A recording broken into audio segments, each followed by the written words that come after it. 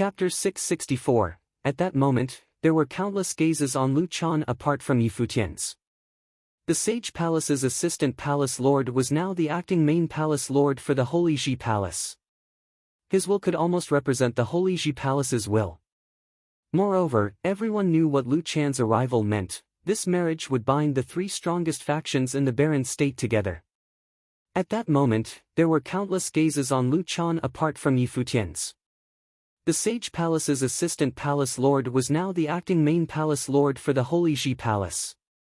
His will could almost represent the Holy Ji Palace's will. Moreover, everyone knew what Lu Chan's arrival meant. This marriage would bind the three strongest factions in the barren state together. Even the White Cloud City Lord and Zhuge Qingfeng stood up to welcome Lu Chan. Although Lu Chan was only Bai Luli's master, he was also Bai Gu and Zhuge Qingfeng's uncle master, so they had to abide by the seniority. To be precise, the majority of the people at the event were Lu Chan's juniors. Lu Chan walked to a location and stopped. The crowd's gaze immediately followed and saw him turn slowly and look at Yi Futian. Yi Futian was also surprised. He had not expected Lu Chan to look towards him. Sage Zhusong must have told Lu Chan about the incident that happened a month ago. You have already obtained permission to enter the Sage Hall. You should be doing your best to raise and break through your cultivation level now. Do not let irrelevant matters affect your cultivation. After today, return to the palace and cultivate in seclusion. Try to break through to the Sage Plane as soon as possible. Lu Chan continued, Yu Sheng, you too. After the two of you go back, I will call for a six-palace meeting to discuss allowing Yu Sheng to enter the Sage Hall and cultivate. After he said that, Lu Chan did not wait for Yi Futian and Yu Sheng's reply before turning around and continuing forward. Zhuge Qingfeng and Bai Gu gave him the seat of honor. Be it his barren sky ranking or his seniority, Lu Chan was deserving of the seat. Many people looked towards Yi Futian. They naturally understood the meaning of Lu Chan's words. Yi Futian had not behaved as he should have, but the Holy Ji Palace still valued him highly and gave their best efforts to groom him. Yi Futian looked at Lu Chan's back. If the wedding between Bai Luli and second sister today did not exist, Lu Chan would be an elder worthy of respect. Although he was from the Sage Palace, his magnanimity was way beyond a normal person. However, on Bai Luli's matters, Lu Chan and his stance were on opposing ends. Moreover, they stood firmly on their sides and could not be wavered. He could not persuade Lu Chan and vice versa, so they were stuck in a deadlock. Lu Chan sat on the seat of honor and looked at the sky before declaring, "Let the feast begin." Okay. Zhuge Qingfeng nodded, then waved his hand. Immediately, everyone took their seats and the servants and maidservants from the Zhuge family started to get busy. Today's feast was likely to be one of the grandest in the barren state. Not far away, a figure quietly arrived. It was Zhuge Mingyue. Zhuge Mingyue was exceptionally beautiful today. The usual plain robes that she was used to wearing had been replaced by an elaborate dress which complemented her figure perfectly. With a touch of makeup, she was ravishingly beautiful and immediately attracted everyone's attention. Zhuge Mingyue was originally a stunning beauty, but now she looked even more beautiful. Many people were stunned at her beauty, then looked at the handsome Bai Luli and thought, what a perfect couple. Yi Futian looked at the ravishing beauty and felt his heartstrings tugging. At that moment, his second sister was so beautiful. She had a faint smile on her face, but there was a semblance of sadness and determination in her eyes. Would it really end up like in the letter? If his third brother did not come, Yi Futian did not know what second sister would do. Knowing her personality, would she really end up with Bai Luli? Today's engagement banquet was already third brother's final chance. Zhuge Qingfeng looked around at the crowd then said, "Today, all of you have traveled long distances to be here. Zhuge Qingfeng thanks all of you for your presence.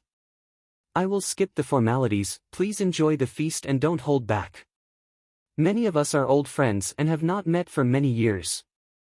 I did not expect that we would be reunited here today, let's have a toast."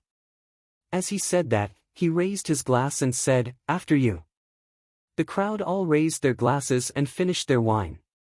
As the wine glasses were placed down, the atmosphere started to hype up. The Vermilion Bird sect leader smiled and said, "Age is catching up to me. I did not expect that the younger generation would already be this outstanding. On today's feast, I can almost see the end of our generation and the younger generation starting to take over us." The Vermilion Bird sect was an elite faction in the Barren States Northeast region. The sect leader was an expert, 37th on the Barren Sky ranking, so he naturally had the right to represent his generation. Indeed, seeing Bai Luli makes me feel as though a new era is upon us. Today's Crouching Dragon Feast has gathered the entire Barren State. In fact, we have gathered not only to support the event, but also to witness the arrival of a new era, another expert on the Barren Sky rankings said emotionally. In reality, back when Bai Luli made it to 10th on the Barren Sky ranking, I felt as though our era was about to end. Looking at all these people from the younger generation, they might look unfamiliar now, but the Barren Sky rankings elite figures are all definitely here, another person laughed and said. Many people looked at the younger generation. Many of the experts on the Barren Sky ranking had brought their descendants here today. There were those who had already entered the Sage Plane and experts within the Noble Plane who were rising up quickly. Who do you think among the next generation will be able to dominate the Barren State? Someone asked jestingly. Bai Luli has been proclaimed to have the potential to become a saint. If he actually does it one day, everyone else's efforts will become meaningless, someone smiled and replied. Now that Bai Luli's saint potential had been publicized, everyone knew the purpose of this marriage. Although Bai Luli has the potential to become a saint, there are many geniuses among the younger generation. The future is unknown, nobody knows who will lead the Barren State in the future, the sovereign family's Huang Shi said nonchalantly. As 5th on the Barren Sky ranking, he was longtime rivals with the White Cloud City Lord, so he naturally did not feel that his sovereign family's descendants would be weaker than Bai Luli. For example, Huang Jioga had exceptional potential and an enduring mindset. Time will tell, the White Cloud City Lord looked at Huang Shi and replied. When two elite figures met, they also opposed each other without giving way. The sovereign family's Huang Jioga is also a genius of the generation. However, he was unable to come in first in the Holy Ji Palace's admission examination. The White Cloud City's Yun clan leader had also arrived and said flippantly, intentionally targeting Huang Shi. He was hinting that Huang Jioga could not even obtain first in the palace's admission examination, thus how would he be qualified to command the Barren State? Before the White Cloud City's Bai Zhe participated in the admission examination, I had also heard that he had a reputation as the second Bai Luli. Now, he has vanished among the masses. Time is indeed the best judge. Huang Shi said calmly, multiple incomparable talents can appear in their generation. There are some people who were born prodigies, there's no need to compare. Back then, Bai Luli crushed his generation and Yi Futian similarly dominated his generation. If Yi Futian is more outstanding, then those who were dominated by Yi Futian might end up becoming peerless in the future, Su Shang said lazily. Many people looked at Yi Futian, some with admiration, others with hatred. Among the geniuses here today, there were too many who had been defeated by Yi Futian, the most famous among them being the Shiman clan's Shiman Hanjiang and Di Kai's descendant, Di Gang from Alchemy City. As for Yan Jiu, Nan Hao, Bing Yi and the rest, Yi Futian had probably left them far behind now. Was Su Shang trying to incite a conflict between the two prodigies by flattering Yi Futian like this? Everyone knew that Yi Futian was extremely unhappy with this marriage. He had publicly said that Bai Luli was not worthy of his second sister. No matter who is more outstanding, they are both the palace's disciples.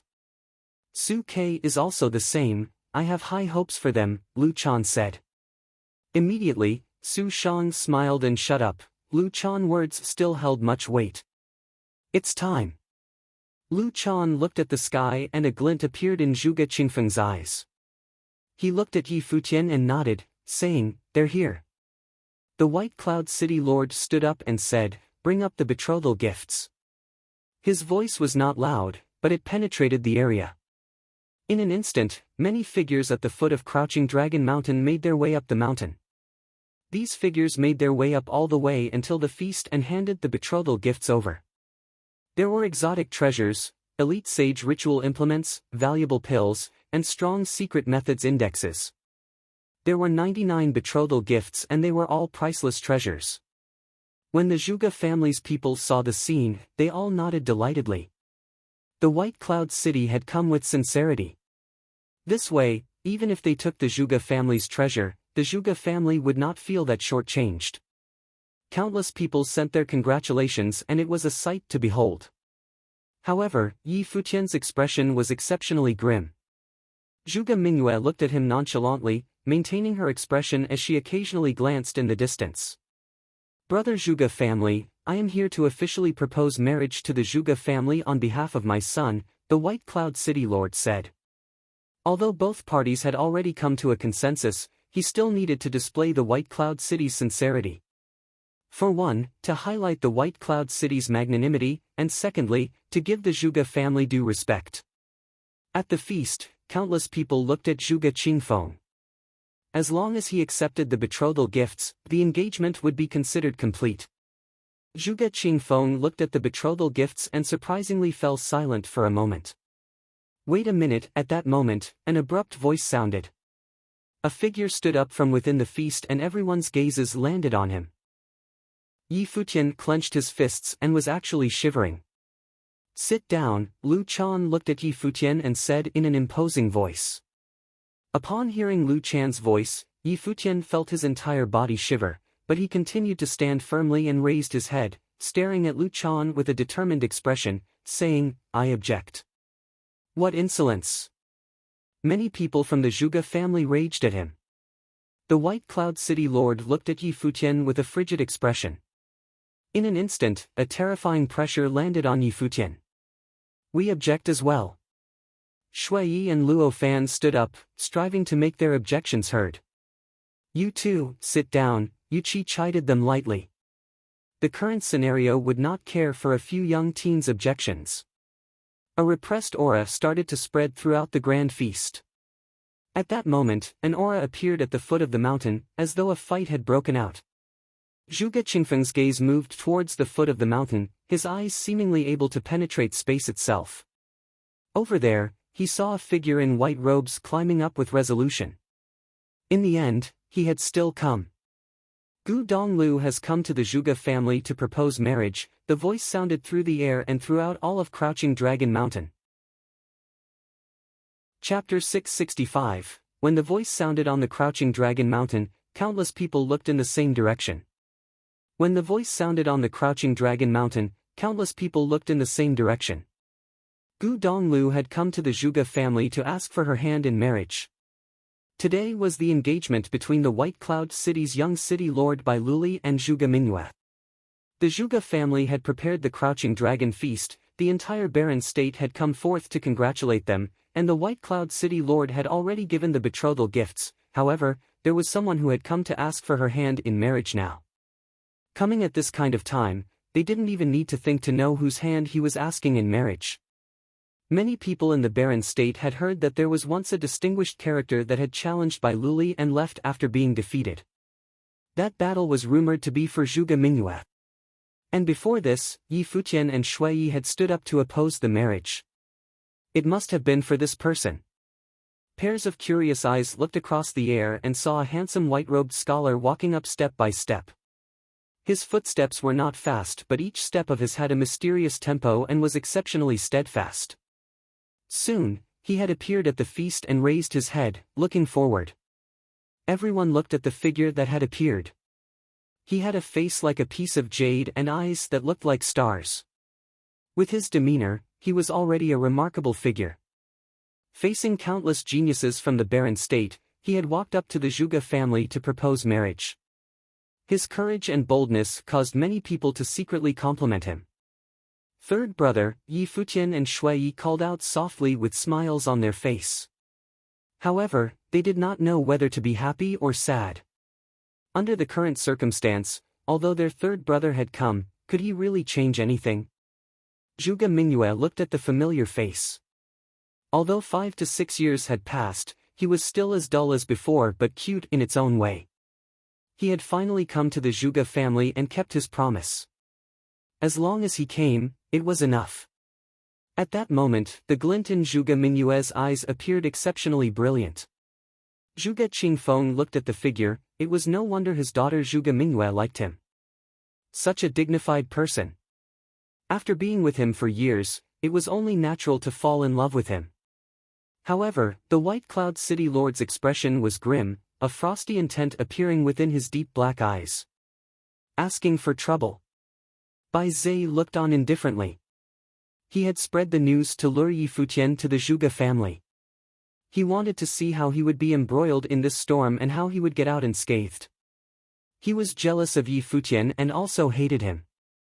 That was why he was excited to see Gu Donglu come. It was the only way for Yi Futian to really sink. In today's situation, whoever wanted to ruin the wedding ceremony was looking for trouble. Even if Yi Futian was the first on the law rank, he could not get away with it. Today's marriage represented the Holy Ji Palace's will. Whoever took part in its ruin would pay the price. Step down and I will not bother with you, Lu Chan said in an overbearing tone as his gaze landed on Gu Donglu. Gu Donglu raised his head and looked at Lu Chan. Those days in the barren state, while he was on the run, he had also heard about the Zhuge family, so he naturally knew the purpose of the joint marriage. The Holy Ji Palace wanted to create a saint and the person who had been chosen was Bai Luli. The entire barren state supported the marriage except for his little brothers. However, it was to no avail. Zhuge Mingyue was naturally going to end up as a sacrifice. Master once told me a story. He told me that there was once a Buddhist cultivator.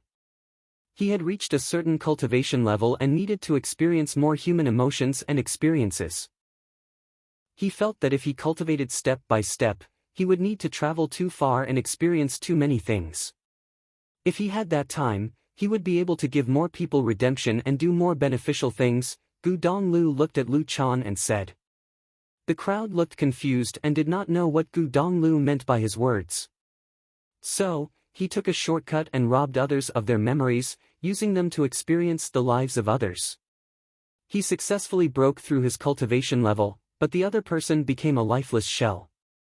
Many people's gazes lit up, seemingly knowing what Gu Donglu wanted to say. After he broke through his cultivation level, his state of mind faced obstacles again. He needed insight over more mortal affairs. Only by traveling a longer path could he strengthen his enlightenment. He felt that it was still a waste of time. At his current cultivation level, he could help more people with his abilities, so he plundered the memories of 100 people to put his righteousness to practice. As his cultivation level got higher, he started to dedicate himself to the plundering of others. He was respected by people and used Buddhist teachings to give others enlightenment. He felt that this was his righteousness. In the end, those who followed him in the cultivation of Buddhism all had their memories plundered and became puppets. I would like to ask the elders present, is he a Buddha or a demon? Gu Donglu looked at Lu Chan and the rest. Even the influential figures were slightly moved by the story. They naturally understood the moral of the story, it was referring to today's marriage. He's naturally a demon. Lu Chan stared at Gu Donglu and replied, the barren state has no saints. Bai Luli has the potential to become a saint and succeed the divine path and protect the legacy of the barren state. He has exceptional potential and is a match made in heaven with Zhuge Mingyue, congratulated by the entire barren state. Who has been plundered here? Cultivation is about cultivating one's mind. If you lie to even yourself, it is no wonder that the barren state has no saints. Gu Donglu said emotionlessly, if Mingyue and I die here today, then will you all be Buddhas or demons?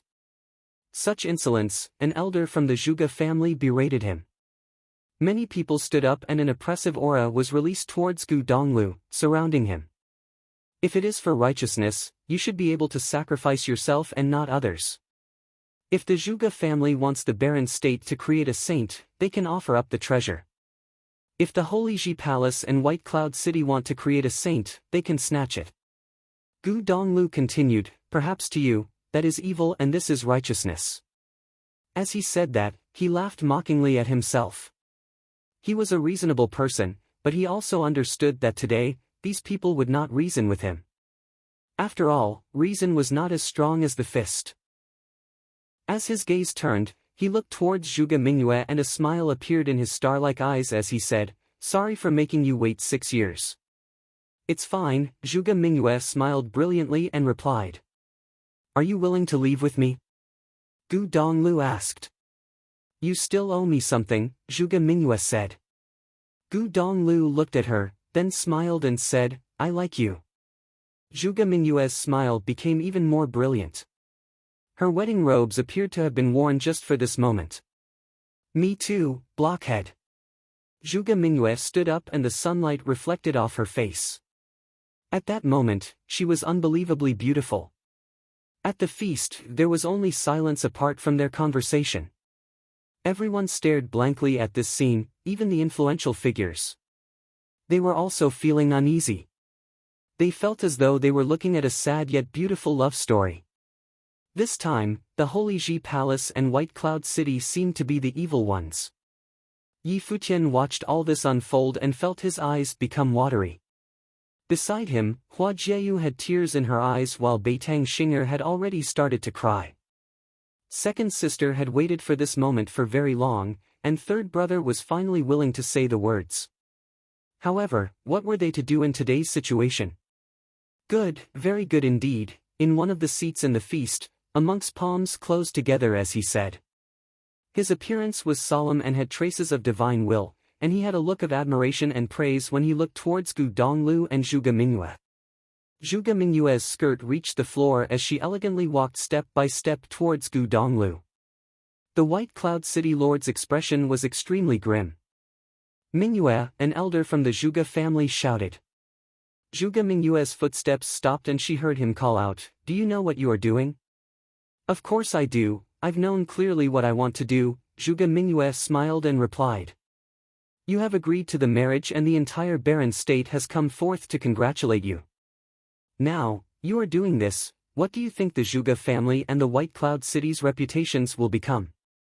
The elder had a cold tone and there was a pressure emanating from him. Have I ever objected? Zhuge Mingyue looked at him and replied, If I objected, would you all disagree to the marriage? The other party's expression froze. Zhuge Mingyue had objected before indeed. In fact, she had done so many years ago and even left home to prove it. Have you all given me any choice? Zhuge Mingyue continued asking, Since none of you have cared about how I feel, then why should I care what happens to all of you? The members of the Zhuge family stared at Zhuge family, then turned their cold gazes to Gu Donglu and said, Take him down. A few elders from the Zhuge family released horrifying auras and stepped forward. At that moment, Yi Futian moved in a flash beside Gu Donglu. Yu Sheng, Hua Jieyu, Shui Yi, and the others also stood up and moved beside Gu Donglu. Even Yu Shi also walked out. Go back. Yu Qi's expression was sour. What were these fellows doing? Father-in-law, there is no compromise for this issue, Shui Yi replied. He turned to Yu Shi and said, You go back. Yu Shi was still pregnant. Isn't your third brother my third brother as well? Yu Shi smiled at Shui Yi and replied. Shui Yi felt warm inside and grabbed his wife's hand. Although she was the daughter of the Alchemy City Lord and nobody dared to touch her, she was willing to step out with him under these circumstances. How could he not be touched? Today, I'm the one proposing marriage, why are you all adding on to the trouble? Gu Donglu looked at the people standing beside him and asked. Yi Futian smiled brilliantly and asked him, Third brother, do you think we're considered the groom's family or the bride's family? Gu Donglu was taken aback and replied, smiling, Such a glib tongue. Yi Futian, Yu Sheng, Hua Jieyu, do you all understand what you are doing? The Tianqing Palace Lord looked at Yi Futian's group and asked. This matter was the palace's will. Now, these palace disciples were standing on the opposing side of the Holy Ji Palace. Before I came, I asked my master. My master also agreed to my being here. Although I am a disciple of the palace, before that, I am a cultivator, so I naturally need to follow my heart. The palace's will can be wrong sometimes as well, Yi Futian looked at Sage Tianqing and replied. I have said that later, you and Yu Sheng can enter the Sage Hall to cultivate. What the two of you should be doing now is cultivating. Lu Chan looked at Yi Futian and Yu Sheng and said. Then I will not enter the Sage Hall. Yi Futian looked at Lu Chan and replied, "On the divine path, I do not require any external help." Chapter 666, Lu Chan stared at Yi Futian. If it was any other palace disciple who dared to rebel against his will, he would not care. However, he was Yi Futian, the first on the law rank. He had personally organized a discussion by the 6 palaces to permit him into the Sage Hall to cultivate. Evidently, he had high hopes for Yi Futian. He had hoped that Yi Futian would be able to become like Bai Luli in the future or even stand side by side with Bai Luli. Now, he was a little disappointed in Yi Futian. Although it was not wrong for Yi Futian to have his own stance, compared to the barren state having a saint, all personal opinions were insignificant. Lu Chan stared at Yi Futian. If it was any other palace disciple who dared to rebel against his will, he would not care. However, he was Yi Futian, the first on the law rank. He had personally organized a discussion by the 6 palaces to permit him into the Sage Hall to cultivate. Evidently, he had high hopes for Yi Futian. He had hoped that Yi Futian would be able to become like Bai Luli in the future or even stand side by side with Bai Luli. Now, he was a little disappointed in Yi Futian. Although it was not wrong for Yi Futian to have his own stance, compared to the barren state having a saint, all personal opinions were insignificant. The Holy Ji Palace is the barren state's holy land of cultivation. Cultivating in the palace, there are no rules to abide by, you can do whatever you want and the palace will not interfere. Sage Tianqing's gaze landed on Yi Futian as he continued, however, that is just one rule that all Holy Ji Palace disciples must follow. The will of the palace is absolute, all personal wills must make way in front of the palace's will.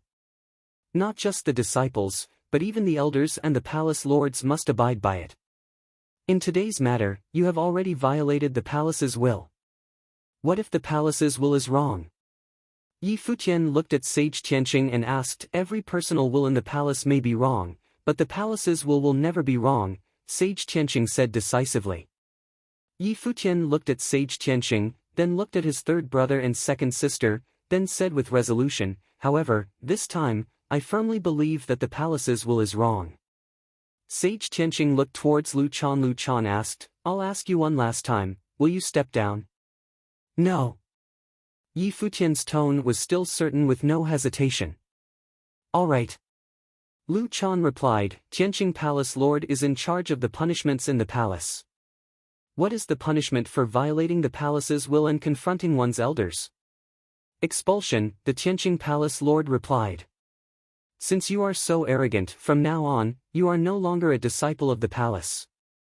Lu Chan looked at Yi Futian and said calmly, but there was a tinge of anguish in his heart. Even so, his will was exceptionally resolute. The barren state needed a saint and Bai Luli had already obtained the Sage Hall's teachings in the Sage Hall. Now, the Holy Ji Palace had placed supporting Bai Luli to the saint level as its top priority. This was also his brother's final wish for the barren state to have a saint. For this, all sacrifices were necessary. At the feast, the influential figures stared at Lu Chan with uneasy hearts. The law rank first, Yi Futian, had been expelled from the Holy Ji Palace. Lu Chan was probably agonizing over doing this. However, in the current situation, Yi Futian had resolved to be on Gu Donglio's side. This also meant that he would be opposing the palace's will. Similarly, he was opposing Bai Luli. This was a fact that could not be changed, so Lu Chan had to make a choice. Lu Chan must have been extremely unwilling to make such a choice. After all, prodigies like Yi Futian, including Bai Luli's generation, had only appeared twice to thrice. The Holy Ji Palace had never expelled any of its law rank firsts. Yi Futian had created an unprecedented feat. Sitting at the side, Bai Zhe had a smirk on his face. Yi Futian had been expelled by the palace and was now a forsaken disciple. "Uncle Master, the wedding can be discussed." "Be prudent about this," Zhuge Qingfeng said. He had personally witnessed Yi Futian revealing his potential, but the progression of matters was outside his control. Everything was already in place and it could not be stopped simply by him. He also knew how firm the palace's will was this time. He had thought that after this matter was over, he would look for Lu Chan to have a good chat.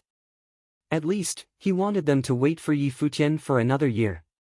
However, Yi Futian was now on opposing sides with Lu Chan.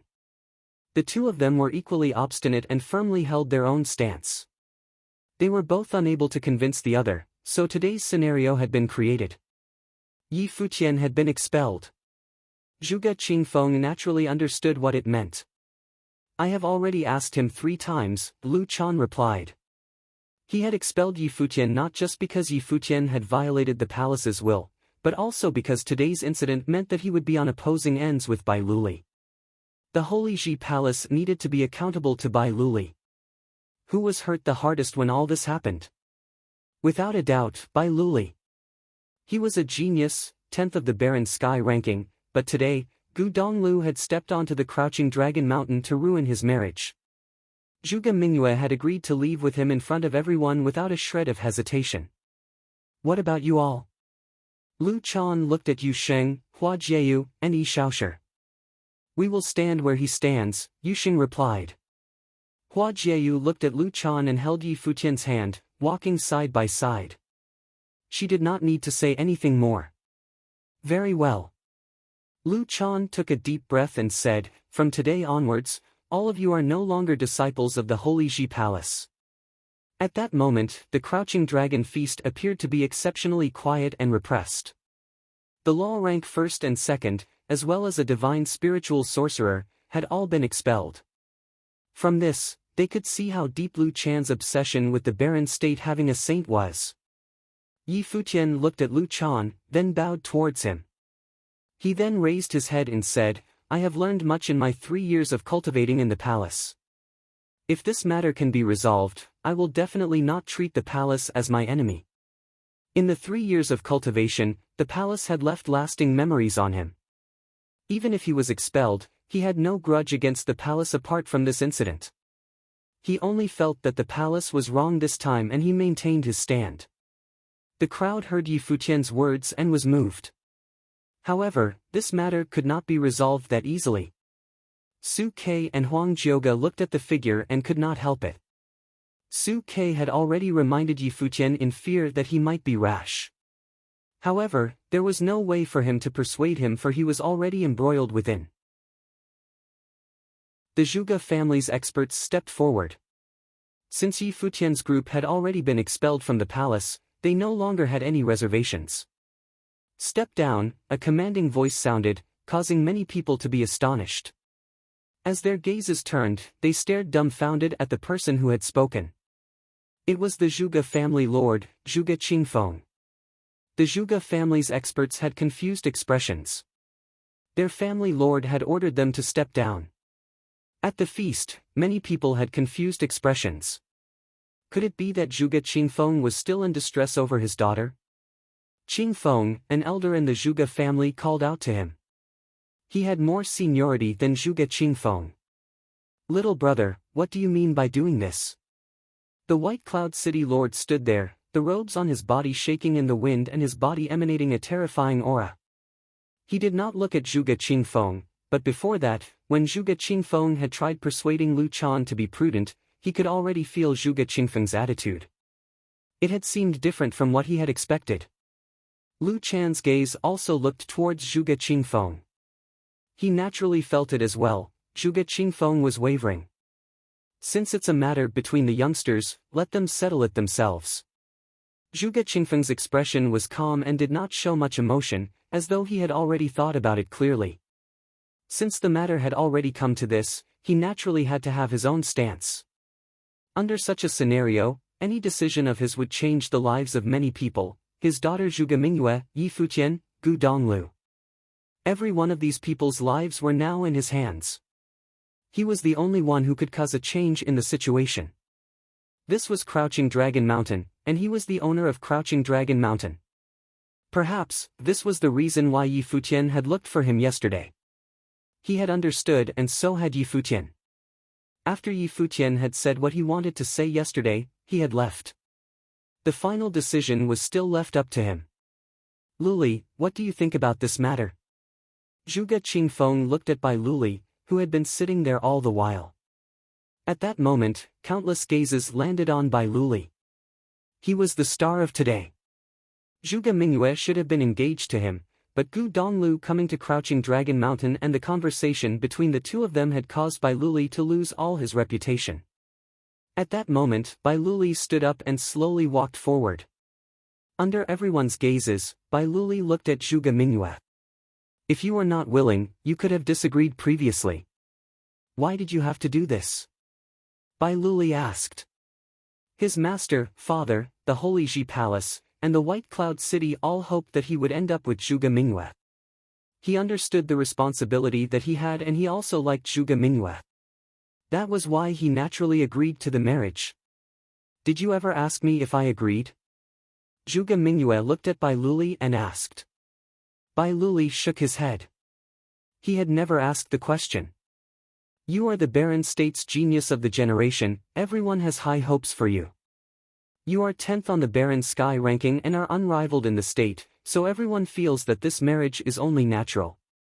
You are too perfect, but everything in existence has its flaws, so I don't like you. Even if the entire Barren State feels that I should marry you, I dislike you.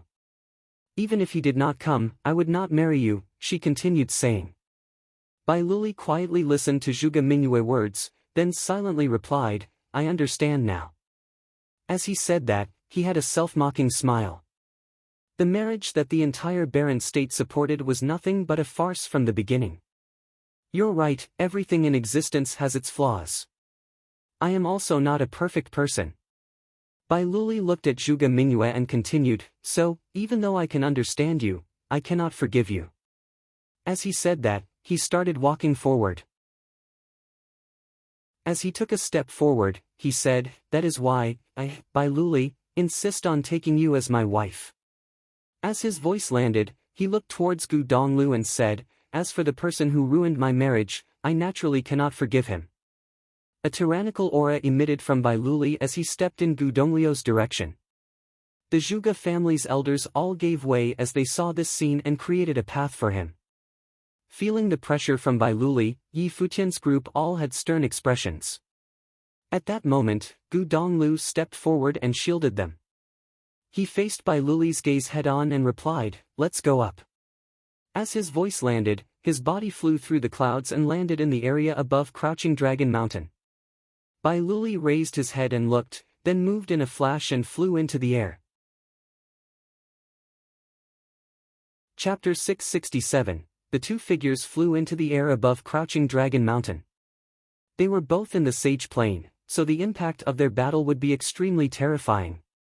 If they battled on Crouching Dragon Mountain, the destruction caused would be too great. The two figures flew into the air above Crouching Dragon Mountain. They were both in the Sage Plain, so the impact of their battle would be extremely terrifying. If they battled on Crouching Dragon Mountain, the destruction caused would be too great. Countless people raised their heads and looked into the air. They saw an invisible current flowing around both their bodies. The spiritual qi in the air started to rampage and the winds bellowed. Imposing currents flowed down from the heavens and a sage plane might crush down from the air. Seeking death. The White Cloud City Lord's expression was ruthless. Disregarding their potential, there was already a difference in cultivation level between Gu Donglu and Bai Luli. What kind of battle would it be? If it had not been for Bai Luli stepping out, he would not have let Bai Luli fight with Gu Donglu, and would have executed Gu Donglu immediately. After today's incident, what would be left of White Cloud City's reputation? Why go to such an extent? Many influential figures looked into the air and sighed. A few years ago, Gu Donglu had challenged Bai Luli when he had entered the Sage Plain and lost, but Bai Luli had not pursued the matter. This time, even with Bai Luli's refinement, he was evidently enraged. Today was his engagement. He had been watched by the entire world and the entire Barren State had sent their congratulations. However, he was now a laughingstock. Just like he said, he could understand Zhuge Mingyue, but he could not forgive her. Thus, he had walked out. Third brother. Yi Futian raised his head and looked at the battle in the air. Bai Luli was famous throughout the land. Even with his third brother's exceptional potential, he still had no confidence in this battle. Yesterday, he had gone to look for Zhuge Qingfeng. Evidently, Zhuge Qingfeng had been moved and was willing to help him, but he could not stop Bai Luli from stepping in unless he wanted to start a war with White Cloud City. Moreover, there were people from the palace around as well. Bai Luli is already a high-level sage while Gu Donglu is only a mid-level sage. The outcome of this battle is quite obvious, the Alchemy City Lord Yuqi said. He looked at Shui, seemingly trying to hint for them not to have too high hopes. Yi Futian clenched his fists. The sage plane was split into 3 levels: sage, magi, archmage. Every level was then split into low, mid, and high level. Bai Luli was a high-level sage while his third brother was only a mid-level sage, so there was already a divide in cultivation level. Back then in the Eastern Baron territory, Gu Donglu had defeated Lu Nantian, a grade 1 noble when he was only a grade 2 noble. However, although his opponent was also one of the Eastern Baron territory's geniuses, his opponent this time was much stronger, the Baron states Bai Luli. In the air, Bai Luli's eyes turned gray. In an instant, the vast area was enveloped by an invisible rule power. Everything in the heavens appeared to be controlled by Bai Luli. The Eye of Devastation. Yi Futian recalled the time when he had battled Bai Zhe in the palace's admission examination. Bai Zhe's life spirit was the Eye of Devastation and the spell scroll. Bai Luli was evidently much stronger than Bai Zhe. At that moment, an invisible gray hand lashed out towards Gu Donglu, attempting to invade his spiritual will and take control of his body. However, at that moment, Gu Donglio's eyes also became especially brilliant. An overbearing eye sorcery light gleamed. The light actually created a divine spiritual will that blocked off Gu Donglio's spiritual will attack. Gu Donglu and Bai Luli were both spirit elemental cultivators and both excelled in eye sorcery. Back in the Eastern Baron territory, when he descended on the Qin dynasty, he had rendered the Qin dynasty's experts immobile with just a glance. In the air, the two of them created a terrifying force field around them. The winds billowed as their spiritual wills formed force fields, and the entire Crouching Dragon Mountain could feel the might of the force field. The invisible gray hand appeared to become corporeal and smashed towards Gu Donglio's body, covering the skies in an unstoppable fashion. Suddenly, a brilliant light appeared behind Gu Donglu. It was an ancient character, Lin. The giant ancient character had a sacred glow, like a celestial light. It shone on Gu Donglio's body, causing his spiritual will to become even more powerful. Rays of spiritual light clashed with the giant hand and it finally exploded into nothingness. However, the overbearing pressure was still permeating the air. Under the Eye of Devastation, it had become a deathly space. Back then, when Bai Zhe released his life spirit, his opponents could not even cast spells. Bai Luli's would only be scarier. However, at that moment, Bai Luli stretched out both his hands and divine lightning struck down from the skies. Countless lightning rays scattered down and Bai Luli bathed within, then the lightning started to move in 8 directions. Instantly, the lightning rays gathered like snakes in the skies toward 8 locations, sealing off the 8 directions. Then, they turned into a shadow of the Thunder God, standing in the air, as though the real Thunder God had descended. Bai Luli's outstretched arms had lightning intent on them, flowing through the air, guiding the 8 Thunder Gods to seal off the area, with Gu Donglu in the center of the area. Feeling the destructive power in the skies, Yi Futian's heart pounded vigorously.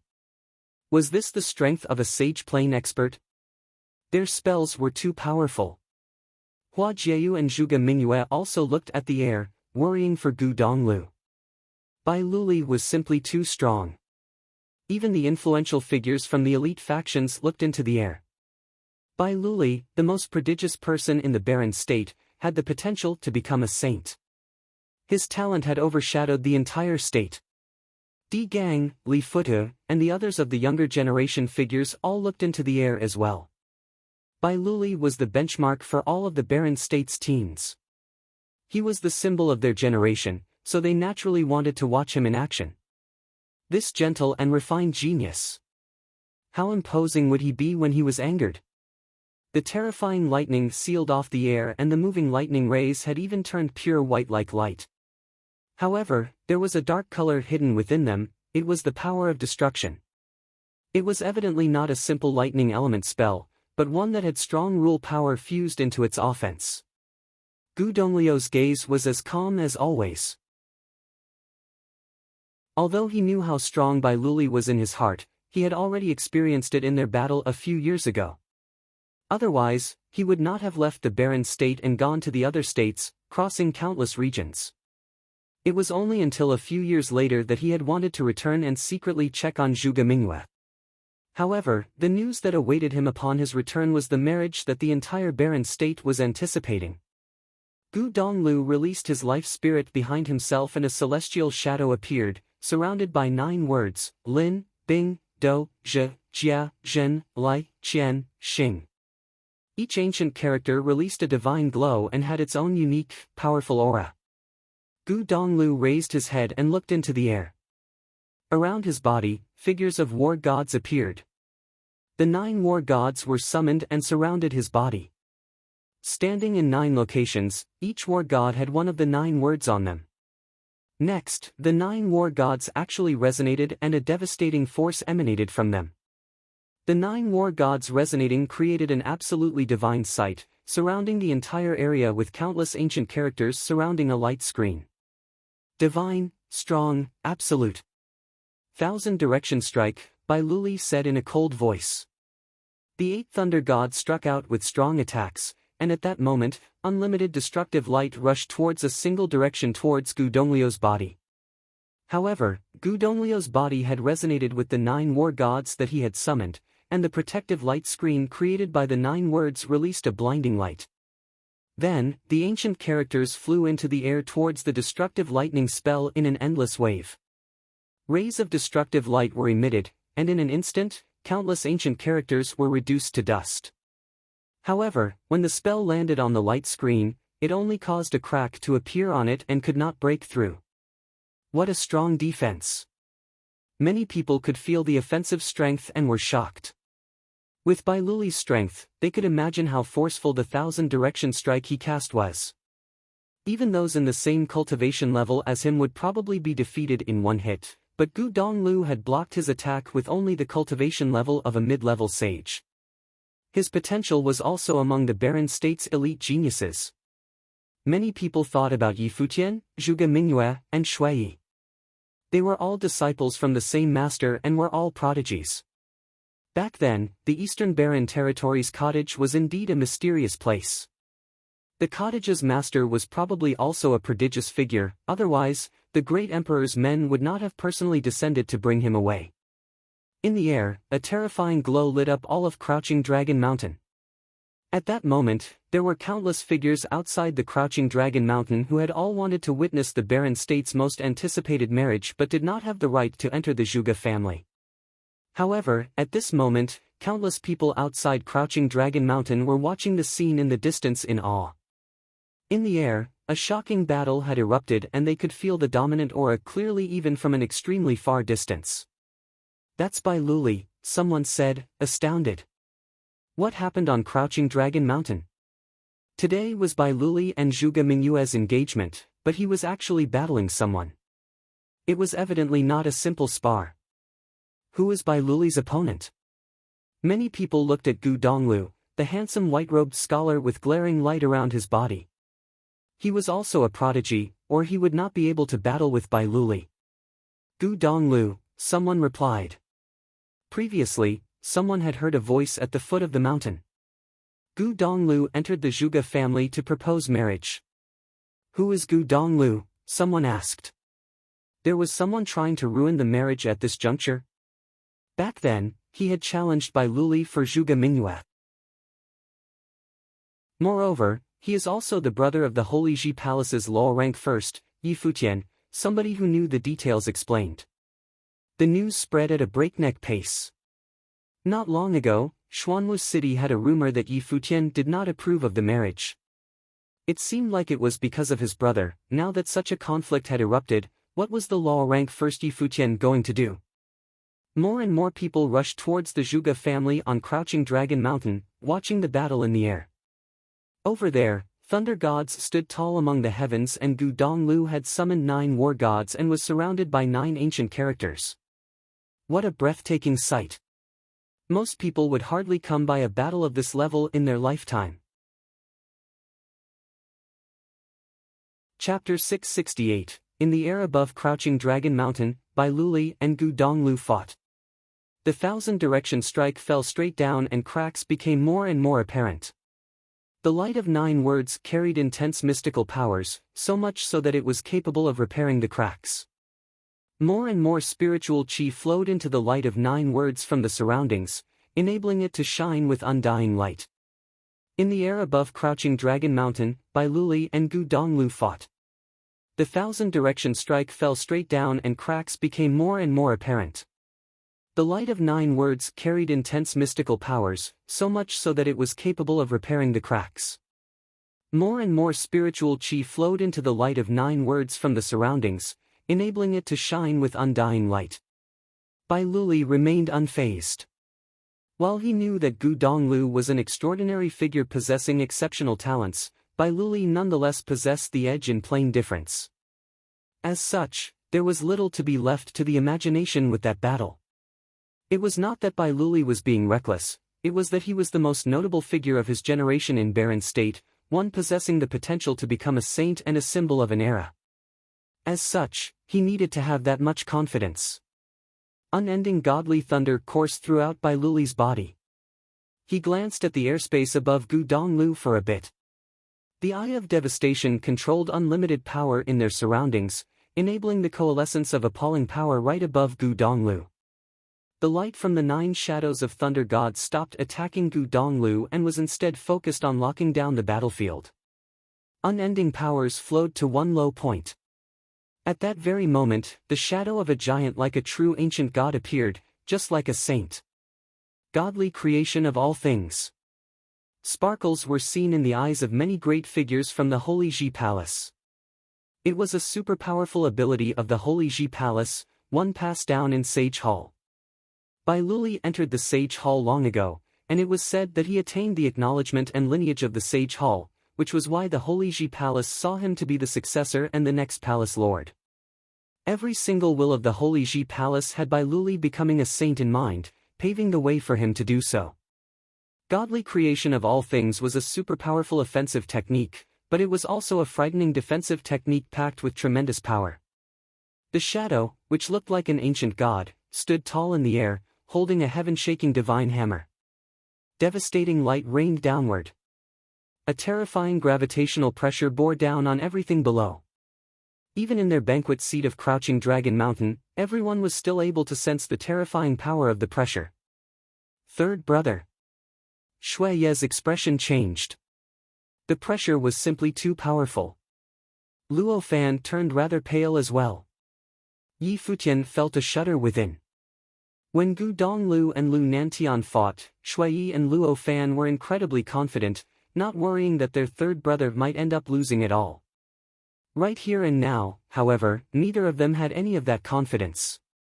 There might have been many who bore great titles yet had little to show for it, but when a person was able to become a true master of something, to make it to the pinnacle and become a symbol of his generation, that person would definitely not be one with a great name but little to show for it. Such a person would truly possess immeasurably terrifying solid skills and powers. And Bai Luli indeed possessed the power of the lineage of a saint. Gu Donglu felt the terrifying might. Light of the 9 words coalesced in a crazed manner around him. Fearsome sword will burst from within his body. Endless sword will coalesce as if the energies between the heavens and the earth gushed at him. A terrifying sword image appeared around him, which looked like a great sword. Streaks of sword will whipped about, circling his body. A giant sword appeared right before Gu Donglu. The light of the 9 words flowed in a crazed manner at the giant sword. The rules of its surroundings resonated with it. The giant sword was 100 meters long. It pierced through the air and shot for the heavens. Gu Donglu was also one who was versed in multiple disciplines. Spiritual arts, summons, sword, madra, and speed, he was versed in all of them. The sword can easily cut through a common mid-level sage. The great figures below all felt the terrifying energies within the sword as they commented. Gu Donglu was a figure like no other at the moment. However, it was unfortunate that he met Bai Luli on that day. Bai Luli, who attained the lineage of the Sage Hall, was peerless throughout the barren state. Among the younger generations, only Yi Futian possessed the potential to fight toe-to-toe with him. While Bai Luli was just in the sage plane, his combat capacity at the moment allowed him to fight some magi. The power of the heaven-shaking divine hammer felt frightening in the skies. The ancient, godlike shadow moved and brought the hammer down. At that very moment, everyone felt as if they were being put under lockdown by some unbearable pressure, and it seemed that even speed would not have helped much in escaping that pressure. A rainbow pierced the heavens and the giant sword was brought to bear with endless divine might. The weapon was brought down in an instant without any regard for the distance between it and the target. The air around the sword seemed as if it was being split apart. The strike brought appalling might with it. However, when the hammer of that ancient god struck, blinding halos burst in the air. Everyone kept their eyes on the scene in the air. They saw the giant sword literally falling apart. The divine hammer continued to be brought down to bear on its surroundings with unstoppable force. There was little to nothing to be seen from the changes in Gu Donglio's expression. Covered with holy light, the 9 gods of war surrounded the ancient word while lashing out with palm prints. The Junlin Madra, Jingang Madra, Padian Madra, Dojan Madra. 9 Madras were lashed out at the air before them, taking the form of 9 incredibly huge palm prints. Boom, boom, boom. The heaven-shaking divine hammer destroyed everything in its path. All Madras fell apart. The hammer was then brought down on the screen of the 9 words, and multiple cracks formed on it under the tremendous pressure. It was soon completely shattered. The hands of the 9 gods met the hammer itself eventually, stopping its advances. However, Gu Donglu fell down like a bolt of lightning. Bam! A loud rumble was heard and Gu Donglu stepped on the middle of the banquet at Crouching Dragon Mountain. Everything around him was destroyed that very second. Many great figures set up defenses of light, stopping the shockwave of the move from spreading too far. Many were able to see that the ground that Gu Donglu stepped on shattered.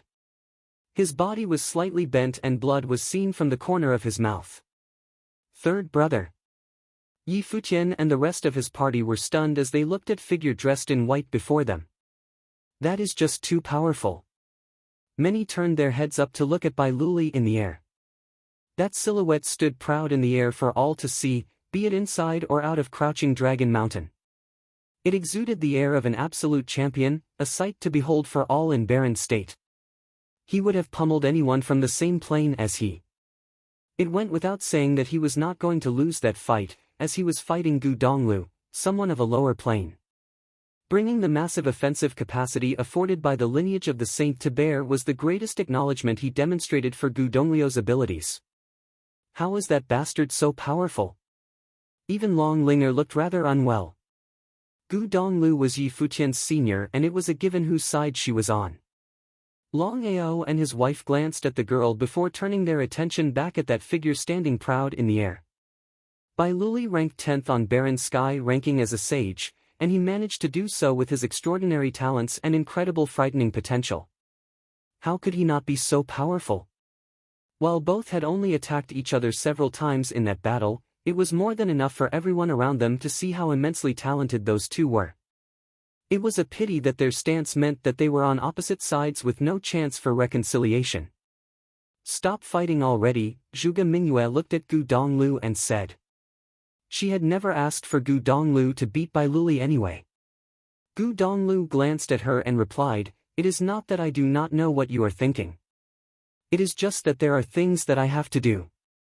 He took to the air as soon as he finished talking, shooting up like a bolt of lightning, standing before Bai Luli once again. The 9 words surrounded him, and this time, they turned even more dazzling. Undying light shone on his body, and with him at the center, a tornado whipped up. He looked like a being of light as he gradually turned to resemble a sword. Sword traversing the heavens, Gu Donglu mumbled and a terrifying heaven-slaying sword matrix formed with him at the center. He closed his eyes and it seemed as if countless shadows flew out of his body. Every single shadow seemed to resemble him and yet look like a sword. They circled around the vicinity and they howled about. Every sword resonated with the heavens and the earth, as they headed for Bai Luli. Bai Luli unleashed his Eye of Devastation life spirit. His eyes looking incredibly eerie, demonic and dark, grayish-dimensional storms appeared. Those swords, which came with full intentions of killing him, were surprisingly unable to get near him. They simply bent and moved aside as they got close.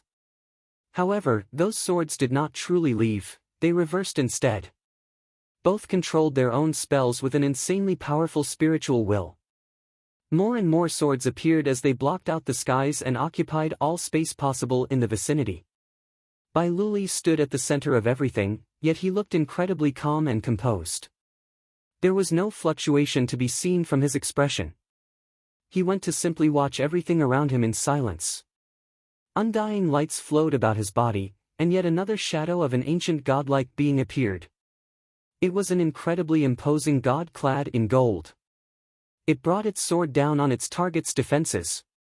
There was no way to stop it. This is just too powerful, everyone on Crouching Dragon Mountain mumbled to themselves. The super spell, godly creation of all things, was mastered to the utmost perfection at the hands of Bai Luli. That is truly the number one genius in all of the barren state, members of the Zhuge family thought to themselves. Their eyes on Gu Donglu turned even colder still. The marriage arrangement that had the entire barren state hyped up was being destroyed by him. What is that Bai Luli is using? People from outside the Crouching Dragon Mountain thought as they were still feeling the shock. They knew little about the power he inherited from the Sage Hall of the Holy Ji Palace. They simply felt that Bai Luli truly had no match in all of the barren state. Lu Chan was very calm. As Bai Luli's teacher, he knew his student better than anyone else. Due to such understanding, he came to know well of Bai Luli's potential and went to pave his student's path. The will of the Holy Ji Palace was a unanimous one, so much so that even a top-notch genius like Futian was unable to stop Bai Luli's journey to sainthood. Gu Donglu, however, maintained his stance. He continued to bring his sword aura to bear. The number of sword aura increased over time, gushing forth like a torrent and went on to cover the space around them. He extended his right hand, unleashing pinching sword techniques. His eyes remained closed, yet his spiritual will was never used to such an extent. He stepped forward and uttered, "My will is the will of the sword." He vanished as soon as he finished. The gushing downward torrent of sword will resonated all of a sudden, as every single shadow that flew out manifested at will. Endless sword wills and the rushing torrent of swords coalesced in that very moment. The river of swords melded into one sword. An incredibly refined sword flash appeared in the sky, piercing the golden god shadow encasing Bai Luli. At that very instant, sword aura rampaged in the air as the shadow of the golden god cracked, bursting with blinding golden light. Bai Luli extended his hand, and an incredibly huge palm of the ancient god was brought to bear. With a loud boom, everyone saw Gu Donglio's body being sent flying through the air as he spat out blood. The golden brilliance around Bai Luli shattered as well, as he was sent gliding backward. Chapter 669, The battle atop Crouching Dragon Mountain stopped as both sides were thrown off. Gu Donglu was injured while Bai Luli was thrown aside. The battle atop Crouching Dragon Mountain stopped as both sides were thrown off. Gu Donglu was injured while Bai Luli was thrown aside. It was apparent that Bai Luli had an absolute advantage. Even so, however, Gu Donglu was surprisingly capable of fending Bai Luli off under the powers of the godly creation of all things still.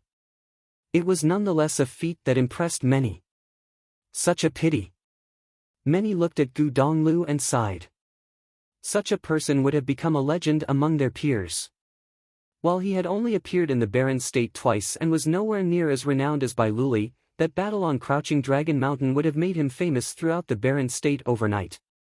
The battle that made Bai Luli a figure renowned far and wide all those years ago was one that was fought when he was at the pinnacle of the noble plane. He, as a noble at his pinnacle, defeated a mighty one who had broken into the sage plane. It was indeed a battle that made him something akin to a god. As such, he quickly rose to be ranked 10th as soon as he broke into Sage Plane. It was a prestige like no other, and Gu Donglio's current plane level would have meant being swiftly crushed. It was totally unexpected that he was able to hold out for so long. That alone served as a testament to his immense talent, and that he would have been a god among his peers as well. Regardless of that impressive feat, however, Gu Donglu was deemed to be at his limit, and fending off Bai Luli was the most he was able to do. Even if Gu Donglu had talent on par with Bai Luli, the difference in plane levels meant that he would still have eventually ended up as the loser. Many felt it a pity for two of figures of such godlike talent and capability to be on totally opposite sides. The current generation to have emerged in the barren state seemed to be one where legends would have been made once again. Bai Luli glanced at Gu Donglu calmly, and there was little to be made out from his eyes. He extended his hands once again, unleashing his Eye of Devastation life spirit. A powerful aura field was conjured as violet lightning bolts and golden flashes struck from the heavens. Streaks of dazzling lights filled the air like lines of spell runes. The runes quickly flowed to seal the space around Gu Donglio's body. Many turned their heads up from below. Huge matrices that sealed off the air appeared around Gu Donglu. The countless runes were practically all over him. 8 shadows emerged from every direction around him to control the huge matrix in the air. Endless lights permeated the air in the matrix as if countless threads were thrown all across the space Gu Donglu occupied. In that very instant, that space seemed to be locked down by absolute sealing powers. No spiritual chi was able to be gathered as the space was put under lockdown. Caught in the middle of all that, Gu Donglu remained calm as he unleashed his spiritual will. However, in the very next moment, his will felt thousands of threads all around him, and every thread felt like the sharpest blade that ever existed, tearing at his will. He was astonished to find that he had absolutely no control over the powers around him. An incredibly huge symbol saying, "Seal," appeared in the air. Gu Donglu was caught in it, and he seemed to have been rendered completely imprisoned within. What kind of sealing technique is this? Many found their jaws gaping as they felt the terrifying sealing power infused within it. The sealing of all creations. It was a derivative skill that Luli created from the powers of godly creation of all things, Sage Zhu Song explained. Be it godly creation of all things or sealing of all creations, there was no doubt that both were godlike skills, and such powers were derived from spiritual will like no other. When a cultivator reached the sage plane, the cultivator would have developed the power to communicate with their surroundings using their spiritual will alone, enabling the use of powers of rules. When the spiritual will power was put under lockdown, however, it became a devastating blow like no other. The one to be subjected to such a predicament would have their combat capacity decimated. That battle was practically over. With Gu Donglio's spiritual will being put under lockdown, he was only capable of communicating with the limited amount of space immediately around him. Light of the 9 words circled around him and 9 shadows of the gods of war stood by. Sword aura permeated the air, attempting to unravel the seal.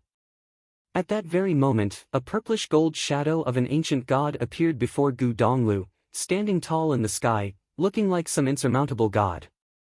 His godly creation of all things allows him to summon ancient gods of varying abilities. Many watched the ongoing battle with stunned looks. Bai Luli was simply too powerful, so much so that he seemed to be the manifestation of the concept of invincibility. The summoned purplish gold ancient god held a heavenly halberd in its hand as if it was the enforcer god charged with enforcing the laws between the earth and the heavens. A devastating, punishing power was unleashed from the weapon it held, striking down like purplish gold lightning bolts. The power of the Tianqing Pavilion. The hearts of many great figures shook. Such combat capacity was practically invincible if the one wielding it were to reach the pinnacle of Sage Plane. It was truly the potential of one destined to become a saint and the champion of barren sky ranking in the future. Endless punishing lights rained down Gu Donglu, hitting hard on the 9 words but still unable to destroy them. The ancient god was then seen striking down with the heavenly halberd in hand. The air rumbled with thunderous might, creating a sonic boom like no other. Boom!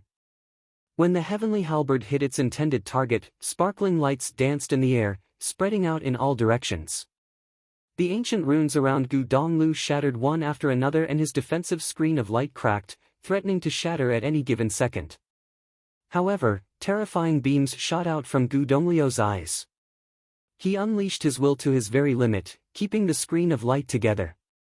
Despite his efforts, the punishing lights seeped through the cracks and hit Gu Donglu, making him spit more blood as his body trembled.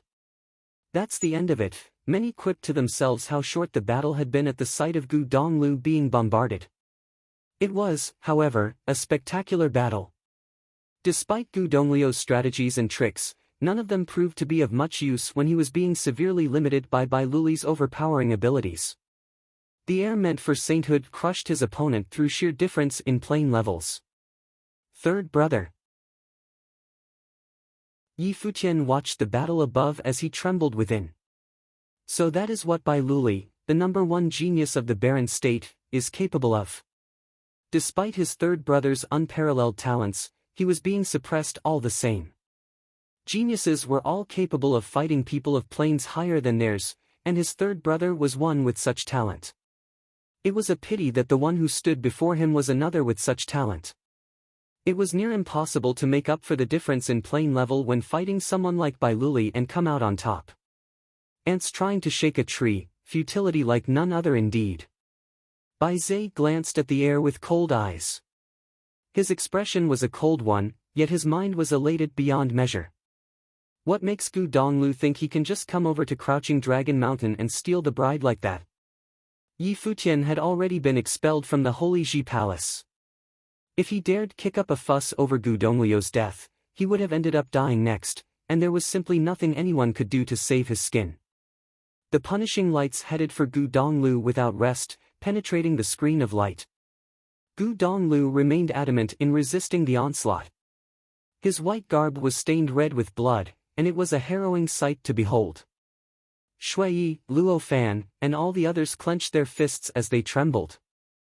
They, however, were unable to do anything to help. That battle was one that they did not even so much have the capacity to intervene in. Worse still, there were many great figures around them, and none of those great figures would have tolerated any attempts to ruin the battle. Enough, Zhuge Mingyue said coldly. She leaped into the air armed and ready, but Bai Gu, the city lord of White Cloud City, glanced at her casually.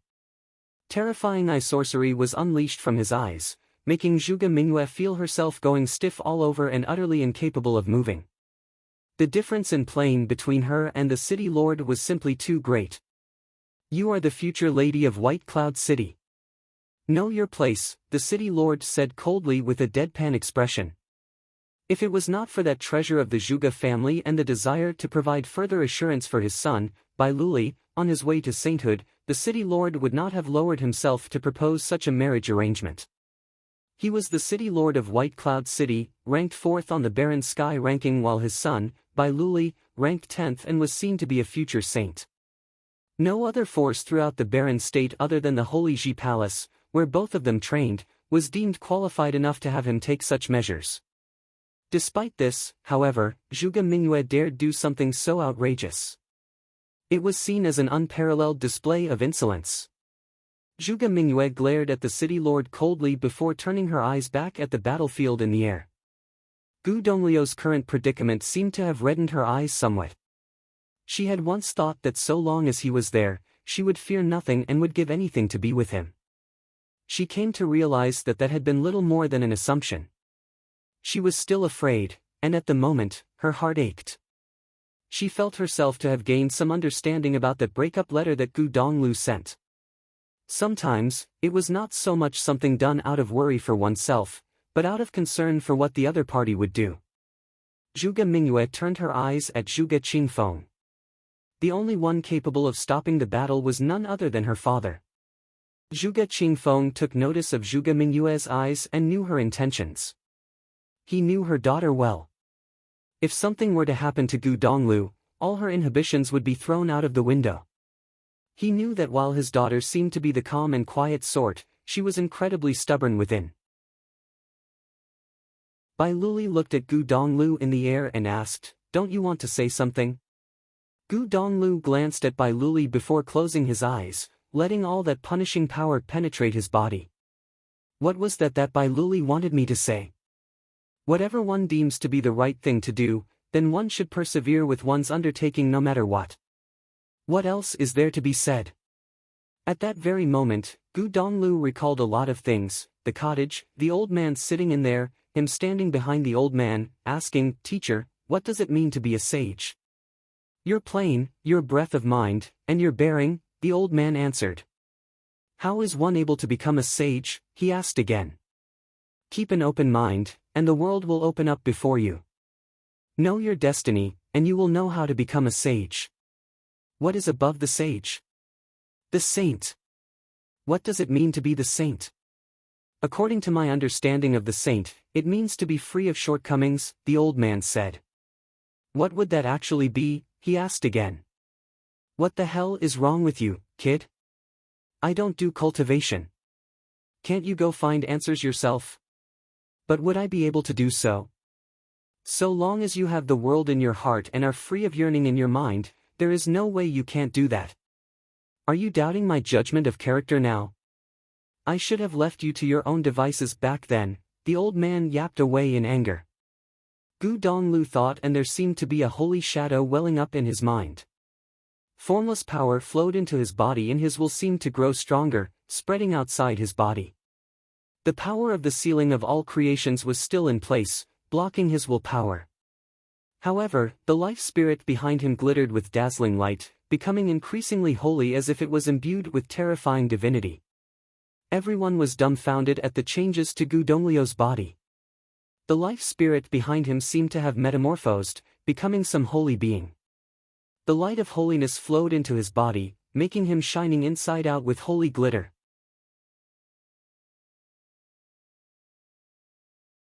Chapter 670, What is happening? Many turned to look at Gu Donglu. Some mysterious latent power within him seemed to have been awakened. His life spirit gradually metamorphosed, as if he was becoming even more powerful. What is happening? Many turned to look at Gu Donglu. Some mysterious latent power within him seemed to have been awakened. His life spirit gradually metamorphosed, as if he was becoming even more powerful. Is he harnessing the power of the secret arts? The punishing force continued to rain on him. Gu Donglu had no time to slowly comprehend the changes occurring in his body. His spiritual will seemed to have broken through the power of sealing of all creations, spreading out to the greater surroundings about him. The light of the 9 words grew intensely dazzling as they resonated with the heavens and the earth. Boom! At that very second, the 9 words surrounding his life spirit went to bombard the 8 gods of war. Limitless power gushed into the ancient words, making every word seemingly infused with some mystical power as they rained down below. 8 earth-shaking rumbles were heard as the shadows of those gods of war were being torn apart. The power of sealing of all creations disintegrated, but that terrifying shadow of the ancient god attacked with its halberd still. The shadow of the life spirit behind Gu Donglu grew increasingly huge, becoming a true holy shadow. It lashed out with its giant palm at that ancient god. 9 Madras emerged as the palm continued on its path, with the powers of the world gushing into the Madra in the hand. The ancient god shadow's heavenly halberd continued to be brought down with the might of divine wrath.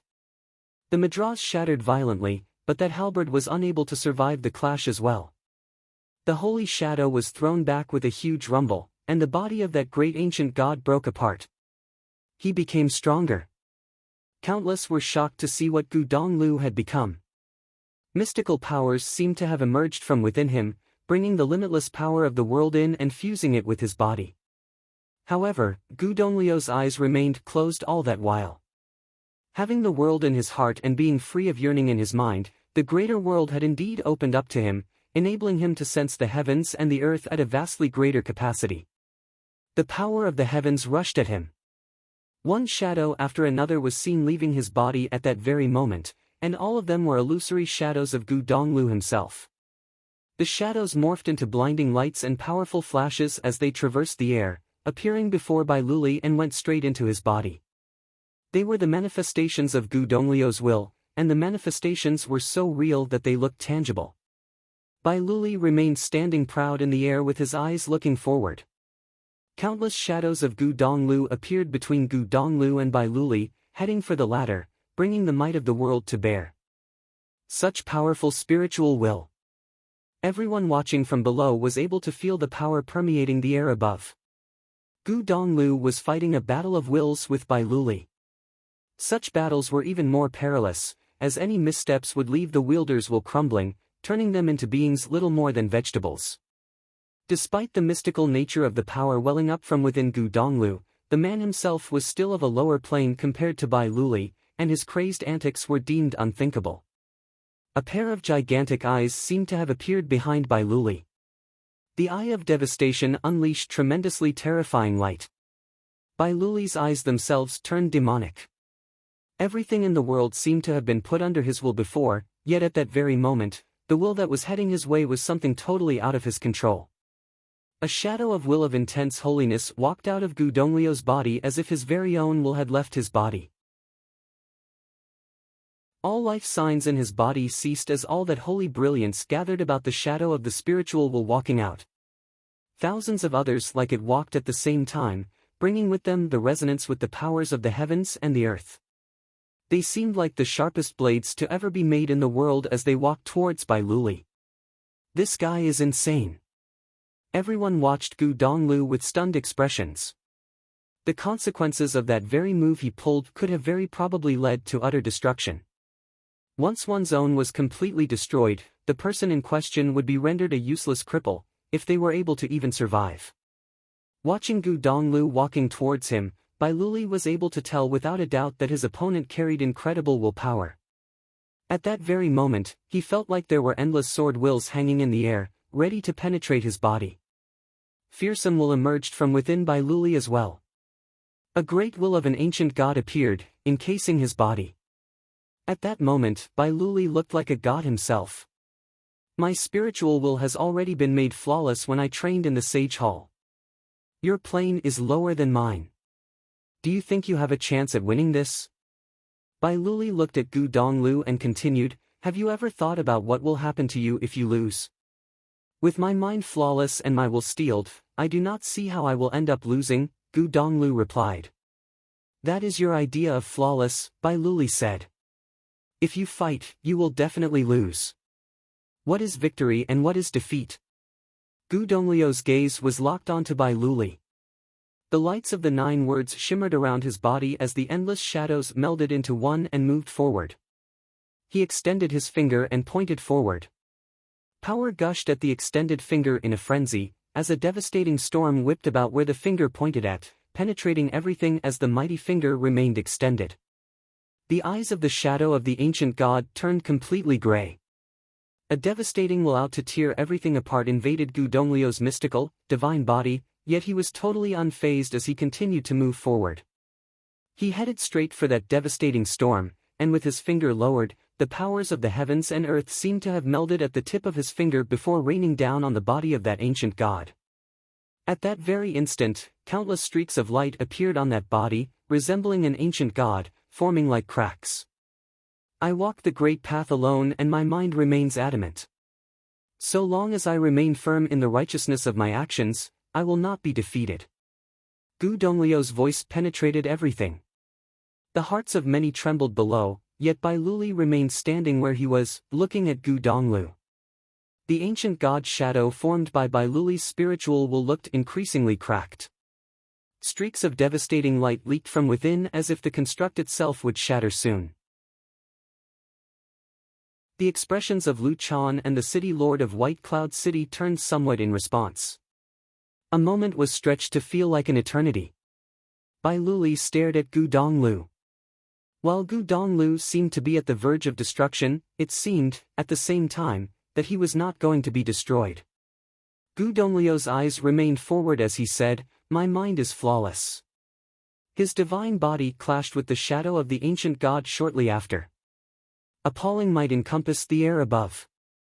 Everyone below and outside Crouching Dragon Mountain watched in astonishment, the battle raging on. They had no words to describe what they were seeing, and the appalling nature of the battle was felt only in their hearts. A powerful beam of light shot out, and the body of the ancient god seemed to have been penetrated. The holy shadow dissipated and withdrew into Gu Donglu in an instant. Blood spouted from his mouth, as the seemingly lifeless body of Gu Donglu opened his eyes, falling down onto crouching Dragon Mountain below. Third brother! Yi Futian and the others shouted. Zhuge Mingyue leaped into the air as well. The city lord did not bother with her actions this time. He had no time for her, turning his eyes on Bai Luli instead. Zhuge Mingyue held Gu Dongliu's body as she fell together with him. She ended up sitting on the ground. Her skirt trailed as she cradled the bloodied body in her arms. Streaks of tears poured out from her eyes. You cried. Gu Donglu smiled as he looked at Zhuge Mingyue. You smiled. Zhuge Mingyue gazed at Gu Donglu. The idiot can smile too. You look beautiful today. Gu Donglu was still smiling. I knew you would show up, Zhuge Mingyue replied. Yi Futian and the others dared not interfere with the conversation between the two, and simply went to stand beside them. On the other side, Bai Luli's eyes were shut as his body fell straight down from the air, hitting the ground hard. The life signs of his body were intact, but they turned weak at frightening speed as if Bai Luli was incredibly exhausted. Cultivators were always filled with vigor, and exhaustion was something that was deemed impossible. It became apparent that Bai Luli was severely injured as well. Gu Donglu, as a mid-level sage, had actually managed to damage Bai Luli. What did he do that enabled him to awaken that mystical power within? Bai Luli's eyes opened soon. Are you alright? Lu Chan asked Bai Luli. Bai Luli shook his head lightly as he turned his eyes at Gu Donglu. A streak of murderous intent was seen in the eyes of Bai Gu, the city lord of White Cloud City, as Zhuge Mingyue cradled Gu Donglu. He said coldly, "This is Crouching Dragon Mountain. Are you trying to force my hand here?" Some members of the Zhuge family wanted to move against him but halted as they turned to look at Zhuge Qingfeng, who ordered everyone to stand down. Yi Futian turned his eyes at Bai Gu, as he remained at the side of Zhuge Mingyue and Gu Donglu, staring at the city lord coldly. Many great figures looked at Zhuge Mingyue and Gu Donglu. Their sentiments for each other were something to be empathized on, yet those same sentiments were apparently seen to be unforgivable to White Cloud City. Their predicament remained intact and difficult. City Lord Bai, the events have turned. There is no need to cling to it, a clear, enlightened, and composed voice was heard. Many turned around and saw the one who spoke the words. It was an old monk. Monk Qingdang of Qingdang Temple, a powerful monk who ranked 11th on the Barren Sky ranking. His cultivation was performed in line with the Buddhist way. Master, the Buddhist way is said to be the way void of vanities. What made you come here today? The city lord asked the monk. My student requested me to visit an acquaintance of his. Monk Qingdang put his hands together. You take students too, master? Is that person here? How are they doing? The city lord asked. He is right before you. Monk Qingdang continued, and he is doing well. Many sported peculiar looks on their faces as they turned to look at those before the city lord. It was Gu Donglu and the rest around him. Who would that person be? I suggest you best have that acquaintance of your student leave my sight, master, Bai Gu said. City Lord Bai, why cling to something that doesn't belong to you? Monk Qingdang put his hands together and asked. Give it a rest, Bai Gu. Another voice was heard somewhere else. Bai Gu turned his eyes and found himself looking at Yu Qi, the city lord of Alchemy City. He said coldly, I suggest you get your son-in-law out of the way. Please, just let it end here. Many were shocked to hear those words, and their eyes were soon frozen at the one who said them. The city lord of White Cloud City himself was stunned as he looked at the one who spoke, Luli. Bai Luli walked forward and looked at Gu Donglu and Zhuge Mingyue, before saying, You were right. Your mind remained adamant, and so long as one remains firm in the righteousness of one's actions, one will not be defeated. You were not defeated, and I was not defeated in today's battle as well, for what I did was righteous too. He then turned his eyes at Yi Futian and said, You were right too. If one has the talent of a saint and the potential to achieve sainthood, there is no need for borrowing help from external forces. I also think that I can achieve sainthood within resorting to using help from external forces. However, the Holy Ji Palace has high hopes for me. If it is something that enables me to reach such a goal in a more assured manner, I see no reason to deny it.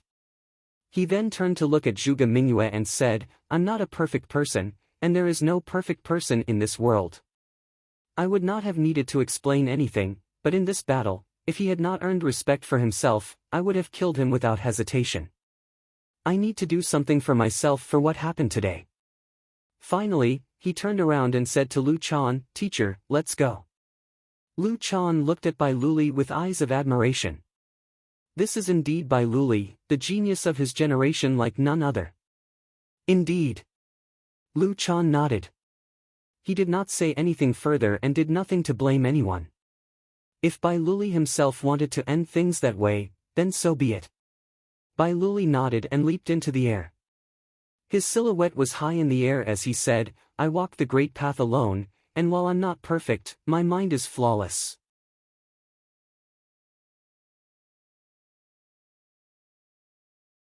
Chapter 671. In the venue of the banquet, the eyes of many saw Bai Luli off. In the venue of the banquet, the eyes of many saw Bai Luli off.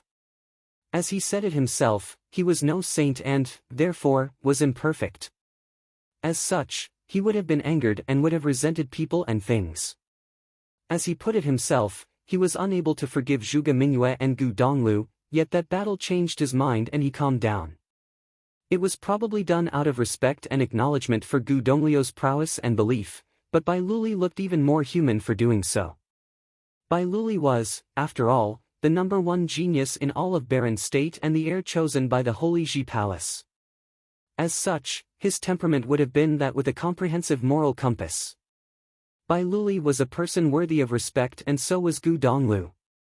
Gu Donglu would probably be yet another Bai Luli, and everyone in the Baron State would learn his name after that battle. I walk the great path alone and my mind remains adamant. So long as I remain firm in the righteousness of my actions, I will not be defeated. Many turned their eyes at Gu Donglu. They were able to feel the same vibe from him being together with Zhuge Mingyue as they did with her and Bai Luli. Gu Donglu and Zhuge Mingyue were a good match. At the very least, the love between them was flawless. Lu Chan gazed at Gu Donglu for a bit, before turning around to address Yi Futian, Yu Sheng, and the others, attaining sainthood without the use of external help. I look forward to your way of the divine path. Take care. He then left the scene to follow Bai Luli. Sage Tianqing and Sage Zhu Song followed and disappeared from Crouching Dragon Mountain in mere moments. Yi Futian finally felt his nerves wind down, seeing Bai Luli and Lu Chan gone.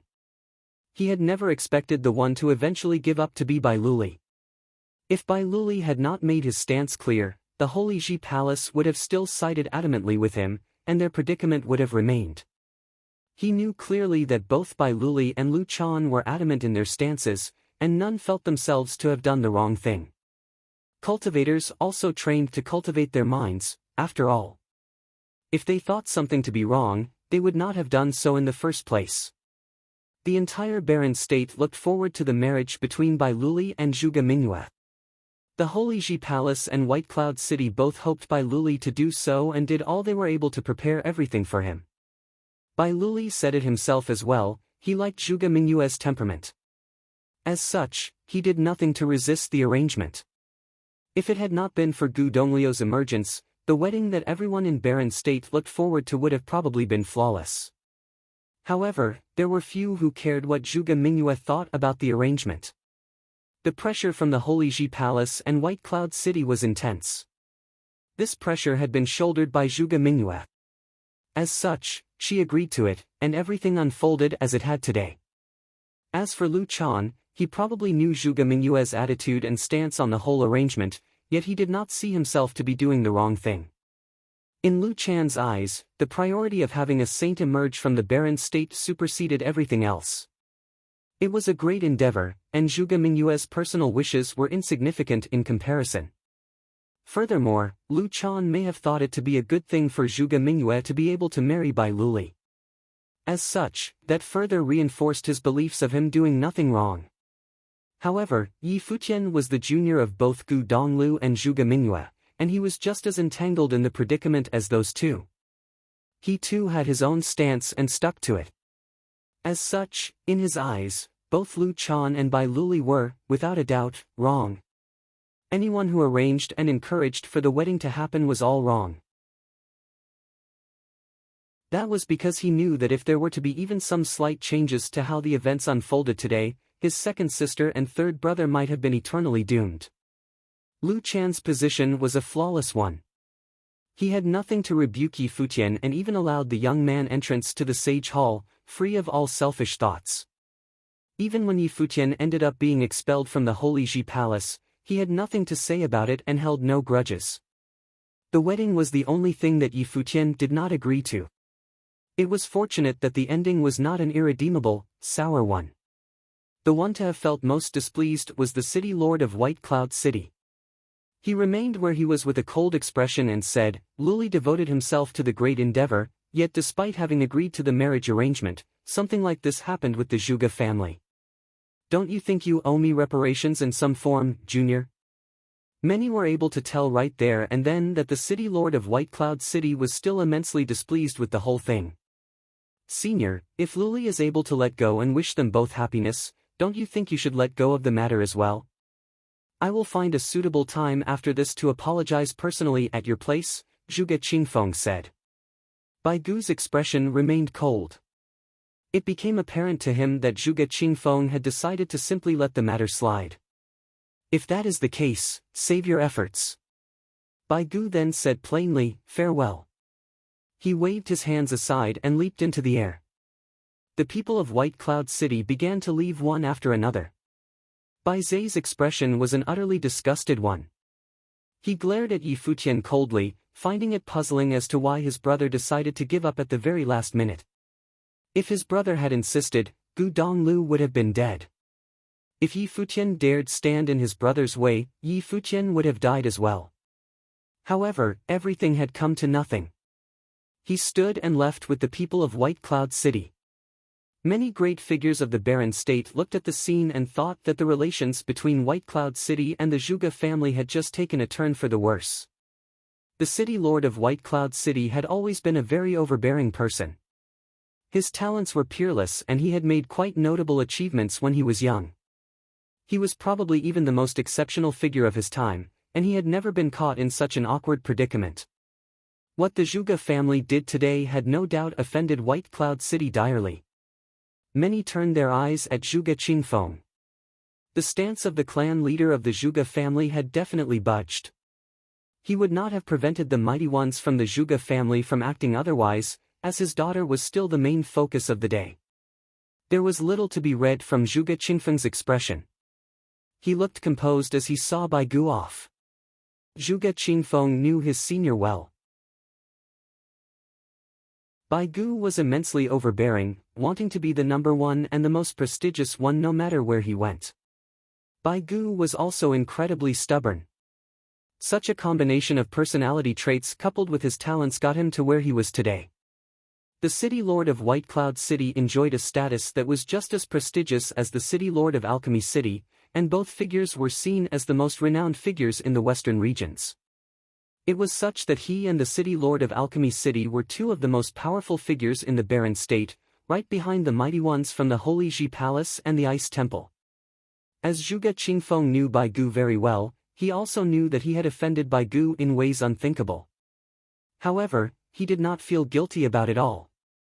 Lu Chan did what he did for the sake of the great endeavor, yet that senior of his had selfish agendas. Bai Gu would not have pressured him continuously otherwise. As such, Zhuge Qingfeng cared little about what Bai Gu thought. What happened happened, and there was little point in having regrets about it.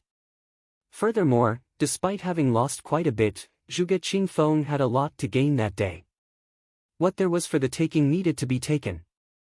At the very least, that was the action befitting his status as the clan leader. Master Zhuge, I see that the case has ended, and I bid you farewell, the head of the sovereign family, Huang Shi, said. There is no need to hurry, Brother Huang Shi. Zhuge Qingfeng continued, with the Zhuge family, have thrown the banquet here in Crouching Dragon Mountain to celebrate the engagement of my daughter. While there have been some untoward incidents, the event will continue. Many were shocked to hear Zhuge Qingfeng's words. They all turned their eyes at Zhuge Mingyue and Gu Donglu and came to realize right there and then what he meant. Huang Shi looked rather funny at the response. Zhuge Qingfeng does know how to get things done quickly, and he sure has no qualms about offending by Gu further. He obviously sees himself guilty as charged now, so he can at least take what is there to take. The battle between Gu Donglu and Bai Luli demonstrated Gu Donglio's talents and prowess in ways that could not have been done any better. Having him replace Bai Luli was seen to be a sound option for the Zhuge family. Furthermore, they did not forget all those people of the younger generation standing behind Gu Donglu. The former number 1 and number 2 on the lower rank, Yi Futian and Yu Sheng, as well as the son-in-law of Yu Qi, the city lord of Alchemy City, all stood by Gu Donglu. It was apparent that they respected that senior of theirs very much. If Gu Donglu were to become a son-in-law of the Zhuge family, rallying behind Gu Donglu and Zhuge Mingyue meant that Yi Futian and the rest of them were made their family as well.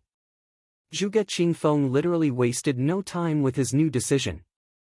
Even those old farts from the Zhuge family would have been rendered speechless at that point.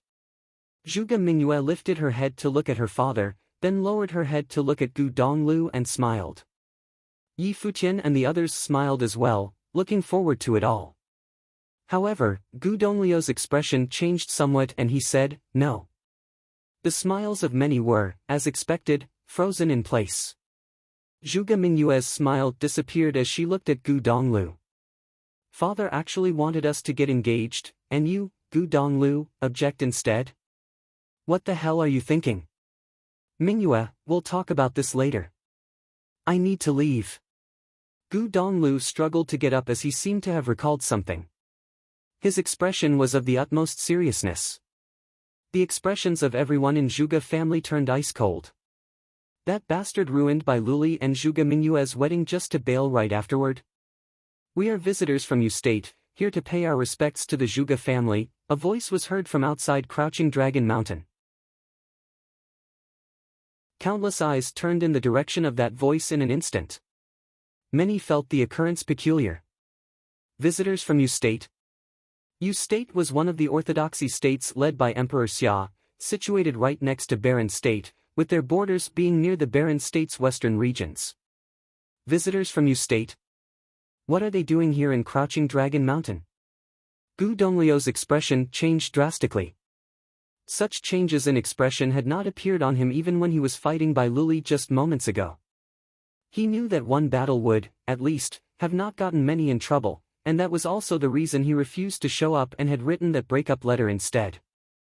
However, he was unable to hold himself back, seeing that line written in blood. Zhuge Qingfeng looked outside. The group outside the mountain flew in before he gave his permission.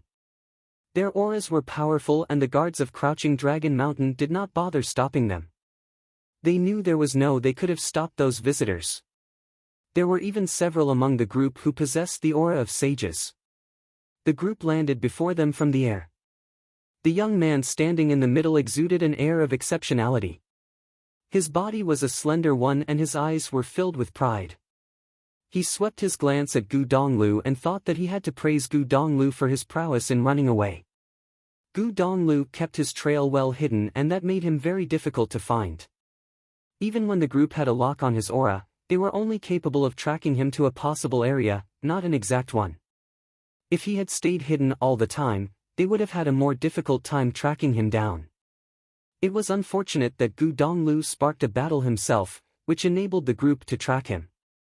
Yi Futian and Zhuge Mingyue lifted their head and looked at the visitors in the air, suddenly recalling that breakup letter Gu Donglu wrote and why he was in such a hurry to leave before. They came to realize something at that very moment. Those visitors were the true reason why that letter was written in the first place.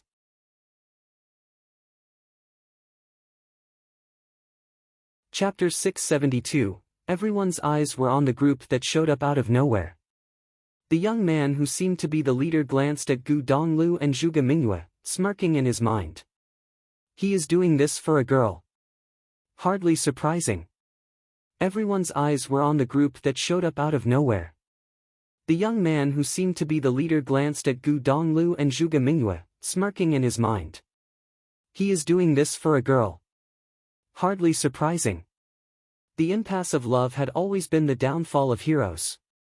Gu Donglu was one exceptional figure himself, who dared steal from that young man and had been on the run since.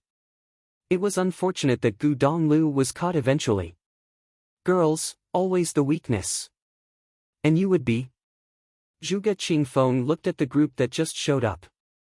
They gradually landed on the ground and the young man bowed and said, I heard that the Zhuge family of Crouching Dragon Mountain was throwing a banquet and there were many senior figures of the barren state here. I sincerely apologize for any disruption caused. My name is Zhan Xiao, from the Jisheng Cliffs of Yu State. Jisheng Cliffs. Many great figures at the scene felt rather surprised. Throughout every single one of the 9 states, any place or force bearing a word implying holiness or divinity in its name was something to be reckoned with, as such naming conventions were never taken lightly. The Holy Ji Palace and the Ice Temple had all once been sacred grounds. It was only due to the circumstances of the times that they gradually fell into decay, and hardly saints appeared in this generation. The Jisheng Cliffs were one of such sacred grounds in Yu State, and it was a place enjoying prestige like none other in Yu State. You are all visitors from sacred grounds, I see. Please, take a seat, Zhuge Qingfeng said. My pleasure. Zhan Xiao cupped his hands and said, but I only came for one person on this trip, and I will bother you all no longer after I'm done. Zhan Xiao set eyes on Gu Donglu. He then added, this person has done something despicable in Yu State. He stole some treasure that belonged to me. I'm about to take him away and I assume you all will not mind that. I stole something. Gu Donglu glared at Zhan Xiao with cold eyes. He knew well where that piece of treasure actually came from. Many turned their eyes at Gu Donglu. While there was no way they would have just believed Zhan Xiao's words, they were curious as to what Gu Donglu did to actually have mighty ones from Jisheng Cliffs chasing him all the way to the barren state. What was the treasure that he stole? Zhuge Qingfeng turned his eyes to Gu Donglu, who stood up and glared at Zhan Xiao, saying, I'll hand you the piece that you seek. Would you settle the matter then? If it had not been for the circumstances right there and then, there was no way he would have simply handed the piece over. He was only able to make compromises as he did not want to involve Mingyue and the rest in his mess. The score between them would be settled at a later date. Of course, Gu Donglu also knew that the probability of Zhan Xiao agreeing was close to 0. Zhan Xiao glanced at Gu Donglu sarcastically and said, I'm taking you away as well. Gu Donglu continued glaring at him. Things turned out just the way he had predicted. Zhuge Mingyue stood beside him and glared at the visitor with cold eyes as well. I will need to know the situation better before I make any judgments, Zhuge Qingfeng said. Zhan Xiao and the rest of his party turned their attention to Zhuge Qingfeng and he added, Sir, this person stole something of mine and ran away with it. There is nothing to explain about the situation, as I can't be accusing him without solid reasons. I hope you understand, sir. You expect to take someone away from the Zhuge family just because you say so. I'm afraid that is not appropriate, Huang Shi said. He was not saying what he said because he was friends with Zhuge Qingfeng. It was on the contrary instead, as he and Zhuge Qingfeng had been rivals for a very long time. However, it was still inappropriate for someone of the younger generation from Jisheng Cliffs, Yu State to simply intrude into the Zhuge family and ask to take someone away in front of mighty ones ranked on the Barren Sky ranking. Furthermore, the visitor's attitude was a rather harsh one, and it was deemed to be a rude thing to do in front of one's seniors. Zhuge Qingfeng did not say anything further, as if he was acknowledging Huang Shi's stance. Does this person have some kind of relationship with all of you seniors?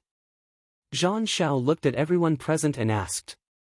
He then continued after hearing no response, in that case, pardon my intrusion then. That person behaved in a vile manner and stole something from me. I will be taking him away. Farewell. The group turned around and left as soon as Zhan Xiao finished without any hesitation. Coldness was seen in Zhang Zhao's eyes as he turned around. They went investigating the happenings around the area after tracking Gu Donglu to the Zhuge family estate. Many top-notch individuals were found there, and the clan leader, Zhuge Qingfeng, was a figure ranked 6th on the Barren Sky ranking himself, which spoke of his capabilities. While the group hailed from Jisheng Cliffs, they seemed rather short-handed, given the situation they found themselves in. Since the opposing party insisted on keeping Gu Donglu around, it was apparent that they were not allowed to simply just take who they came for.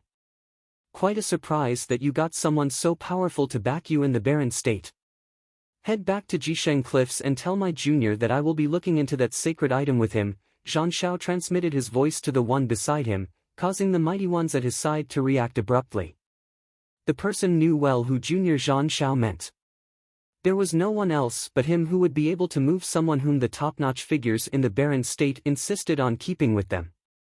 When the group of visitors left, the air on Crouching Dragon Mountain changed. While the visitors from the Jisheng Cliffs were dismissed, their words meant that the matter was far from over. Gu Donglu was probably made a target by the Jisheng Cliffs. Yi Futian stood there and he was at his wits' end. He knew third brother was in trouble when he read that letter, and that was why he went to reveal his secret to Zhuge Qingfeng when he went to see the clan leader.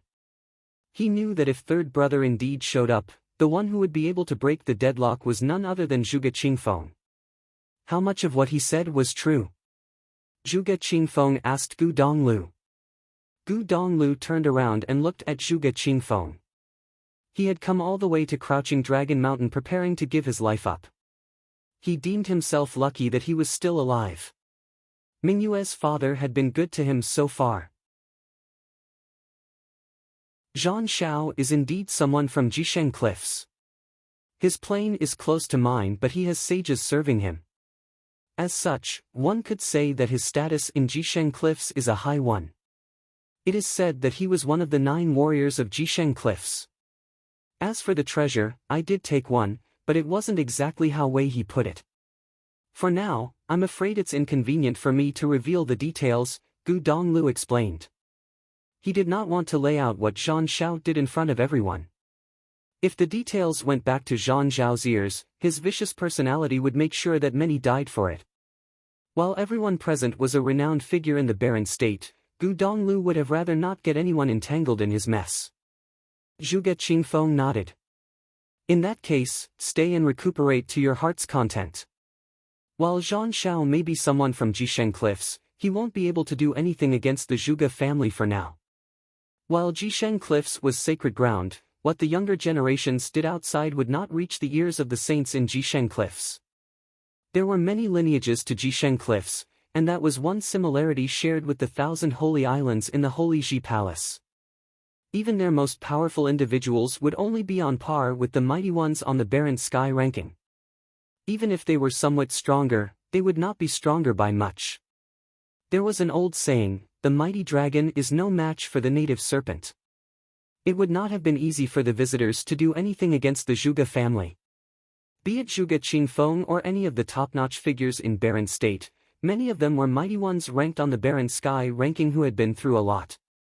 If they were intimidated enough by the words of someone of the younger generation to do as they pleased, it would be an insult to their current status. Thank you, sir, Gu Donglu gave his thanks.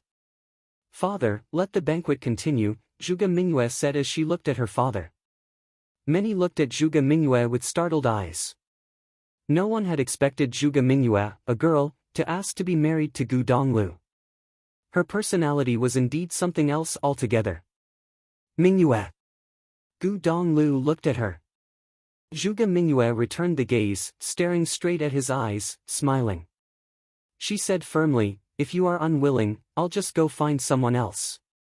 Yi Futian was baffled, thinking that his second sister was definitely someone that no one would be able to keep in check. Third brother simply had no way out of this. Gu Donglu sighed in his mind as he looked at Zhuge Mingyue's eyes. He knew that Zhuge Mingyue's mind was all made up. I'll never forgive you if you don't show up today. But since you're here, I'll be wherever you go from here on out. Be it living free and unfettered or on the run for the rest of my life, it will be my choice. Zhuge Mingyue looked at him, then turned around to say to her father, "I won't regret this." Gu Donglu held her hand and felt warmth in his heart. "All right." Both of them smiled at each other. Putting all worries aside, their hearts were connected as one at the moment. They gazed at each other warmly and sought comfort within each other. Yi Futian beamed with a bright smile. He felt warm deep down as well. While he definitely was able to feel a tinge of pressure, at the moment, he was truly carefree and had put all worries behind him. His second sister and third brother finally ended up together after all. This is just beautiful. The same smile was seen on Hua Jieyu's face as well, and it was a pretty one like none other. She looked at Yi Futian with her beautiful eyes. Their hands were held tight together, and both of them were able to sense the other's thoughts. "If that is how it is, Zhuge Qingfeng, just let them have it their way then," Huang Shi said. Everyone who was there practically served as a witness to Gu Donglu and Zhuge Mingyue. Their love was one that deserved to be made whole. "Leader, I think it is best to handle this with more caution. It can't be done in such a messy manner," some elder from the Zhuge family said. While the Zhuge family did not fear the people of Jisheng Cliffs, it was undeniable that there were risks to deal with.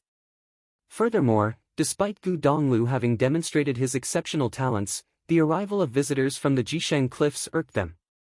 If they had completed their alliance with White Cloud City, having Zhuge Mingyue married to Bai Luli instead, things would have turned out very differently. The Zhuge family would have truly stood at the pinnacle of the barren state. The state of affairs now, however, had too many uncertainties in it. The family ended up offending both White Cloud City and the Holy Ji Palace. Now, they had Jisheng Cliffs added to their list of enemies. My second sister and third brother are in love with each other. How is this messy in any way? Yi Futian said. He then looked at Zhuge Qingfeng and continued, "I hope that you will give your blessings to them, uncle. If there are any risks to be had, third brother will definitely not drag the Zhuge family into the mess. When everything is settled, my third brother's talents will prove that he is no way inferior to Bai Luli. I will leave the Zhuge family," Gu Donglu said. Since Zhuge Mingyue made it clear that she was willing to travel the world with him, Gu Donglu had no intentions of letting her down. If something untoward was to happen, he had no intentions of dragging the Zhuge family into it. Zhuge Qingfeng looked at Yi Futian. Despite him singing praises about Gu Donglio's talents, Zhuge Qingfeng knew a thing or two about Yi Futian's own talents. He also, of course, had great admiration for Gu Donglu. "Since when do you get to say anything about the affairs of the Zhuge family?" a youth berated. "Ms. Mingyue is the very treasure of the Zhuge family, how can her marriage be set with just a few words? Yi Futian, you are no longer a student of the Holy Ji Palace. Who are you to tell the Zhuge family what to do?" Zhuge Xing added coldly. First, he went kidnapping Hua Jieyu, and now he egged his third brother on to marry his second sister. He is something indeed. He is now just a worm expelled from the Holy Ji Palace. Of course he'd want to look for another backing. And what better could that backing be other than the Zhuge family, eh? The younger generations of the Zhuge family erupted in an uproar with their dissatisfaction towards Yi Futian. The score over what happened a month ago had yet to be settled. He openly insulted the Zhuge family as a bunch of good-for-nothing idiots. Back then, Yi Futian was still a student of the Holy Ji Palace, the number one on the law rank, and a student of Sage Dojan. His status was totally different back then. Now, he turned his back on the will of the Holy Ji Palace and stood at the opposite side of the palace. It was unthinkable that he had the gall to interfere with the affairs of the Zhuge family. The elders said nothing as the younger generation went on attacking Yi Futian with sarcastic words. The great figures looked at the scene and saw that the Zhuge family's younger generation harbored a very deep grudge against Yi Futian.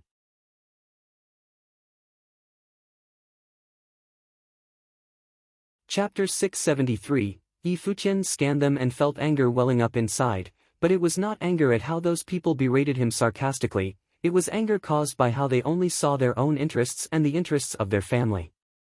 They never gave any thoughts about what second sister wanted herself. The marriage arrangement between Bai Luli and his second sister was something everyone in the Zhuge family agreed to. Zhuge Xing and Bai Zhe got close as if they became brothers. His third brother showed up, demonstrating talents that were in no way inferior to Bai Luli, and it was his second sister who asked to be married. But everyone else jumped out in objection. Yi Futian scanned them and felt anger welling up inside, but it was not anger at how those people berated him sarcastically, it was anger caused by how they only saw their own interests and the interests of their family. They never gave any thoughts about what second sister wanted herself. The marriage arrangement between Bai Luli and his second sister was something everyone in the Zhuge family agreed to. Zhuge Xing and Bai Zhe got close as if they became brothers. His third brother showed up, demonstrating talents that were in no way inferior to Bai Luli, and it was his second sister who asked to be married. But everyone else jumped out in objection. What are these people taking my second sister for? Only ants think about sucking up to people and climbing ladders. I would sooner spare myself the shame and agony of being around filthy, wretched beings like you all, Yi Futian said coldly at the younger generation of the Zhuge family, giving them no face at all. He believed that Zhuge Qingfeng sided with Zhuge Mingyue and that the clan leader would have been embarrassed to have this younger generation be in his family. How dare you, the youths burst out in anger. Some even went pointing fingers at Yi Futian. It was the day of the grand banquet in the Zhuge family, yet the discarded filth of the Holiji palace actually dared humiliate them like that. You want to have a go? Yi Futian scanned all those pointing fingers at him and said, any of you below the sage plane are welcome to take me on all at once. You. It was craziness like no other. Yi Futian never so much even batted an eye at them. Huang Jiuge and Su Ke watched the scenes unfold in amusement. There were other young geniuses of the barren state, like Di Gang, present. Yi Futian's glorious history with battles was such that even if all the cultivators below the sage plane were to actually take him on, their chances at beating him would have been slim still. What he said, boy, that was some roasting indeed. I'd like to see for myself how powerful the former number one on the law rank actually is. A cold voice was heard and a figure was seen standing up. The members of the Zhuge family turned in his direction. It was none other than Zhuge Qing, a youth of immense talent at the pinnacle of the noble plane. While he had never trained in the Holiji palace, he was the number one noble in the Zhuge family. Furthermore, he was actually halfway to the sage plane, and that alone spoke volume of his terrifying prowess. Yi Futian turned his eyes at Zhuge Qingfeng and shouted, Uncle. He wants to try his hand, so show what you're made of, Zhuge Qingfeng said. Understood. Yi Futian nodded and looked at Zhuge Qing. You mind going up? No need for that. There are many seniors here. The damage won't be too great, Zhuge Qing said plainly. He took one step forward as soon as he finished his sentence. Lightning fell from the sky at that very second and a terrifying was soon seen all over the place, imbued with devastating power.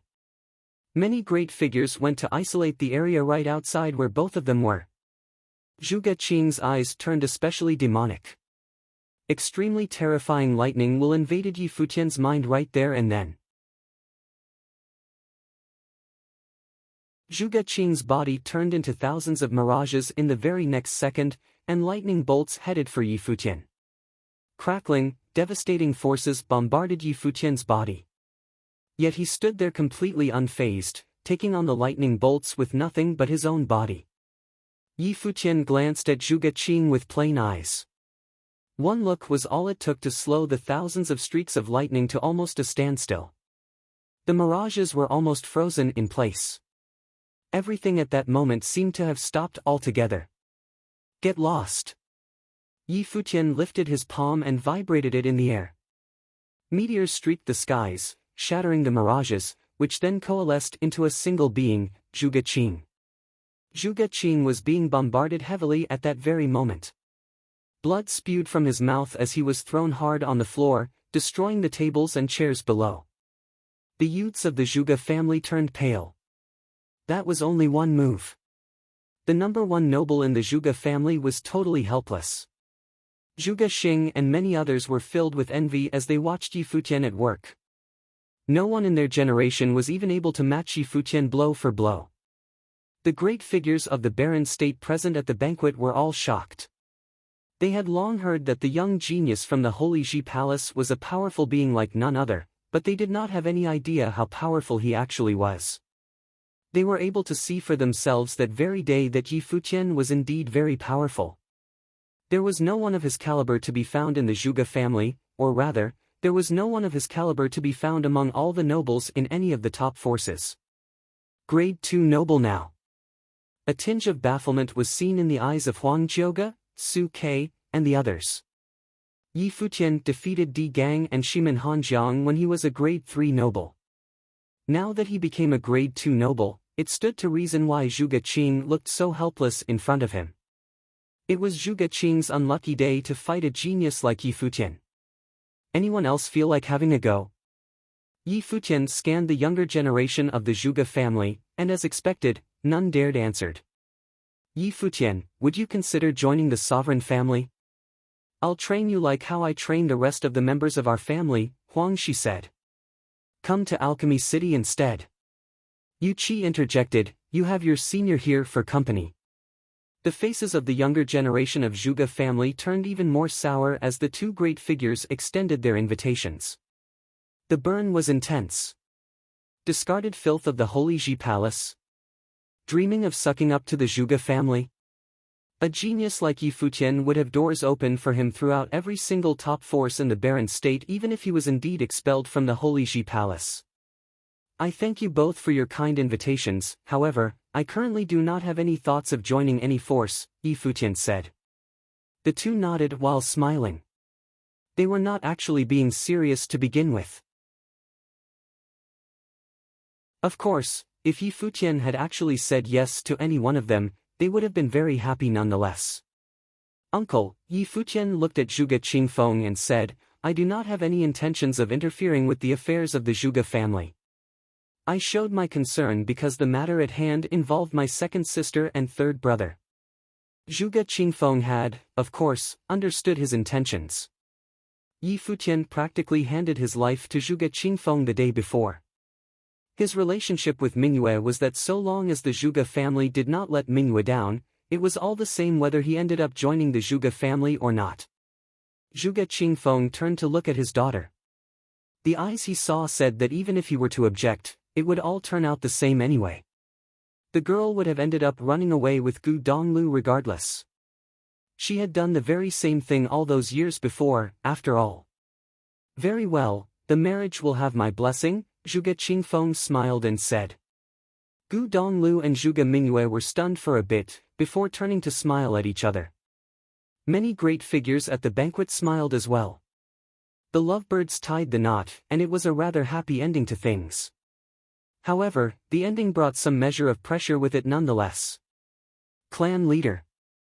Some elders from the Zhuge family looked at Zhuge Qingfeng. They found how he handled the matter to be rather haphazard, as he did not even bother discussing it with them. Mingyue is my daughter. I ask that you all let me decide on the matter, Zhuge Qingfeng said with a certain measure of might. His tone was such that no one else said anything further. Many present looked at Zhuge Qingfeng. When the one ranked 6th on the barren sky ranking was determined to get something done, none in their family were able to do anything to stop him. His attempt to marry off his daughter to Bai Luli was one done against his conscience. His current attempt to prevail against dissenting views was considered penance for his daughter. Thank you, sir, Gu Donglu bowed and said. What did you call them? Zhuge Qingfeng smiled at Gu Donglu and said. Gu Donglu was stunned and then looked rather funny. He seemed to have trouble bringing the words out from his mouth. What are you hesitating for? Zhuge Mingyue smiled sheepishly at him and said. Gu Donglu turned serious and shouted, You have my thanks, father-in-law. Well said, Zhuge Qingfeng answered. Zhuge Mingyue practically smiled ear to ear at that. She turned to look at the sky and felt rather relieved. The dust settled, and the ending turned out to be a happy one. Today is a big day for the Zhuge family. Everybody, drink up. Zhuge Qingfeng said with a clear, booming voice, and his words were heard throughout Crouching Dragon Mountain. A tinge of firm will was heard from his booming voice. No matter what the future held, he would naturally stick to his decision made on that very day. At the very least, it was a decision he made by listening to his heart. Many who heard the voice outside Crouching Dragon Mountain were stunned. Bai Luli had left long ago. What is that big day the Zhuge family is talking about? What is happening in Crouching Dragon Mountain right now? Yi Futian, Hua Jieyu, Shui Yi, and all the others were happy for their elder brother and sister. Yi Futian's mind was on the verge of collapse when he heard that his second sister was to marry Bai Luli. While he made his way to the Zhuge family, there was no way he would have been able to stand against the will of the entire barren state. That felt very, very bad to him. It was fortunate all of that was in the past. He, however, did not mind much about being expelled from the Holy Ji Palace. The path of cultivation was a long journey, and the Holy Ji Palace was little more than a stop on that journey, instead of everything there was to it. The opinions of the world mattered even less to him. Little brother. Gu Donglu looked at Yi Futian. Third brother, Yi Futian shouted in response. They smiled at each other as Gu Donglu recalled their first meeting back at the Kangyi Kingdom all those years ago. Our little brother has finally grown up. The banquet resumed. While the engagement between Bai Luli and Zhuge Mingyue was completely ruined that day, that seemed rather insignificant compared to all the other hurdles that happened in Crouching Dragon Mountain. News of what happened would travel throughout the barren state soon enough. Yi Futian toasted to many great figures as a gesture of gratitude, Huang Shi, Yu Qi, Yu Shang, and all the others. All of them helped him one way or another on that day, and he owed them for it. None of those great figures took Yi Futian as just another face among the younger generation. Within just a few years, Yi Futian would have become yet another Bai Luli. Zhuge Xing and the others burned with jealousy seeing how the great figures treated Yi Futian. Yi Futian came before Monk Qingdang and said, "Thank you, master." Monk Qingdang smiled and nodded at Yi Futian. "How is Hua Qingxing doing?" Yi Futian asked. Chen Yuan told him back then that he would send Hua Qingxing to Qingdang Temple. "She is doing fine. She has a destiny with the Buddhist way, and I thank you for sending her to the temple." Monk Qingdang smiled and said. "You said that she asked you to come see me. Did she ask for you to bring any word?" Yi Futian asked. Monk Qingdang replied, "Only that I send her regards to you." "Thank you, master." Yi Futian smiled. Brother Futian, Long Linger came at him and said, "I think I'm not going to study in the Holy Ji Palace." "What the hell are you talking about?" Yi Futian glared at her and said, "Train hard in the Holy Ji Palace. When you return, go to Battle Sage Palace and tell Lulan Shui that I will go pick them up in the Holy Ji Palace." "Okay," Long Linger answered with some reluctance. "Any word you need me to bring?" Su Ke asked. "Tell Wuchen and the others to train hard. Don't worry about me," Yi Futian said to Su Quebec. "All right." Su Ke nodded. Yi Futian turned his gaze far away. He still needed to head back to the Holy Ji Palace at least once, and he still needed to say his goodbyes to his teacher at the very least.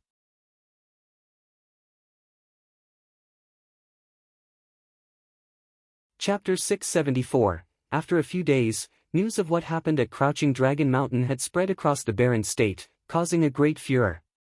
After a few days, news of what happened at Crouching Dragon Mountain had spread across the barren state, causing a great furor.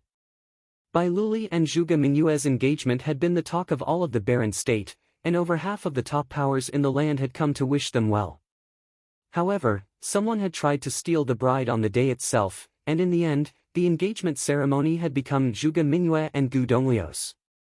For Gu Donglu to have replaced Bai Luli as the groom was shocking beyond measure.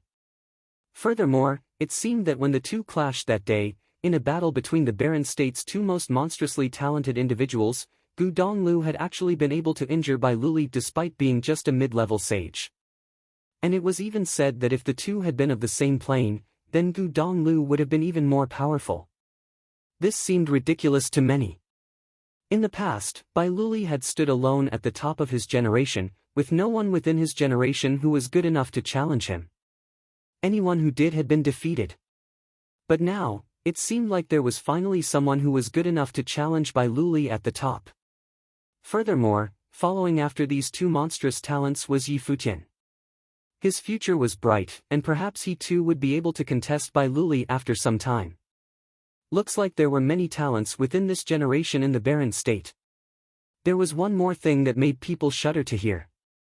Gu Donglu, who has now the son-in-law of the Zhuge family, had offended the cultivators of Jisheng Cliffs, which was in the Yu state.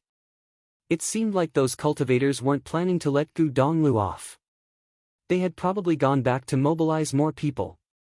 It was unknown whether this would lead to conflict between the Yu state and the barren state. While the powers of the 9 states would have some interaction with each other, it took too long for normal cultivators to traverse such vast distances of land. It took a person of at least the sage plane to head over and explore a different state. As such, for the average person, the barren state was vast enough a territory to explore. Within their lifetime, they did not necessarily get the opportunity to venture out to the other states, which made these states absolutely foreign to most people. Any knowledge of sacred places within the other states, like the Jisheng Cliffs, probably only existed in ancient texts and rumors. In the Mingyue quarters on Crouching Dragon Mountain, the training grounds glowed with a dazzling light. Yi Futian stood on a building, watching the training grounds. He could vaguely make out the outline of a celestial shadow, which was incredibly radiant. Zhuge Mingyue and Hua Jieyu were there as well.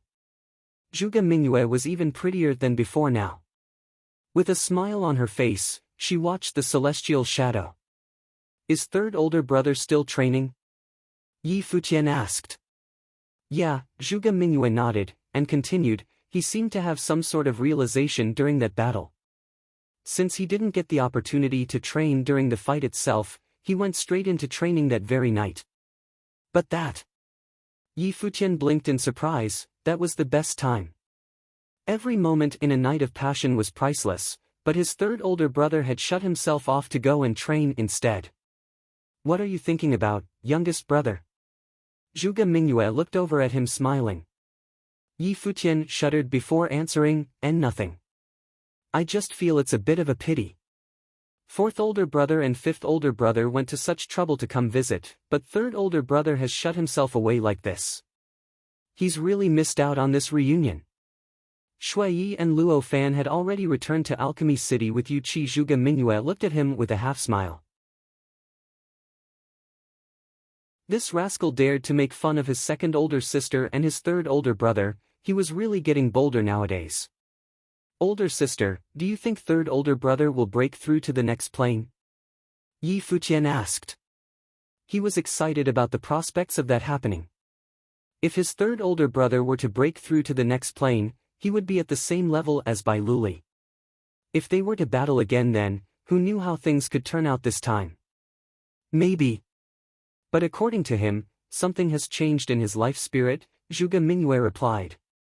Right, Yi Futian nodded, looks like third older brother is going to be training on his own for a while. I won't wait for him then, I'm planning to make a trip back to the Holy Ji Palace. Do you want me to get my father to send some people along with you? Zhuge Mingyue asked. There's no need to. I'm not a child, and in any case, I'm the strongest person under the sage level now. Yi Futian shook his head and chuckled, not being humble at all. The Zhuge family already had issues with him over things like this. Back then, he had been publicly accused by many of wanting to make use of the Zhuge family's power. If he were to receive help from the Zhuge family now, he would definitely be laughed at behind his back. Furthermore, it would only bring trouble to Zhuge Qingfeng.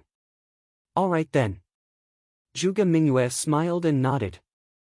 I'll take my leave now then. Yi Futian left to find Yu Sheng, Hua Jieyu and the rest, before leaving the Zhuge household together. At the Holy Ji Palace, an equally huge furor had ensued the moment news of what happened at Crouching Dragon Mountain reached their ears. Yi Futian had been implicated in the battle between Bai Luli and Gu Donglu. As a result, he was expelled from the palace. Both his and Yu Sheng's names were removed from the law rank, and Shimen Hanjiang had become first in the law rank again. However, becoming first in the law rank this way seemed a little uneventful.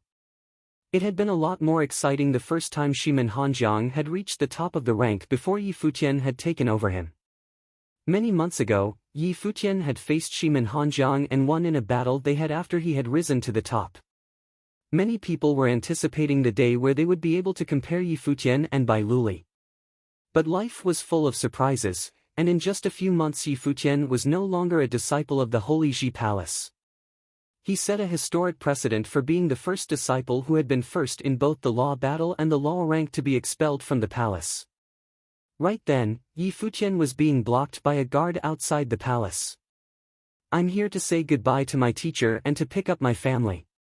Please help me report this to them," Yi Futian requested. "All right." The guard naturally knew about Yi Futian as well, and he went forth to announce his arrival. Soon he came back and told Yi Futian, "Go ahead." "Thank you," Yi Futian thanked the guard before heading straight for the Battle Sage Palace. Hua Jieyu went to visit the Daozang Palace instead. Sage Daozang had been kind to her, and so she wanted to bid him farewell as well. In the Battle Sage Palace, Yi Futian first returned to his old living quarters. Lulan Shui and Yi Qingxian had been waiting for them over the past few days. Yuan Zhan had arrived as well, saying, "I'll leave with you as well." "All right, you should come and see teacher with me." Yi Futian nodded at him. This was also something that Senior Yuan Hong had asked of him as well. "Right." Yuan Zhan nodded, and they set off towards the Battle Sage Hall, where both Sage Dozhan and Sage Jingang were. It was as if they had been waiting for the two.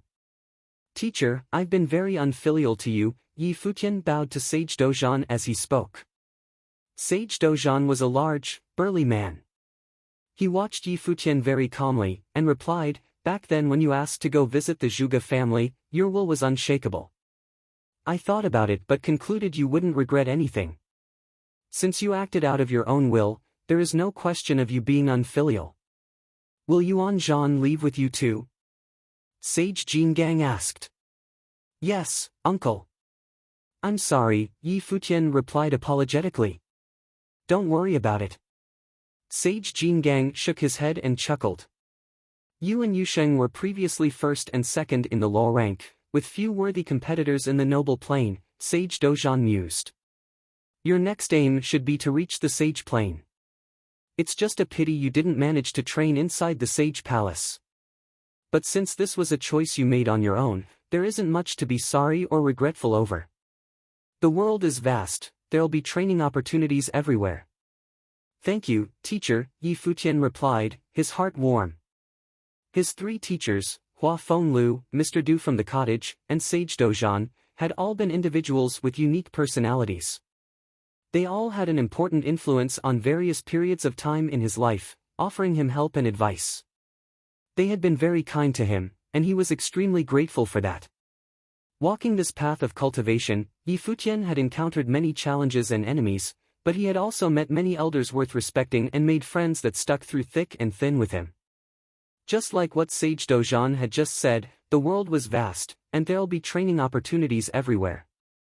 You may have left the palace, but you'll still be a disciple of mine. The barren state isn't the limit of your cultivations. Many people struggle to leave this vast land throughout their entire life. Some manage to leave but are forced to come back in the end. But I hope your names will become famous not just in the barren state, but throughout the 9 states, Sage Dozhan told Yi Futian. He had high hopes for the two of them. No, Yi Futian shook his head, and Sage Dozhan looked at him, it'll be the divine prefecture and the world beyond. Sage Dozhan was taken aback slightly before he smiled and nodded. That's right, the divine prefecture and the world beyond it is. Since Yi Futian had such great ambition, the sage would eagerly await the day he realized his dreams. He hoped he would live to see that day. Teacher, I'll take my leave now, Yi Futian said. Go ahead, Sage Dozhan replied casually. He stood there, his back proudly straight.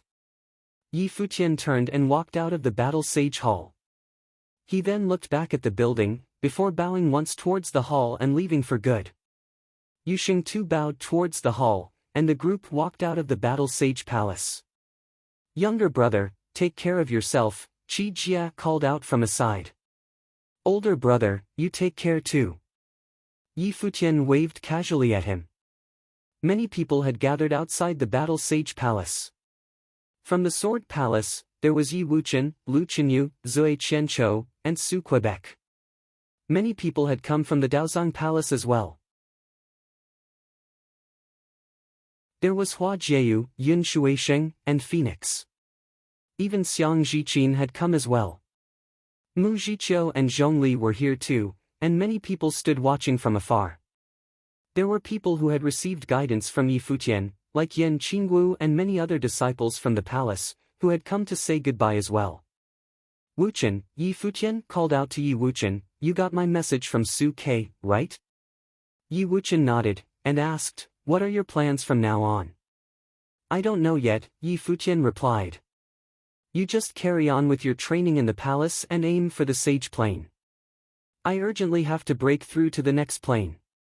I think I'll train on my own for a while. If the time is right, I may go on a trip somewhere far away. When that happens, I'll let you know. All right. Yi Wuchen nodded. However, everything Yi Futian had said was but plans he had made, and ideas in one's head often don't turn out as one imagines. You're going to leave just like this? Zui Qianchou asked. What else can I do? Yi Futian shrugged. I'm just training somewhere else. It's not like you'll never see me ever again. Train well, you all, we'll get the chance to take on the world together in future. I'll take my leave now, you don't have to see me off. Yi Futian and the rest then left the palace. Though Yi Futian had said not to see him off, Yi Wuchen and everyone else still followed after him anyway. As such, a strange sight could be seen within the Holy Ji Palace. A talent had been expelled from the palace and was leaving, yet he was followed by many other talented individuals who were sending him off. When many influential characters heard about this, they were moved as well. Yi Futian was a leader of his generation at the Holy Ji Palace, and everyone looked up to him. It was a pity. In a part of the Wanxiang Pavilion, stars dotted the sky, lighting it up with a soft glow. The constellations seemed to revolve around the world. This was the Wanxiang Hall, and a figure sat amidst the endless starlight. Just when Yi Futian left the palace, the figure grunted, his face pale. As he opened his eyes, a flash of dazzling light burst across the hall. In the next moment, the glowing stars had disappeared. The man stood up, and instantly he seemed so much more impressive. He then walked out of this place. Very soon, news spread through the Wanxiang Pavilion that Sage Wanxiang had finally left the hall.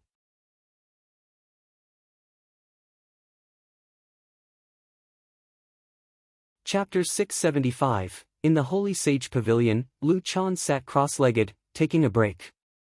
Right then, someone walked towards him. Lu Chan opened his eyes to look at the person, asking, "You've finally left?" In the Holy Sage Pavilion, Lu Chan sat cross-legged, taking a break. Right then, someone walked towards him. Lu Chan opened his eyes to look at the person, asking, "You've finally left?" This person was Sage Wanxiang, the pavilion lord of the Wanxiang Pavilion. Yes. Sage Wanxiang nodded. I did some divination for the palace while I was in there. Take a look at it. As he spoke, an illusion appeared before him. In the starry skies, the constellations shifted and glowed. Underneath the starlight lay a palace that stretched out like a city. This was a projection of the Holy Ji Palace. Then, several streaks of dark light shot down from the sky, striking the palace. It was like the end of the world, with a hint of darkness pressing down upon everything, as if a huge crisis was about to happen. Lu Chan was not an astrologer, but he could still somewhat understand this sort of divination. His expression turned extremely concerned and serious, and he asked, "What sort of divination is this?" "It's a divination of crisis," Sage Wanxiang replied. "There'll be a crisis at the palace soon. What will be the result?" Lu Chan's expression grew graver. Sage Wanxiang shook his head. "Don't you know that astrologers aren't prophets? We can't predict the future, but what we can do is to use astrology to deduce a rough idea of what might happen." Since this is a divination of crisis, that means the palace is about to face one soon. Whether or not the palace will be destroyed within this crisis, or if it'll find a new lease of life is unknown. Many things can happen and change this one reading. However, this reading seems to match one that we had some years back. Are you referring to? Lu Chan's eyes were alert. I thought that would have been a crisis related to the divine path. Could it be a crisis related to the palace instead? His heart heavy, Lu Chan continued, people from the Jisheng cliffs of the Yu state came by the barren state not long ago. Could that have all been a sign? People from the Jisheng cliffs came to the barren state? Sage Wanxiang questioned, a gleam flashing through his eyes.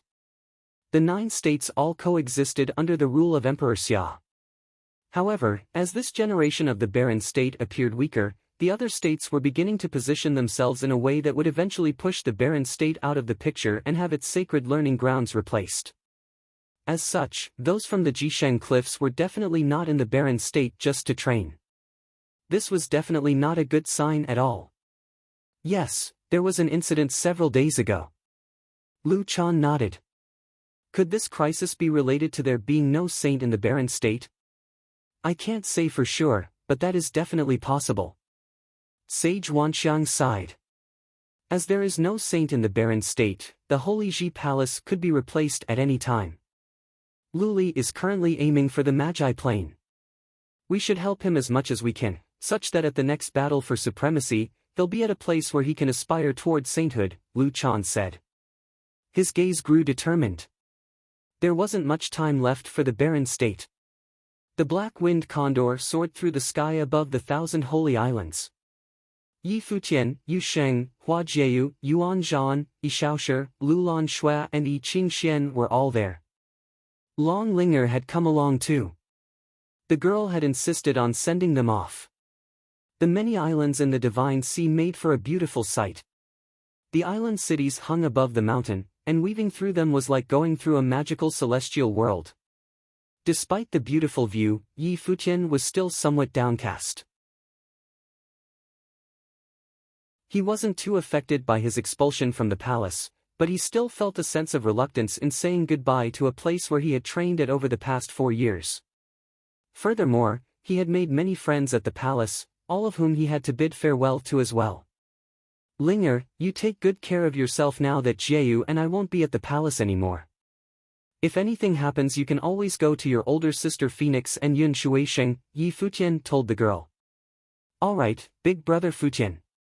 Long Linger let out a mischievous expression. Okay, we've gone past the 1,000 holy islands already. You should go back, Yi Futian said. Let me go with you all a little further, Long Linger protested, reluctant to leave them. It's not as if we'll never see each other ever again. Yi Futian patted her head. Long Linger was all grown up now, but she was still so clingy. But I can't bear to watch you all go, just let me follow you for a while longer. Long Linger grinned at him. Yi Futian gave up on persuading her, and the group went past the 1,000 holy islands to enter a mountainous region as they traveled straight ahead. Right then, Yi Futian's brow creased slightly. The mountainous area ahead of them was filled with brown sand, giving it a barren feel. With his sharp senses, Yi Futian couldn't help but have the feeling that they were being watched. May I know which senior has arrived? Yi Futian looked up into the sky and asked. There was no reply, not even a hint of any new energy. Yi Futian's expression darkened. At the sage plane, one's spiritual will could cover vast distances. To kill someone from a distance away while being completely out of their sight would not be a difficult feat for a sage. Whoever they were up against was evidently not near them, but somewhere that was out of the perception range of Yi Futian's own spiritual will. The other person could definitely see them, it was just that Yi Futian had noticed their presence. Yu Sheng and Yuan Zhan lifted their heads as well, their expressions growing colder. Linger, go back to the palace now. Yi Futian pushed Linger away. This new presence could be targeting him. I won't. Long Linger looked towards the skies. At this juncture, she couldn't bear to leave even more. Listen to me, please. Yi Futian's tone grew urgent. Long Linger did not reply but shook her head stubbornly. The energy grew even more prominent. It was as if the person realized they had been discovered and was now making no effort to hide. The black-winged condor continued onwards. Yi Futian's expression was cold. He had only just left the palace, but here he was, already caught in an ambush. He wondered who it was that wanted to attack him. Could it be the Holy Ji Palace? Looking at Lu Chan, while he was insistent on nurturing Bai Luli to help him achieve sainthood, there was no need for Lu Chan to kill Yi Futian. Yi Futian was only just a noble, even if he had been expelled from the palace. For Lu Chan to attack him with such underhanded means would be incredibly ungracious of him. But then, who was it exactly that wanted him dead? Prepare to fight, Yi Futian murmured, his voice low. Ritual implements appeared in his hands at the same time. In his left hand, he held the pagoda that Yu Qi had given him, while in his right hand was the divine destruction polearm. Powerful energy emanated from his being. Everyone in the barren state knew that no one of the noble plane would be able to go up against him. If one were to attack him, they could only do so using an individual of the sage plane. Armor appeared on Yusheng's body, and instantly a frightening energy appeared all over his being. The black-winged condor let out a powerful magical aura, and shifted into its demonic beast form, its gaze frosty. A strong wind started blowing, and the brown sand was sent flying through the air, turning into a terrifying sandstorm. Caught within the storm, the group's vision was blurred, causing them to almost be unable to see the path ahead. Surges of murderous intent reached them. Whoever sent them had not bothered to hide their intentions. It was evident that they were here for Yi Futian's life. Yi Futian had only just been expelled by the palace, but the moment he left the territory of the palace, his life was instantly being targeted, not just by a person, but by a group, he realized. You can come out now, Yi Futian lifted his head and said coldly. He could perceive a few blurry figures appear within the sandstorm, all of them emanating a frightening energy from their beings. These were 4 powerful individuals of the sage plane. It seems like whoever wanted him dead thought very highly of Yi Futian's capabilities, sending such a powerful group after him.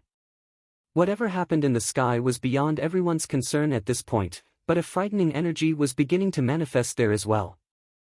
Within the sandstorm, a golden flash of lightning appeared, bringing with it a scarily destructive power. Yi Futian suddenly found himself in an illusion. It was as if the surroundings had been entirely covered by a destructive matrix. Within the sandstorm, he could see a vermilion bird spread its wings and fly. He also saw a Qilin race across the space and a terrifying golden halberd appear out of nowhere. An immense pressure descended upon them, and the black-winged condor was immediately slowed down. Its wings grew incredibly heavy, making it hard for it to move. Just then, with a long cry, the dazzling vermilion bird rushed down from the heavens, heading straight for the group. This enormous divine bird was surrounded by the light of punishment, which formed the shape of a cross and destroyed everything in its path. Immortal celestial bodies, absolute territory, Yi Futian called out. With a flash of divine light, the divine destruction polearm in Yi Futian's hand let out a blinding glow, and he was surrounded by starlight. A gust of frightening willpower was created, and the group was surrounded by the light from the stars. It was an incredibly dazzling sight. With a loud crack, the terrifying cross-shaped light of punishment made contact, shattering the immortal celestial bodies and shredding apart the absolute territory. The destructive light and the vermilion bird then continued its trajectory towards the group. The power of a sage contained the natural order itself. They were on a completely different level. As such, even the strongest noble would not be able to go up against a sage. Even someone as strong as Bai Luli had to be at the peak of the noble plane before he was able to defeat a lower-level sage. That was the battle that had sealed his reputation as a godly existence. However, Yi Futian and the rest were currently up against 4 sages. Without any hesitation, Yi Futian released his divine ape life spirit, before activating his Dozhan body. The gigantic divine ape stood proudly in the space, and as Yi Futian held on to the divine destruction polearm, a greater defensive energy was released.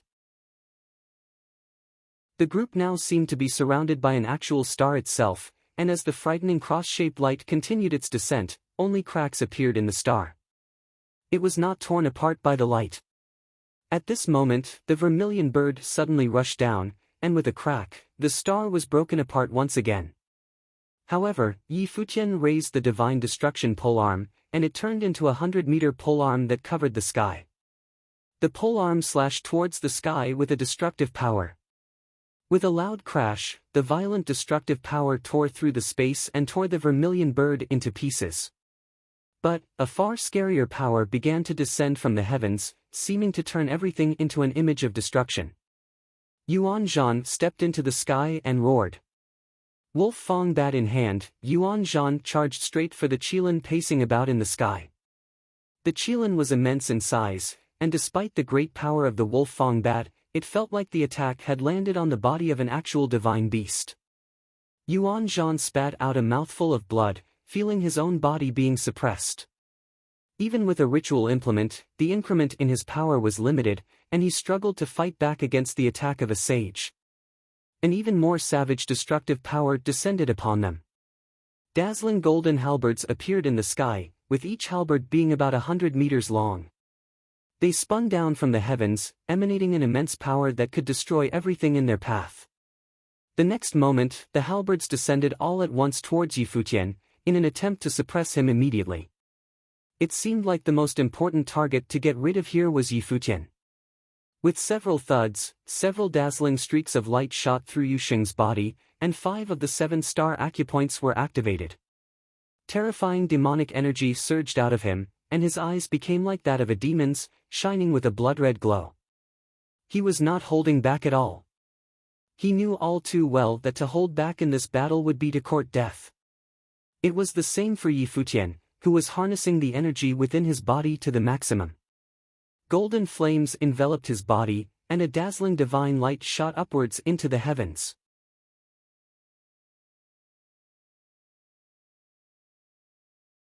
Chapter 676. At that moment, Yi Futian's expression was exceptionally grim.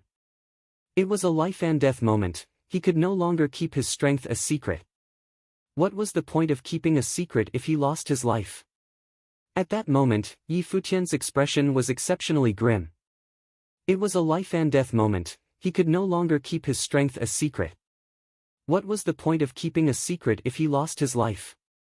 Jieyu, 7th brother, you two go down and take care of Linger, Yi Futian said. Hua Jieyu's body had a 7-color glow, and a strong spiritual will erupted, attempting to block the halberd striking down from the air.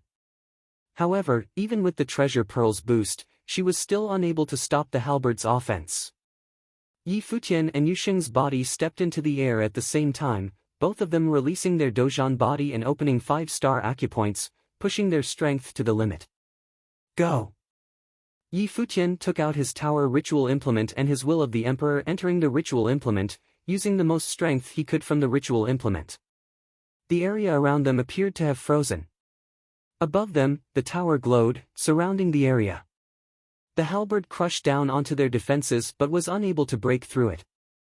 In the air, the 4 sage plane cultivators saw Yi Futian and Yusheng's changes and a sharp glint appeared in their eyes. At that moment, the 2 of them appeared to have metamorphosed, one of them looking like an emperor and the other looking like a demon.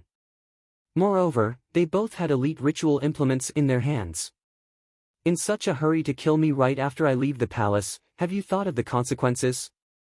Yi Futian's voice was exceptionally cold and sounded throughout the area. You are already abandoned by the palace, so what if we kill you? A cold voice sounded from above them with shocking killing intent. A golden line appeared in the air and dangled down, turning into countless crosses, like a punishment spell that killed using crosses. If you leave now, I can treat today's matter like it never happened. Otherwise, no matter whether I live or die, your clan will definitely have a calamity befall them. Yi Futian's voice was icy. He had guessed where the 4 sage plane experts were from. Among the people who he had offended, there was one who specialized in such an ability. Big words for someone who's about to die, the voice replied with frosty killing intent. The cross punishment spell turned into slaughter rule power and crushed down, tearing through their defenses and heading straight for Yi Futian and Yusheng. At that moment, under Yi Futian's will of the emperor, the starry defense around them became even more brilliant. The Dozhan body on the divine ape had the emperor's light around it and the stars surrounded them. Moreover, rock wings appeared and rushed into the air. The cross-punishment spell struck towards them, causing cracks to appear in the starry defense. The spell tore it apart gradually but was unable to break through it completely. Yu Sheng was the same, his body was like a demon's and he flew into the air with a defensive ritual implement around his body. The two of them flew higher until they could see the 4 sage plane cultivators who were standing in the 4 major directions. As they saw this scene, the 4 people's expressions changed. After the 2 of them had released their secret techniques, their auras had nearly rivaled a sage plane cultivator. Adding on their ritual implements, they had the ability to match a sage plane, that was why they could ignore the punishment light. Who among the palace planned this? Yi Futian asked coldly. Lulan Shui and the rest were in the palace, so only those in the palace would know that he would come back and wait here to ambush him. Evidently, this was a premeditated assassination and not a haphazard decision. Since it was planned, there would naturally be a mastermind and it was likely to be someone from the palace. Seeing the emperor's light on Yi Futian's body, making him look like the emperor's descendant, the 4 of them marveled internally, this person was indeed a genius. His potential might even be higher than Bai Luli's and he had kept a huge secret. However, they had already come too far to give up, their only choice was to kill him. Light of punishment, a cold voice sounded and a prison made of punishment lights appeared in the air. The prison was created by countless punishment lights interweaving and the brilliant light closed around Yi Futian and Yu Sheng at a surprising speed. It was attempting to slice them into countless pieces. Big Brother Futian. On the ground, Long Linger had a pale expression. Hua Jieyu and Lulan Shui also had worrying looks, but this was not a battle they could interfere with. Even Yi Futian had to sacrifice some of his potential to battle the other party. Yi Futian's expression was cold as he used the fatal entanglement spell. The vines flew towards the punishment light but were sliced to shreds immediately. No matter how tough the vines were, this was a slaughter rule power light. Bang! At that moment, Yu Sheng stepped forward. His body was surrounded by the Dozhan body and it made him look like a demon. He wore the defensive ritual implement on his body and the air vibrated as he rushed outwards. When the terrifying punishment light sliced towards him, he ignored it and continued dashing forward. Yi Futian also rushed out and he had an alarming defense around him. At the same time, he held the polearm of divine destruction in front of him and broke out of the prison. At that moment, a halberd crushed down towards them with boundless pressure. Yi Futian raised his polearm of divine destruction and a rule power appeared in the heavens. It was unbelievably heavy, as though the power of the heavens had all culminated in one strike of his rod, crushing forward and shattering the halberd's light. On the other end, a gargantuan qilin rushed towards Yu Sheng. Yu Sheng let out a roar and his huge Dozhan body grabbed the qilin's claws and the qilin bit towards the body's head. With a roaring bellow, the Dozhan body's arms tore towards both sides. In an instant, the gargantuan qilin was torn into 2 halves from the middle. It was a shocking sight. However, at the same time, a vermilion bird rushed towards Yu Sheng's back, crashing into him, causing the huge Dozhan body to tremble violently and vomit out blood. His huge body turned around and his expression was extremely cold. With another roar, the power of his ritual implement gathered on his fists and he stepped forward, causing crackling sounds to be heard in the heavens. His fists appeared to break through space itself, landing on the vermilion bird and shattering it. At that moment, in the battleground, the scenario that had formed was 2 sage plane experts targeting Yi Futian and the other 2 surrounding Yu Sheng. Are you a disciple of the palace or you have cultivated there previously? Yi Futian stared at a young sage plane cultivator who looked like he was in his 30s. Of course, his actual age was not so young, but the person had well-defined features and was extremely strong. He had definitely been in the sage plane for some time. The palace's spells would not be leaked, but the abilities that this teen was using looked like the Tianqing Palace's abilities. The other person was weaker, so he should be a low-level sage. Yi Futian was confident in killing him by using his will of the emperor and his polearm of divine destruction. The 2 of them had cold expressions. They did not expect that Yi Futian and Yu Sheng still had such hidden trumps. With 4 sage plane experts dealing with them, they had expected a one-sided massacre. "Since you know now, you can die peacefully," the young sage plane cultivator said icily. As his voice landed, the rule power in the air circulated rampantly. At that moment, countless punishment lights tore through and air towards Yi Futian. Yi Futian felt the terrifying killing power and delivered an emperor's punch. It had a mysterious rhythm and the heavens resonated with him, strengthening the defense around his body. At the same time, the divine ape swung the polearm of divine destruction and a huge force appeared in the air. An unending stream of punishment lights tore through the air, killing towards them. However, they were kept out by the defensive barrier around Yi Futian. The teenage sage plane cultivator had a frigid expression as he stretched out his hand. In an instant, a wave of golden lightning appeared in the air above Yi Futian, a halberd appearing from within the wave. It spun around and hummed in the heavens, releasing a destructive might. The halberd's light appeared to have locked onto Yi Futian's body. In the next moment, countless halberds slashed downwards. At that moment, Yi Futian struck out with his rod towards the sky. With a deafening sound, his body sank downwards in a beautiful arc with the help of the force, towards the other sage plane expert. The sage plane expert looked at him and Yi Futian could feel a vermilion bird shadow appear in his head, burning through the skies, attempting to destroy his spiritual will. However, the will of the emperor prevented his will from being extinguished and he continued forward.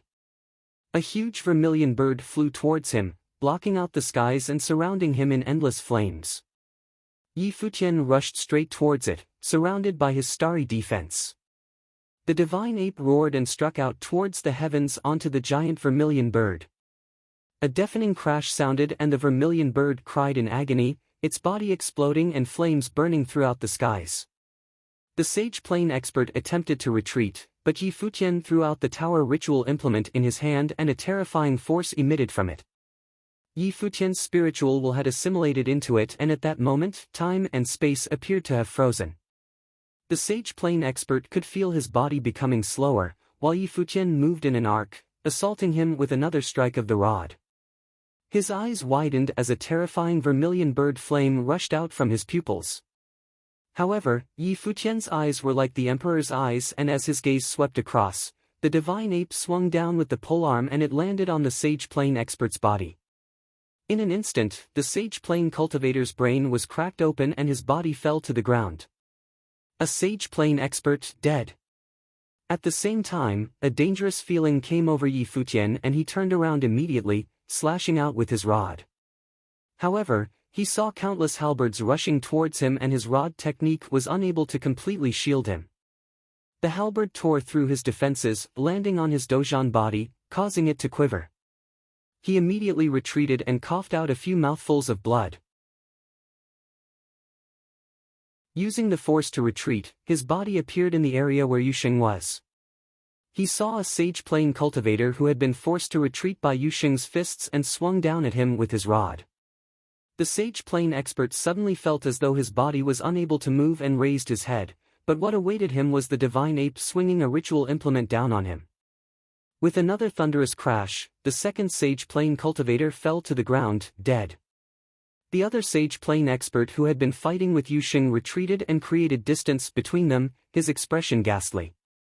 They had actually allowed Yi Futian to kill 2 sage plane experts. He had already grasped a speck of a sage's rule power. Now that he was possessed by an emperor-like will, his cultivation level had also entered that of a half-sage and he had horrifying attack ability. The sage plane cultivator who had previously cultivated in the palace had an extremely grim expression. 2 of the sage plane experts had been killed, and they might not even be able to take down Yi Futian and Yu Sheng. As expected of the genius that rose up after Bai Luli. At that moment, an even more terrifying pressure wafted in the skies and a figure bathing in flames gradually descended. Feeling the aura on him, Yi Futian, who was bathed in the emperor's light, was in despair. This was definitely not the aura of a sage, he was likely a magi. The difference in cultivation level was insurmountable. To kill them, they had sent out 4 sages and a magi. He could imagine how determined they were. They did not want to give him any opportunity to escape. The expert who walked down from the air looked at Yi Futian with admiration. If this person did not die, his achievements would naturally be stunning. It was a pity that he had to die today. Alchemy City's battle was a life-and-death battle agreed upon by both parties, with the city lord personally being the witness. Yi Futian looked at the expert in the air and said, "Don't try to use Alchemy City to threaten me. Back then, Yu Qi was intentionally biased towards you, causing my Gongsun clan's #1 armorer to die. The person who obtained first in Alchemy Conference died such an unjust death. Now, the Gongsun clan has already moved to White Cloud City," the expert in the air replied coldly, as though he did not care to hide where he was from. "You've sought refuge in the White Cloud City." Yi Futian's tone was frigid. Although the Gongsun clan was a major clan in Alchemy City, it would not be considered elite in the barren state.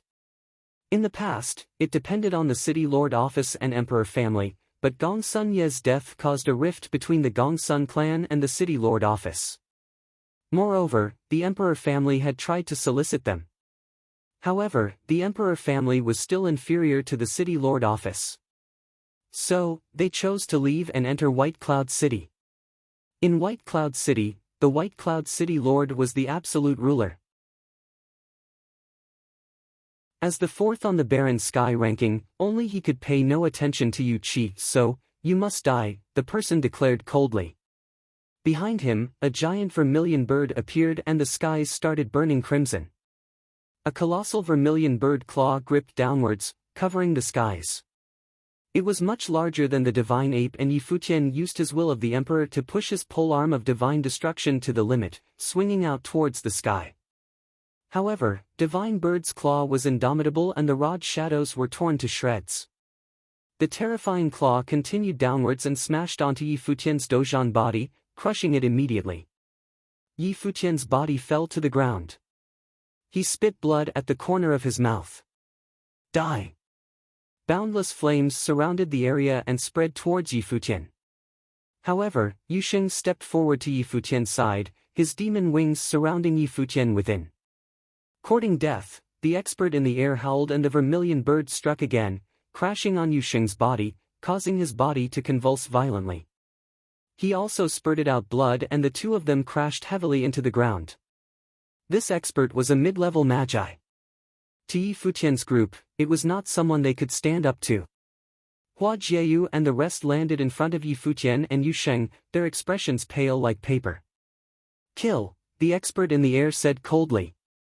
The sage plane expert who had cultivated in the palace previously nodded and the punishment light descended upon Yi Futian and Yusheng.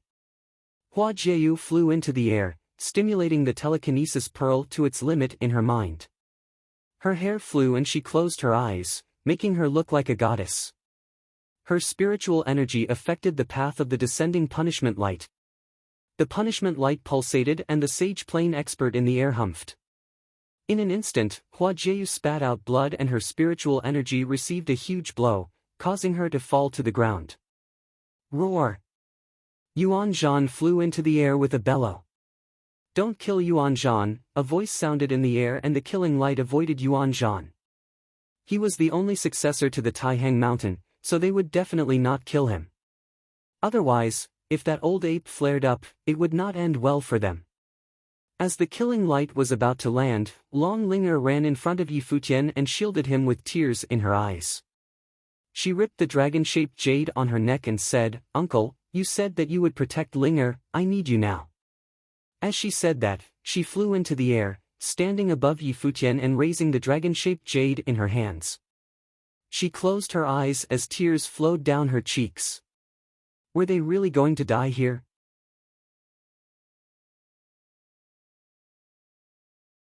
Chapter 677, Linger. Yi Futian raised his head and called out to the delicate figure in the air, a pale expression on his face.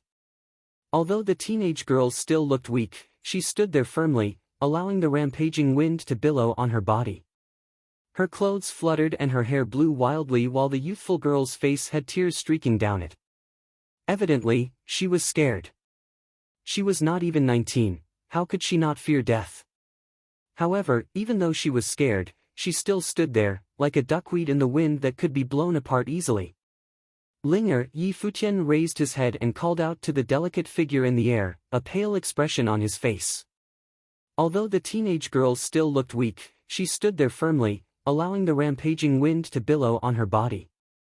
Her clothes fluttered and her hair blew wildly while the youthful girl's face had tears streaking down it. Evidently, she was scared. She was not even 19, how could she not fear death? However, even though she was scared, she still stood there, like a duckweed in the wind that could be blown apart easily. As the figure burned itself into Yi Futian's head, at that moment, Yi Futian suddenly remembered the time they first met. At that time, Long Linger had been willful and unruly, and he could barely stop himself from beating her up. However, after more interaction with her, he found out that she was simply too lonely. Although she was the only daughter of the West Mountain Dragon clan, her young heart had many worries that she could not tell anyone. He remembered the little girl crying under the moonlight as she thought of her uncle. Now, she had finally grown up and had come to the Holy Ji Palace to cultivate. However, such a calamity had befallen her because she had come to send him off today. As the light of punishment descended, time felt like it had stopped. Yi Futian had tears falling from the corner of his eyes. He had thought that he would never cry again, but many things were beyond his control. As he watched the destructive light about to devour Long Linger, Yi Futian watched all this unfold in pain, but he was powerless to stop it. Not only Long Linger, but Yu Sheng and Jieyu would also become victims of this calamity. However, at this moment, a mysterious power descended upon the area. Time really stopped and a light of punishment landed on the dragon-shaped jade. The pendant suddenly let out a brilliant glow and an imposing matrix appeared in the sky above Long Linger's head. The matrix was formed by countless lines interweaving and there appeared to be a dimension within the matrix. A terrifying aura emanated from the dimension. Next, rays of brilliant light glowed and a divine purple-gold dragon emerged from the pendant's matrix under everyone's astounded gazes. The purple-gold dragon was humongous and its gaze was imposing as it stared at the vermilion bird in the air. Dragon soul, the Magi's expression changed as he uttered. This sudden reversal stunned Yi Futian as well. He did not expect that the jade pendant that Linger wore had a dragon soul within it. The giant purple-gold dragon had a dominant aura and on its head. They could faintly see a middle-aged man with his hands behind his back. This caused a huge visual impact on the onlookers.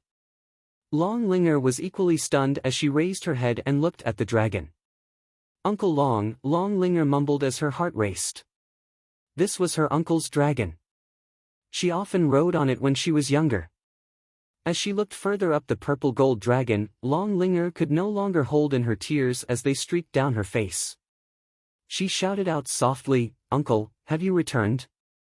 The middle-aged figure turned and looked at Long Linger. He was dressed in green robes and had hair that was black like ink. His expressive eyes appeared to have the galaxy in them, and he looked at Long Linger with a doting gaze, then smiled and said, "Linger, you've already grown this big." "Uncle." Long Linger could not stop her tears as she replied, "I'm not dreaming, am I?" "Uncle promised to protect you," the middle-aged man smiled and replied. He then turned around and looked at the three sage plane experts in the air, his expression turning cold abruptly and his eyes filled with killing intent. "Senior, this is a misunderstanding," the Magi in the air explained. He could already guess who the person who had appeared in front of them was. He was the prodigy who had once appeared in the top ranks of the Barren Sky ranking like a shooting star, the previous clan leader of the Barren State's West Mountain Dragon clan, Long Etienne. "You dare touch my dragon clan's little princess." Long Etienne stood with his hands behind his back and his tone was stone cold. The purple-gold dragon flew into the air towards the vermilion bird and opened its mouth, swallowing the vermilion bird.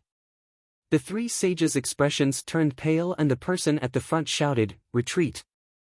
Long Etienne's expression was cold as an ancient guqin appeared. He strummed the guqin's strings and the heavens resonated with it. The dragon he was on resonated with the heavens as well, and in an instant, there were three large dragon shadows rushing towards the three sage plane cultivators. The three sage plane cultivators were shocked and they turned around to unleash their strongest defenses. However, what awaited them was the dragon's shadow rushing directly into their heads and shattering their spiritual wills. The three of them then fell to the ground powerlessly. Three sage plane cultivators, one of them who was a magi, were killed in one blow. Although it was unknown how much of his peak battle ability Long Yiqian could unleash now, he must have been an elite sage plane cultivator. The difference between him and the three people was probably the same as Yi Futian and a fresh noble plane cultivator. The ancient Guqin disappeared and Long Yiqian turned around to look at Long Linger. Long Linger descended directly onto the purple gold dragon and walked to Long Yiqian's side. "Uncle, I missed you so much." Long Linger pounced into Long Yiqian's embrace and he rubbed her head with a doting expression. "What a silly lass, you're already so big. Why are you still crying?" Long Yiqian asked gently. The demeanor he had when he killed the three sage plane experts was all gone and he now looked just like a kindly elder. "Then, will uncle stay from now on?" Long Linger raised her head and looked at Long Yiqian in anticipation. Long Yiqian rubbed her head and replied, "Uncle needs to go into slumber, but I will always be beside you." "Uncle, what is going on here?" Long Linger asked. "Go back and ask your father," Long Yiqian smiled and replied, then turned to Yi Futian's group. Yi Futian also raised his head and looked at the legendary figure and said, "Yi Futian thanks elder for saving my life." Long Yiqian nodded his head lightly and replied, "Help me take care of Linger." As he said, he raised his head and looked in the air. Could it be his mistake? A dragon's roar sounded and Long Yiqian and his purple gold dragon started to fade to nothingness. The matrix's light glowed again and the illusory figure dove into the pendant. "Uncle." Long Linger's expression was filled with longing, but she could only watch as Long Yiqian disappeared. The light on the pendant darkened, but it was evidently more than a normal jade pendant. "Linger, we have to go," Yi Futian said. "Okay." Long Linger cried as she nodded. After barely surviving the calamity, she knew that it was not the time to be sad. "Let's go," Yi Futian said, and the demonized black wind condor took to the skies, carrying them and leaving like a flash of black lightning. Yi Futian, Yu Sheng, Hua Jieyu, and the others all had weak auras. If another sage plane cultivator came, it would definitely be their end. This time, he did not let Linger go back to the palace, for fear that she might run into something on the way back. After they had left for a period of time, a few figures approached the area that they had left from. These were the cultivators from the palace's edge, the 1,000 Holy Islands. They saw the corpse on the ground and had curious expressions. What on earth had happened here? "It's Ning Yuan," someone exclaimed. One of the sage plane cultivators who had been killed had been recognized. It was one of the disciples who had previously cultivated in the palace, the Ning clan's Ning Yuan. "Let's go and report this to the palace," one of the persons suggested. They knew that it was not a small matter and they could not make the decision. At that moment, in the White Cloud City, the Gongsun clan. The Gongsun clan leader stared at the shattered jade totems in front of him with a grim expression. The sage plane cultivators they had sent out had died. Did this mean that they had failed? To kill Yi Futian, they had even sent a magi. How could they have failed? This was already after considering the greatest extent of Yi Futian's abilities and even factoring in unexpected circumstances. Moreover, the assassination was not planned solely by the Gongsun clan, it had people from within the palace participating in the planning, so the plan should have been perfect. It was not just the Gongsun clan. At the same time, in the Zhongzhou city's eastern region, the same scene happened in the Ning clan. The Ning clan leader held the broken jade totems in his hand with a steely expression. They were all waiting for news. What on earth had happened? A few days later, news had spread in the barren state. On the day Yi Futian and his friends had left the palace, there had been a fierce battle in the mountain ranges outside the 1,000 Holy Islands. A few sage plane cultivators had died, including a disciple of the palace, the Ning clan's Ning Yuan. The other sage plane cultivators were rumored to be the Gongsun clan's sage plane figures. The news spread quickly throughout the barren state and caused a huge uproar. Many people guessed that Yi Futian might have been the target of an assassination. There were people who walked the holy road with Yi Futian claiming that back then, Yi Futian and Yu Sheng had killed the Ning clan's genius, Ning Huang. Ning Huang was reputed to be the elite genius of the Ning clan in the current generation. However, he died a tragic death before he had even entered the palace. Similarly, the Gongsun clan's number one in the younger generation and the first in the alchemy conference, Gongsun Yi, was also killed by Yi Futian. So, it was not surprising that the Ning clan and Gongsun clan would take revenge on Yi Futian after he had been expelled by the palace. However, why were the 5 sage plane cultivators who carried out the assassination dead? 3 of them even had their spiritual wills shattered and were forcefully killed. This evidently could not have been done by Yi Futian. It had to be someone especially strong who specialized in spiritual will attacks. Who had protected Yi Futian and his friends? Where were Yi Futian and his friends now? It was like they had disappeared from the barren state. There was no news about them and they had not returned to the Zhuge family. In the Zhuge family, Zhuge Mingyue was worried sick and enraged. Her little brother had just left the palace and something like this immediately happened to him. This was outrageous. In the Battle Sage Palace, Sage Dozhan was equally infuriated when he heard the news and he ordered the people in the Battle Sage Palace to investigate the matter. Evidently, there was a mastermind behind this. At that moment, in the Zhongzhou city's eastern region, on the boundless Taihang mountain, Yi Futian and Yu Xing sat at the edge of the cliff cultivating. The spiritual qi in the air rushed into their bodies and they slowly recovered their vitality. Thump, thump, thump. At the same time, the Taihang mountain shuddered as though a terrifying earthquake was happening. Yi Futian opened his eyes and saw many golden apes in the distance, landing in the same area. In front of them, the king of Taihang mountain. Yi Futian stood there like a golden mountain. Crash! With a thunderous sound, Yuan Hong stepped on the ground and cracks appeared in the mountain ranges. He flew into the air and with multiple crackling sounds, the other golden apes all flew into the air out of Taihang mountain. The ape clan was leaving the mountain.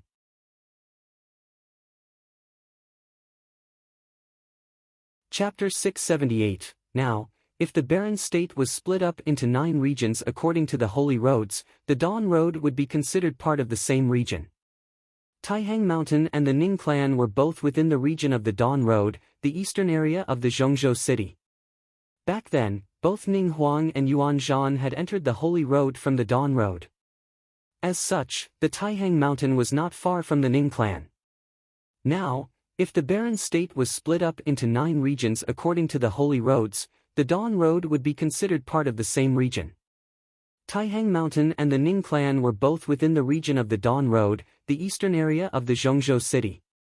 Back then, both Ning Huang and Yuan Zhan had entered the holy road from the Dawn Road. As such, the Taihang Mountain was not far from the Ning clan. The Ning clan had also once been an elite clan. At its prime, it had experts on the barren sky ranking, but it was now on the decline. Now, the palace's elder Ning was already the most influential person that the Ning clan could produce.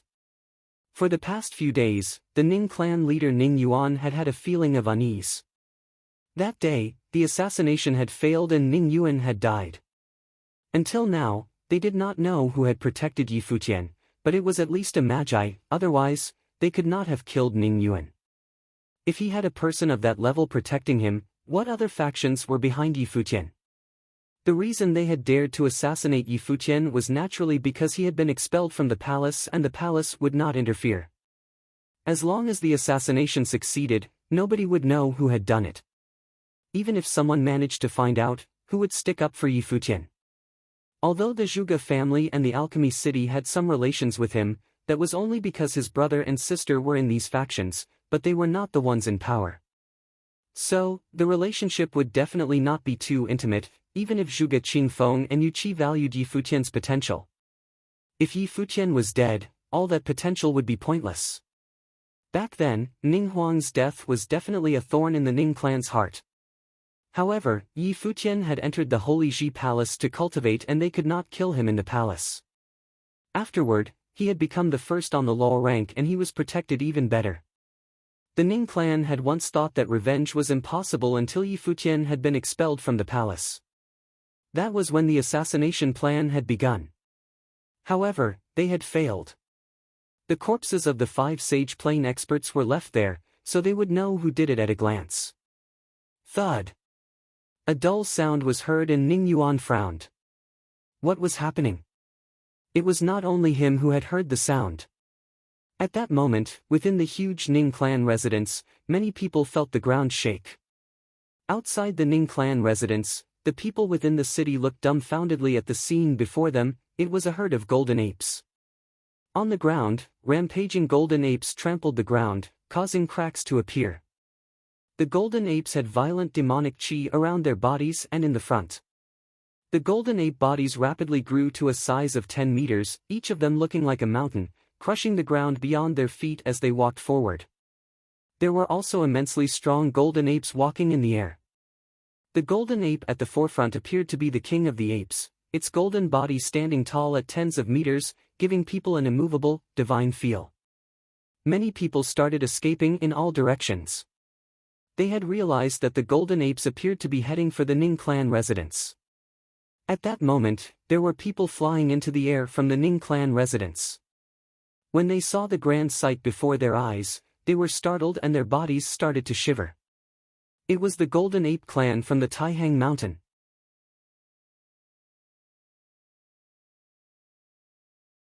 What were they here for? There were people flying into the air in succession and even sage plane figures appeared. Standing in the air, he looked at the king of Taihang Mountain across the air and bowed slightly, saying, "Greetings to Taihang Mountain's ape elder." "What has elder come for?" "Kill," Yuan Hong said with an extremely cold voice, completely devoid of emotion. In the next moment, the tens of golden apes beside him held razor-sharp golden spears in their hands and golden rays flew through the air. The golden spears then flew towards the sage plane expert below like golden lightning. It was too quick. Those who had thrown their spears were all strong golden apes from Taihang Mountain. The sage plane expert was horrified and retreated immediately, but the sky of raining spears rained down and he could not dodge them. Tch. With a giant sound, the giant golden spears impaled his body, pinning him to the ground. A sage plane expert, dead on the spot. In the Ning clan, countless people watched the scene with trepidation, fear filling their minds. The Taihang Mountain had sent out all its experts to kill them. "Elder Yuan Hong, when has my Ning clan ever offended the Taihang Mountain?" someone roared, only to see a golden ape land right in front of him and crushing him with its golden palm, killing him in the air. As deafening rumbling sounds were heard, the Ning clan's main door was smashed to dust. Next, the buildings in the Ning clan's residence were rapidly destroyed and the golden apes landed on the area above the residence, their might surrounding the entire residence. "Yuan Hong," a voice shouted. The Ning clan leader, Ning Yuan, flew into the air with an extremely grim expression and howled at Yuan Hong. "I did not know that Yuan Zhan was there at that time, but I guarantee that Ning Yuan would definitely not have laid a hand on Yuan Zhan." He had already knew that Yuan Zhan had left the palace with Yi Futian. Ning Yuan naturally had his own insight and would not kill Yuan Zhan. After all, they had no grudge with Yuan Zhan and did not want to, nor did they dare to offend Taihang Mountain. Yuan Hong's golden eyes swept across Ning Yuan. Even until now, Ning Yuan probably did not know why he was here. Since the Ning clan likes their outstanding sage plane figures, today, none of the Ning clan's sage plane figures will be left alive. If any noble plane dares to step in, kill them all. Yuan Hong's voice sounded like a storm in Ning Yuan's ears, leaving him in despair. None of the Ning clan's sage plane to be left alive. If noble plane cultivators interfered, they would all be killed. This was akin to severing the Ning clan's lifeline. In the barren state, the sage plane cultivators were the elite figures. A faction could only be considered elite unless it had a sage plane cultivator. Some small cities could not even hold their own in the barren state without a sage plane cultivator, not to mention a clan. Moreover, the Ning clan was a strong clan and would definitely have offended many people. The clan also had many treasures. If their sage plane experts were all killed, how would the Ning clan survive? Bang, bang, bang. The huge golden apes stepped forward and started killing. The Golden Ape clan was renowned for its strong battle ability. How could the declining Ning clan be a match for them? It was absolutely a one-sided massacre. In another part of the battlefield, there were strong Sage Plane experts holding halberds in their hands, riding cheelants and assaulting a golden ape. However, the golden ape did not move and allowed the halberd to pierce its body, but the halberd could not even pierce through its skin. The golden apes naturally had invincible bodies that were forged by gold. His giant hand grabbed the halberd, snapping it in half, then slashed downwards and split the other party into two. He did not use much technique and chose to use tyrannical force to crush the other person instead. Below them, the Ning clan's members all had pale faces and boundless fear in their hearts. How could this be? Was it because of the incident that had been spreading wildly? However, the clan leader had already said that he would not touch Yuan Zhan. Why was Taihang Mountain still here? Yuan Hong, are you mad? Ning Yuan's eyes were blood red as he howled, you dare to commit genocide against a clan in the barren state? How will the other factions in the barren state dare to coexist with you? When you committed murder by using a Sage Plane expert to assassinate a noble plane cultivator, did you not think of the consequences? Yuan Hong said coldly, staring down Ning Yuan. Yi Futian killed my Ning clan's genius, Ning Huang. This is between my Ning clan and Yi Futian. What does it have to do with your Taihang Mountain? Ning Yuan bellowed. Seeing all the Sage Plane cultivators die, he had gone into a frenzy. Yi Futian killed Ning Huang, so you wanted him dead. Now, you tried to kill Yi Futian, so I'm here to kill you. After today, the Ning clan will be removed from the barren state, Yuan Hong said nonchalantly. As he heard his words, Ning Yuan's expression became ghastly and he stared at Yuan Hong, saying, not possible, this is not possible. What relation does Yi Futian have with your Taihang Mountain? It can't be just because he knows Yuan Zhan. Yuan Hong had led the Golden Ape clan to kill them, not because of Yuan Zhan, but because of Yi Futian. He had considered the Zhuge family and Alchemy City. He felt that these two major factions would not make a huge move because of Yi Futian, but he had not thought about Taihang Mountain. Evidently, Yi Futian, who had disappeared after that day's assassination attempt, was now in Taihang Mountain. Dead people don't need to ask that many questions, Yuan Hong replied cruelly. He stretched out his hand, and a golden rod appeared in his giant palm. He stepped forward and the earth shuddered under him. The golden rod crushed downwards, its might causing the entire Ning clan residence to crumble. The other people's battles all stopped at that moment. The power of the rod seemingly could cause the heavens to collapse. Before the rod had even landed, crashing sounds could be heard as the Ning clan residence repeatedly exploded, and some weaker cultivators were pressed to the ground, unable to move, spurting blood, feeling as though their internal organs would be crushed. No! Ning Yuan bawled and a giant Qilin appeared, flying towards the air. However, under the rod strike, the Qilin was smashed to smithereens. Yuan Hong was an elite high-level archmage and 18th on the Barren Sky ranking. Ning Yuan was a mid-level archmage. There was an entire cultivation level of difference between them, not to mention that their battle abilities were not on the same level. When Yuan Hong personally descended upon the Ning clan, there was already no doubt about the outcome. As the rod struck down, Ning Yuan was pounded to the ground, blood gushing from his mouth. The color paled from his face as he saw a giant foot crushing down upon his body, getting closer by the second. Ning Yuan felt utterly pained.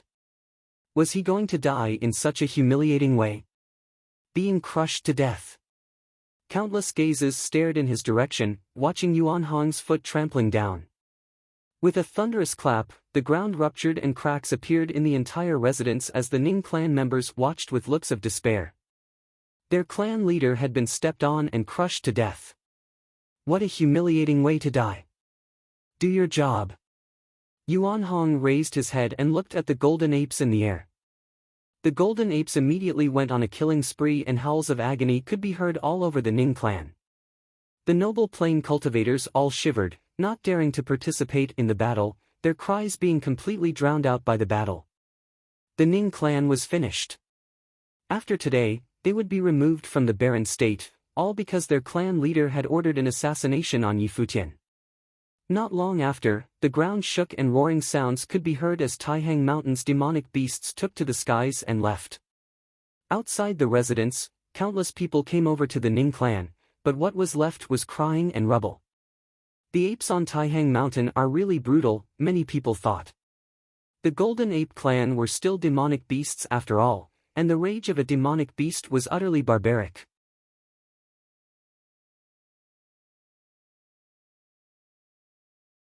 Chapter 679, White Cloud City. Chapter 679, White Cloud City. The devastation of the Ning clan caused a huge uproar in no time. The eastern region of the barren state was the first that had caught wind of the news. All top forces were utterly shocked.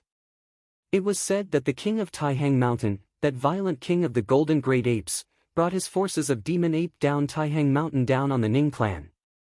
They swiftly destroyed the clan with the king himself stepping onto Ning Yuan. All of their sages were killed. The unrest occurred with the Ning clan soon after people infiltrated their ranks to rob them. The once renowned Ning clan was reduced to history. The few survivors ran for their lives, with some going to Ning Xian in the Holy Ji Palace, hoping to have Ning Xian avenge the clan. There was news saying that the very reason why the forces on Taihang Mountain went to destroy the Ning clan was because the clan sent sages to assassinate Yi Futian, not because of Yuan Zhan. Yi Futian was apparently on friendly terms with Taihang Mountain, and as such, it was hardly a surprise that Yuan Zhan himself was so close with Yi Futian. Zhuge Qingfeng of the Zhuge family was hardly surprised when he caught wind of the news. When Yi Futian revealed his secret to Zhuge Qingfeng, he mentioned something about the apes. What was unexpected to Zhuge Qingfeng was that Taihang Mountain reacted to the assassination attempt so drastically. Just how high is his status among the apes? However, the destruction of the Ning clan was probably more than enough to have whoever was scheming against Yi Futian after he was expelled from the Holy Ji Palace reconsider their plans and stop pulling off such attempts easily. The Gongsun clan was the next one to be terrified. When the news reached the Holy Ji Palace, many were shocked. No one expected Taihang Mountain forces to be the one to act in Yi Futian's favor. In one of the palaces in Tianqing Pavilion, Ning Xian shattered a stone chair near him. His expression was a very, very ugly one. His veins popped and he looked ferocious, losing all the bearing a sage-level figure should have had. He just received the news that Ning clan was no more. That was his family. Even though the Ning clan had fallen on hard times, it was still his roots. The people of the Ning clan shared blood ties with him. His heart bled hearing that Ning clan was crushed by Taihang Mountain. Yuan Hong, you have gone too far. Ning Xian yelled with intense anger. He wanted little more than to invade Taihang Mountain right there and then. However, Yuan Hong was a mighty one ranked 18th on the law rank. Despite being an elder of Tianqing Pavilion, Ning Xian was no match for Yuan Hong. He and the main palace lord aside, the only people throughout the entire Holy Ji Palace capable of fighting Yuan Hong were Lu Chan, the assistant palace lord, and Sage Dozhan, the lord of battle's Sage Palace. Sage Dozhan had been Yi Futian's teacher. There was no way he would have avenged Ning Xian as he was busy finding out who had gone after Yi Futian's head. Only Lu Chan, the assistant palace lord, would be able to avenge Ning Xian since even the lord of Tianqing Pavilion would not be able to do so. However, the Holy Ji Palace never got themselves involved with outside conflicts, and Lu Chan would not have fought on behalf of Ning clan. Ning Xian stood up and walked, heading to Holy Sage Pavilion. Lu Chan had, of course, caught wind of the news. When Ning Xian made it to the Holy Sage Pavilion, he found the lords of Tianqing Pavilion and Battle Sage Palace present as well. His expression changed for a bit, bowing to everyone there and then turning his eyes at Lu Chan, saying, "Assistant Palace Lord, that demon beast in Taihang Mountain was inhumanely violent. He went on to wage bloody wars when he first came to the barren state. It was entirely unexpected that his violent nature remained for all these years, slaughtering the entire Ning clan. Despite being amongst humans for so long, they were still devoid of humaneness. I suggest that you call upon all forces of the barren state to destroy Taihang Mountain in order to be rid of this menace once and for all. Lu Chan looked at him for quite a bit and said, Ning Xian, were you the one behind what happened outside the 1,000 Holy Islands? Sage Dozhan glared at him with equally cold eyes. Ning Xian felt immense pressure coming his way all of a sudden. He had not expected Sage Dozhan to have gotten there before him. I only knew of what happened and I took part in nothing. Yi Futian was expelled from the Holy Ji Palace, and as such, I paid no heed to his affairs. There was no way Ning Xian would have admitted his role in anything. Ning Yuan returned to the Holy Ji Palace before the assassination attempt and he went to the Gongsun clan. Don't tell me that it was something Ning Yuan decided to do himself, Sage Dozhan said coldly. A tinge of authority was heard from his voice. Even if Yi Futian was no longer part of the Holy Ji Palace, he was still my student. You dared plan to assassinate him as soon as he stepped foot outside the Holy Ji Palace? And worse still, you planned this for a while, haven't you? Lord Dozhan, please do not accuse me of something I did not do. Furthermore, Yi Futian turned his back on the will of the Holy Ji Palace and even opposed the stance of the Holy Ji Palace. That was why he was expelled, and he no longer had anything to do with the Holy Ji Palace nor the Battle Sage Palace. Is what you said coming from your personal standpoint or that of the Holy Ji Palaces? If it is something personal, I would say this much, I'm not your match. If the words were spoken from the standpoint of the Holy Ji Palace, I do not see myself to be guilty, Ning Xian said coldly. He came for two specific goals, to accuse and to save his own skin. Tianxing, what do you say?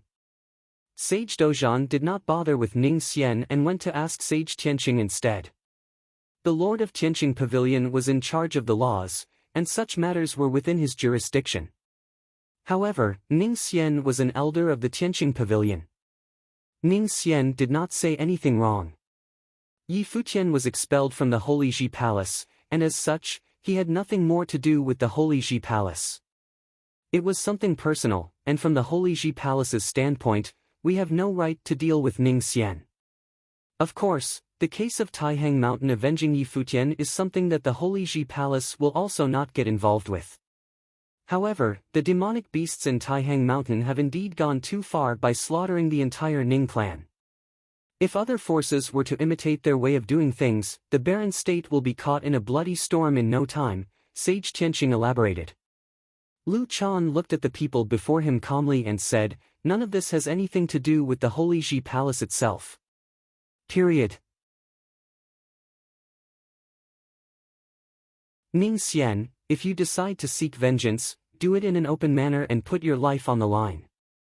The Holy Ji Palace will not get involved with your personal vendetta. You being alive or dead will have nothing to do with the Holy Ji Palace. Indeed, Assistant Palace Lord. Ning Xian nodded while cursing under his breath. It had indeed been impossible to convince Lu Chan to move against Taihang Mountain, and he had been lucky to be able to save his own skin. Sage Dozhan glanced at Ning Xian with cold eyes and said, Yi Futian and Yu Sheng were expelled from the Holy Ji Palace. While this had nothing to do with the Holy Ji Palace in principle, they were still marked for death as soon as they left the place. The Holy Ji Palace is sacred ground in the barren state. What would that have done to our reputation? If something like this happens again, do not blame me for ignoring my position at the Holy Ji Palace and take things personally. Sage Dozhan turned around and left as soon as he was done talking. His stout frame made every single step he took clear, exuding an overbearing air. Ning Xian looked at his back and felt really bad. Ning Xian, take care of yourself, Lu Chan glanced at Ning Xian plainly and said. It was apparent that he found what Ning Xian did to be displeasing, but he did not pursue the matter further. White Cloud City was one of the two cities in the western region of the barren state with similar renown to Alchemy City. It had always been one of the top forces in all of the barren state. Mighty ones prowled the streets of that magnificent, grand city and the place was an incredibly prosperous one. Golden light showered from above right outside the city itself. Many looked up and felt their hearts jumping out of their chests. The lights came from one golden great ape after another. They were huge and they looked as if they were made of gold. It had not long ago that there was news from the eastern region, saying that the Ning clan had been slaughtered by a bunch of demonic creatures from Taihang Mountain. The same golden great apes had now made it to White Cloud City, and everyone knew what they came from. However, the Gongsun clan had submitted to White Cloud City, yet Taihang Mountain forces still dared to come with impunity. It was seen to be an act of utmost insolence. "Quick, inform the city lord," the guards outside the city said. It was a matter of utmost seriousness. Yuan Hong had come all the way from Taihang Mountain, and no one other than Bai Gu, the city lord of White Cloud City, would have been able to stand against Yuan Hong. A vast, regal, and luxurious estate had just been finished within White Cloud City. The place served as the residence of the Gongsun clan. However, members of the Gongsun family felt troubled, and the reason was an obvious one. The news of the Ning clan being totally destroyed was simply too shocking. They had thought the assassination attempt was something no one would dare to do or able to interfere with.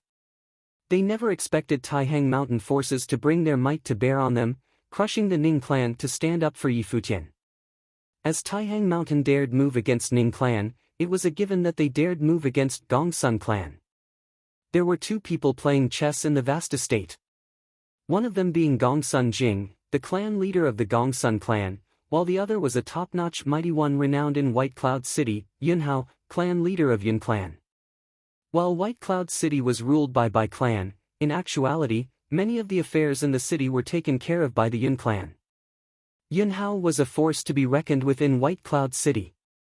He was a mighty one ranked on the Barren Sky ranking at 98th place. Relax, brother Gongsun. White Cloud City is not the Ning clan. Since you are here in White Cloud City, Yuan Hong will not dare to just kill his way into White Cloud City. This place still the turf of the city lord, after all, Yunhao said to Gongsun Jing openly, with a loud brimming voice. Right.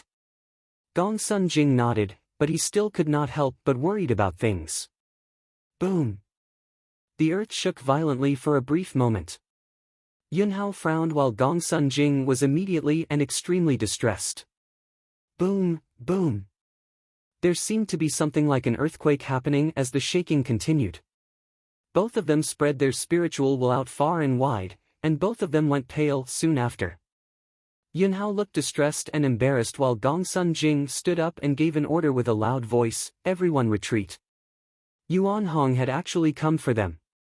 Gongsun Ling, go get the city lord, he continued to shout. With the precedence of the Ning clan serving as a warning, he knew too well that Yuan Hong was not doing what he did then for amusement. He was there to crush his clan, and there was no way he was able to keep calm. Brother Gongsun, there is no need to be fettered, Yunhao said as he stood up. His expression was cold as he stepped outside and glared at the demon apes coming from afar. He then yelled at them, "Yuan Hong, this is White Cloud City. What the hell do you think you are doing?" Bai Gu, the city lord of White Cloud City, was ranked 4th on the Barren Sky rank.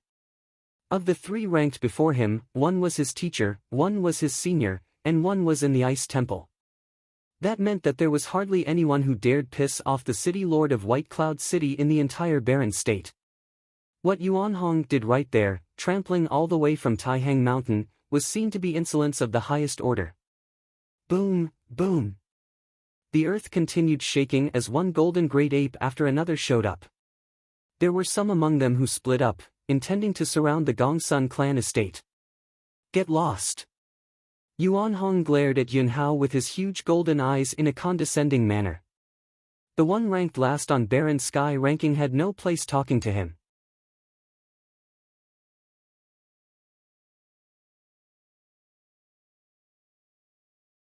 Chapter 680, Attitude. Chapter 680, Attitude. Yunhao glared at Yuan Hong upon hearing the ape telling him to get lost. He was still a mighty one ranked on Barren Sky ranking, yet Yuan Hong dared berate him. Yuan Hong, I will warn you once again. This is White Cloud City, and nobody from the Barren State dares to come mess around here, Yunhao said with a threatening tone. If Yuan Hong dared mess around in White Cloud City, then White Cloud City would have also invaded Taihang Mountain at a later date. There were few throughout the barren state capable of enduring the wrath of the city lord of White Cloud City. That is where you are wrong. I'm not here in White Cloud City to mess around. I'm here to kill someone, Yuan Hong answered with a forceful tone. He extended his palm right after he was done talking. A sky-piercing staff made of gold appeared in his huge hands. He took one step forward and an extremely refined might permeated the space around them. The winds howled and the clouds turned, as the entire estate was being encased in the overbearing might. Bam! Yuan Hong took another forceful step forward, which seemed to be imbued with super-powerful martial arts will. Countless of the Gongsun clan fell flat on the ground. No one was allowed to escape. A regal, divine silhouette of a golden great ape appeared in all of their minds, which remained in their heads regardless if they were looking at it or not. Such was the might of the top-notch sage. Yin Hao, are you sure you want to get in my way? A strong wave of sound traversed the air and shook everything in its path. It was a might so powerful that even those far outside the estate were able to feel it. None dared go any way near the estate, and all of them simply took to watch the events unfold from afar. An illusory shadow of a great ape seemed to have appeared in the sky. It blocked out the sky as its vast shadow encased everything in it as if it was something made out of pure will. Yin Hao, at that very moment, was able to feel the truly terrible might of figures ranked high on the barren sky ranking. He felt utterly helpless against Yuan Hong. The staff in the ape's hand was lifted up high with terrible might. The shadow of the great ape seemed to have lifted its staff as well, synchronizing with his movements. It was some special ability of Yuan Hong himself. Yunhao burst his aura in a crazed manner. Gongsun Jing, who was standing behind him, went utterly pale as he looked at the sky. If that staff was brought down on their heads, it would pack enough force to raise the Gongsun clan estate. Yuan Hong, you have gone too far. A terrifying aura was sensed from afar. The skies changed in an instant, and the vicinity became gray. It seemed as if a pair of great gray eyes appeared, gaining control of the entire space like a pair of formless hands. That incredibly huge shadow with a staff seemed to be hindered by that formless power. Yunhao felt the pressure on him lessen considerably. He let out a breath of stale air and relaxed for a bit. He came to know the terrifying might of that pressure when he was facing Yuan Hong. It was fortunate that the city lord showed up at the nick of time. The might that permeated the sky belonged to none other than the city lord himself. It was a power unleashed by the Eye of Devastation. The same spell, when used by the city lord, was several orders of magnitude more powerful than it had been when used by Bai Luli. A terribly imposing figure dressed in white appeared in the air above the Gongsun clan estate. The city lord took his steps and was overflowing with terrible authority. He was practically clad in the powerful aura of one of the few top-notch figures. He addressed Yuan Hong, who stood before him with cold eyes. I care not for your affairs at Taihang Mountain. This is White Cloud City, and I will not tolerate any disrespectful acts here. Gongsun Jing sighed a breath of relief as well. He was drenched in sweat all over. Being faced with an imminent threat of death, even sages would have felt fear. He had no doubt that if the city lord had not shown up, Yuan Hong would have crushed them right there and then. Those wretched beasts from Taihang Mountain, what business do they have with me killing Yi Futian? The two figures squared off against each other in the air. One ranked 4th on Barren Sky ranking while the other ranked 18th. It had been quite a while since such a battle happened in the barren state. A formless gale blew across the air. Yuan Hong's golden eyes were set straight at Bai Gu as he said coldly, I told you, I'm coming to White Cloud City to kill the Gongsun clan today. Are you trying to cover for them by standing in my way? I'm telling you one more time. This is White Cloud City. If you think I'm going to cover them, very well then. What if I do? Bai Gu responded sternly. He was still a figure ranked 4th on the Barren Sky ranking, and there was hardly anyone in the barren state he took notice of. Yuan Hong is threatening me? What a joke. The assassination attempt on Yi Futian had nothing to do with him, but the case with Gu Donglu ruining the marriage arrangement in the Zhuge family estate had everything to do with Yi Futian. However, it was nowhere serious enough that Bai Gu deemed Yi Futian to be one he had to eliminate. If he had gone all the way to plan an assassination attempt on a noble like Yi Futian, that would have truly been a joke. If he had wanted to kill Yi Futian, all he had to do was simply slap the young man across the face. Bai Gu's status was such that assassinating Yi Futian was utterly beneath him.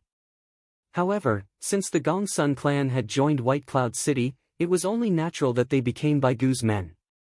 Yuan Hong asked if Bai Gu intended to cover the Gongsun clan, but there was hardly anything anyone could have done if Bai Gu actually did so. Your name has been the talk of legends, City Lord of White Cloud City. I, Yuan Hong, will find out for myself how powerful the one ranked 4th on the Barren Sky ranking actually is. Yuan Hong's words sent shivers down the spines of everyone within earshot. Even Yun Hao and Gongsun Jing felt themselves trembling inside. Yuan Hong of Taihang Mountain actually dared move against the City Lord of White Cloud City. It was something utterly insane. So be it, the City Lord glared at Yuan Hong as he said plainly. It was only 3 words, yet the pressure behind those 3 words was extremely intense. Bai Gu also wanted to see for himself how powerful the Golden Great Ape of Taihang Mountain, said to be invincible in battle, truly was. This is spectacular. I never expected to be able to see this up close. A boisterous laughing voice was heard. Several silhouettes were found at the side. Everyone turned their eyes in that direction. There were some among them who were not familiar faces, but to those who actually knew who those people were, their hearts trembled. Yu Qi, the City Lord of Alchemy City, appeared in White Cloud City. Both White Cloud City and Alchemy City served as major symbols of the western regions of the Barren State. Both were true landmarks of the region, and at that moment, Bai Gu, ranked 4th on Barren Sky ranking, and Yu Qi, ranked 8th, were found at the same time in the same place.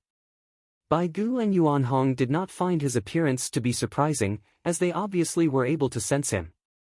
They were of the same plane, Sage Plane, and it was only natural that they were able to sense each other's presence.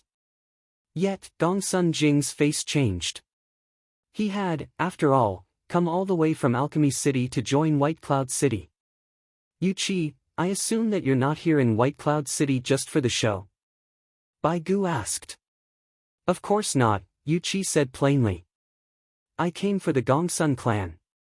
You want to meddle with that assassination attempt? Bai Gu asked as he frowned.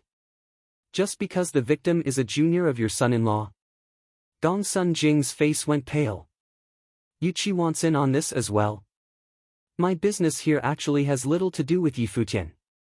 Yu Qi said, it's just that back when Yi Futian and Gongsun Yi fought, I was the one bore witness and hosted the fight. Everyone there saw it, including your son, Bai Luli. Now that the Gongsun clan wants revenge, they're practically throwing dirt on my face. He was being reserved with his words, but he needed not spell it all out for Bai Gu.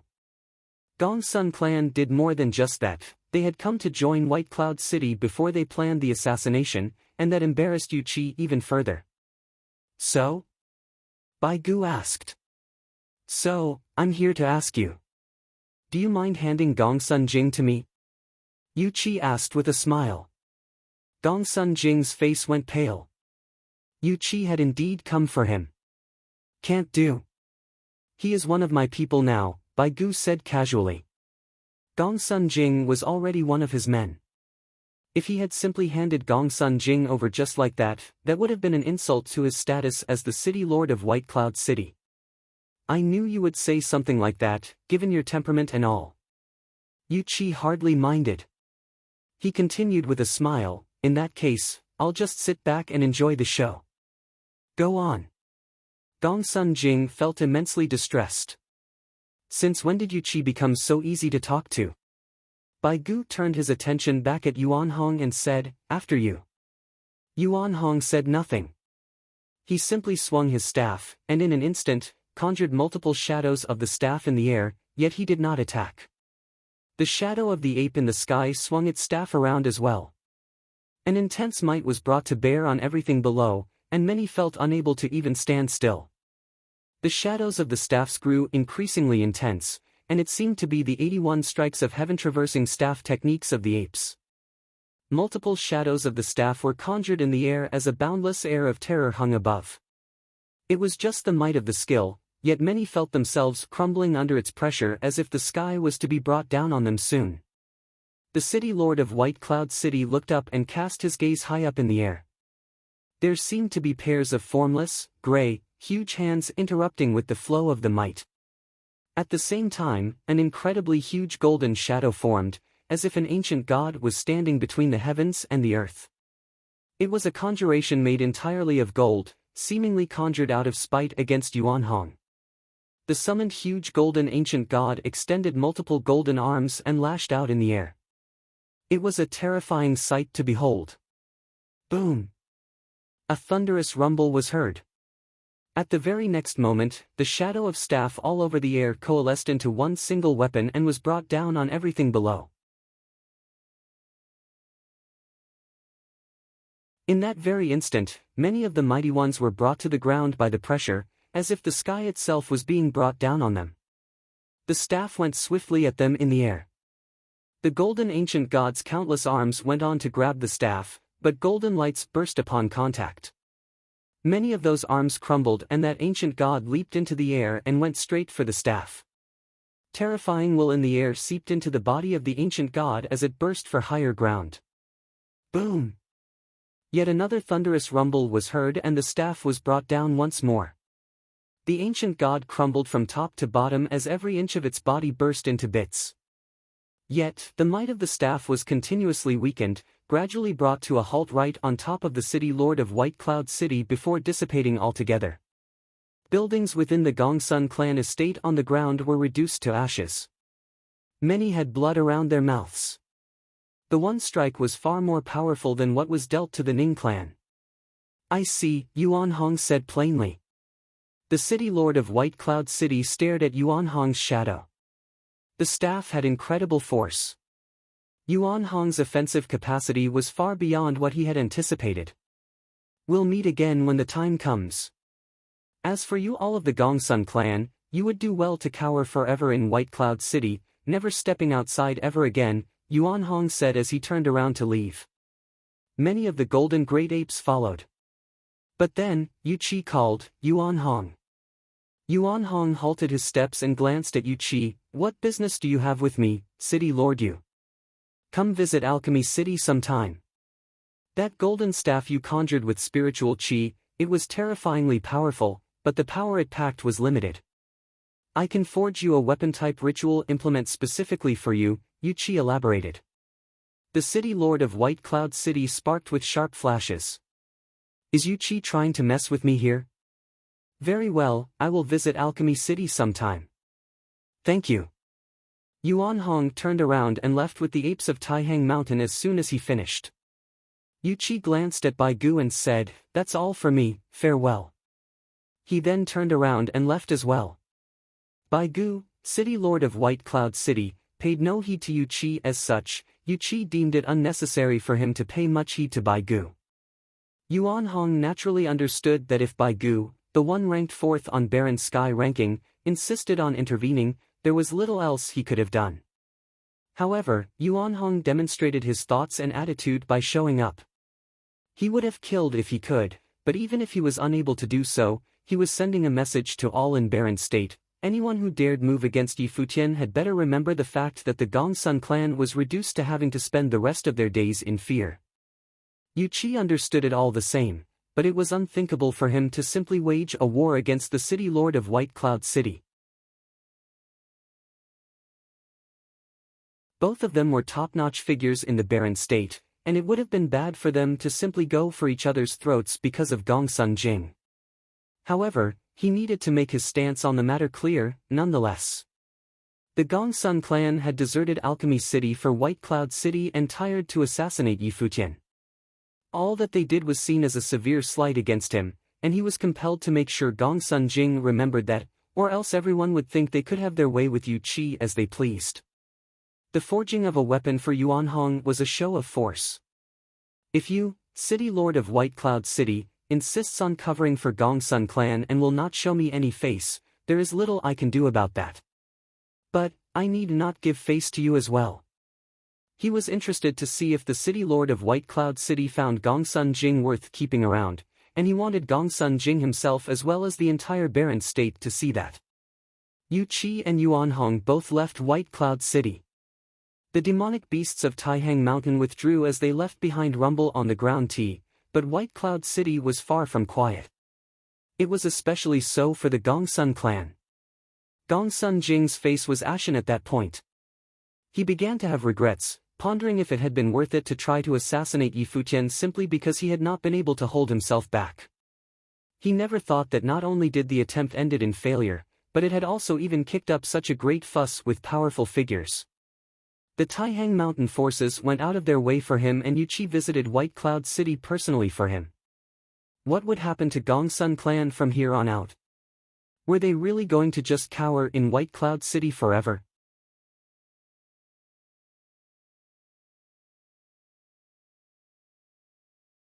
Chapter 681, Sage and Saint Ranking of the 9 States. Chapter 681, Sage and Saint Ranking of the 9 States. What happened in White Cloud City shook Barren State once again. Yuan Hong of Taihang Mountain had actually gone all the way there. If the city lord himself had not intervened, he would have slaughtered the Gongsun clan right there and then, just like how he did the Ning clan. It was an overwhelming show of force indeed. Furthermore, Yuan Hong had actually fought the city lord. Although both sides used only one move, many were able to feel that since none of the figures on the Barren Sky ranking actually fought each other straight up, if another such clash of the titans type of battle was to ever be fought again, the rankings might actually see huge changes. Other than that, the appearance of Yu Qi in White Cloud City was also something that shocked many. It seemed that the Gongsun clan's good days were long over. The happenings also made it very clear for all the top forces in the Barren State, there was yet another one of the younger generation that was deemed off-limits, the former number 1 on the law rank, the currently expelled student of the Holy Ji Palace, Yi Futian. The expedition of the mass of demonic beasts down Taihang Mountain served as a very good deterrent. The very individual who sparked all this commotion, Yi Futian, seemed to still be recuperating and training in Taihang Mountain, knowing nothing about all that commotion he helped stir up. What he knew was only that Yuan Hong was definitely out to avenge him on that day when he led the golden great apes down the mountain. Time passed, and with the blink of an eye, it was the end of year 10009 of the Divine Prefecture calendar. The scorching sun was hanging above Taihang Mountain, casting intense light and heat on everything below. Yi Futian stood at the cliffs and practiced a set of techniques. Every breath filled his internal organs with bursting vigor. His martial arts practice had reached grade 2 noble plane and was as steady as bedrock. He was one step away from entering grade 1 noble plane. It was not just him, many of his acquaintances and friends saw varying progress in their respective cultivations. Their planes had finally and actually equaled out more or less. Long Ao and Madame Long came to Taihang Mountain and took Linger away with them. They were right to worry after something like that happened. Furthermore, the end of the year was near. Hua Jieyu came beside Yi Futian quietly, looking at the vast mountains that seemed to spread out without end. Having not been out for so long, I kind of wonder what the Barren State is like these days, Hua Jieyu said softly. Didn't second sister send someone over? I heard that third brother is finally out from his secluded training phase and is now a third-level sage. I guess his progress has been great, Yi Futian smiled and said. While he had been on Taihang Mountain all this while, he came to know what happened outside from Yuan Hong himself, including how the King of Apes went slaughtering the Ning clan and caused a commotion in White Cloud City. Yi Futian had also learned that there had been some small conflicts happening in the Holy Ji Palace. His teacher, Sage Dozhan, intended to have a trial with Ning Xian but was rejected by the Holy Ji Palace. Yi Futian was, after all, an expelled student, and it was impossible for the Holy Ji Palace to go punish an elder of the Tianqing Pavilion for his sake. However, while the Holy Ji Palace did not interfere with the matter, the score between him and Ning Xian was far from settled. Ning Xian was the mastermind behind it all. He knew that Lulan Shui and the rest were still in Battle Sage Palace, and as such, Yi Futian would definitely return for them. That was where the assassination attempt had taken place. If it had not been for Long Yiqian showing up, Yi Futian, Hua Jieyu, Yu Sheng, Linger, and the others would have probably died in that battle that day. It was a score that could only be settled with blood, and there was no way Yi Futian would have just let it slide. But then again, what mattered most at the moment was his training. He needed to first make it to a Grade 1 Noble Plane before attempting to break into Sage Plane. Another year is almost up. Yi Futian sighed. Hua Jieyu nodded. Indeed, time flies and yet another year is about to end. Year 10009 of the Divine Prefecture calendar was almost near its end, and memories of the case with Yi Futian's assassination attempt had softened considerably. The Holy Ji Palace returned to its usual peaceful days. However, many students could not help but feel something was missing. Maybe it was because someone in the past and in their midst had been too important a figure, and his absence caused some kind of vacuum in the Holy Ji Palace. It was especially so when the day of the sparring session arrived and Shimin Hanjiang was serving as the host. If that person was still around, he might have been the one to host the sparring sessions. He had once made himself famous on the sparring platform before, yet he left the Holy Ji Palace not having truly hosted one of those sessions. On that day, all students of the Holy Ji Palace stopped training and gathered around the sparring session grounds. It was indeed a lively event. The great figures watched the event from behind the scenes. They hoped that some other geniuses would rise to take the place of Yi Futian, Yu Sheng, Hua Jieyu, and the others after since they left the Holy Ji Palace. However, the chances of something like that happening again were simply too slim. Geniuses of the likes of Bai Luli, Yi Futian, and Yu Sheng were something that happened only once in 100 years. At that very moment, there was a group of mighty ones descending from the sky. The group of people exuded an air of exceptionality. There was a young man and a middle-aged man taking the lead, while many mighty ones followed closely behind. Who are you people? The guards of the Holy Ji Palace took to the air in attempts to stop them. However, at the very instant where they unleashed their might, intense pressure filled the air, causing the guards to feel suffocated. The group of people went straight into the Holy Ji Palace unannounced and uninvited, without any regard for the guards. Someone has intruded the Holy Ji Palace, one of the guards shouted. Was there actually someone in the barren state who dared intrude the Holy Ji Palace? One mighty one after another leaped into the air in attempts to stop the intruders but knew as soon as they felt the aura exuded by those intruders, that they were utterly incapable of stopping them. They had no choice but to inform the lords.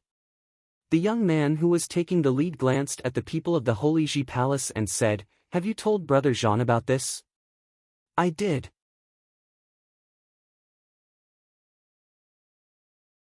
"We will meet in the sacred ground of the barren state," someone beside him answered. They were composed and paid no heed to the mighty ones around them. The Lord of Tianqing Pavilion arrived with a group of mighty ones to stop them. He looked incredibly serious as he questioned the intruders, "Who are you people?" He scanned the two taking the lead. The young man was calm and composed, exuding confidence and silence.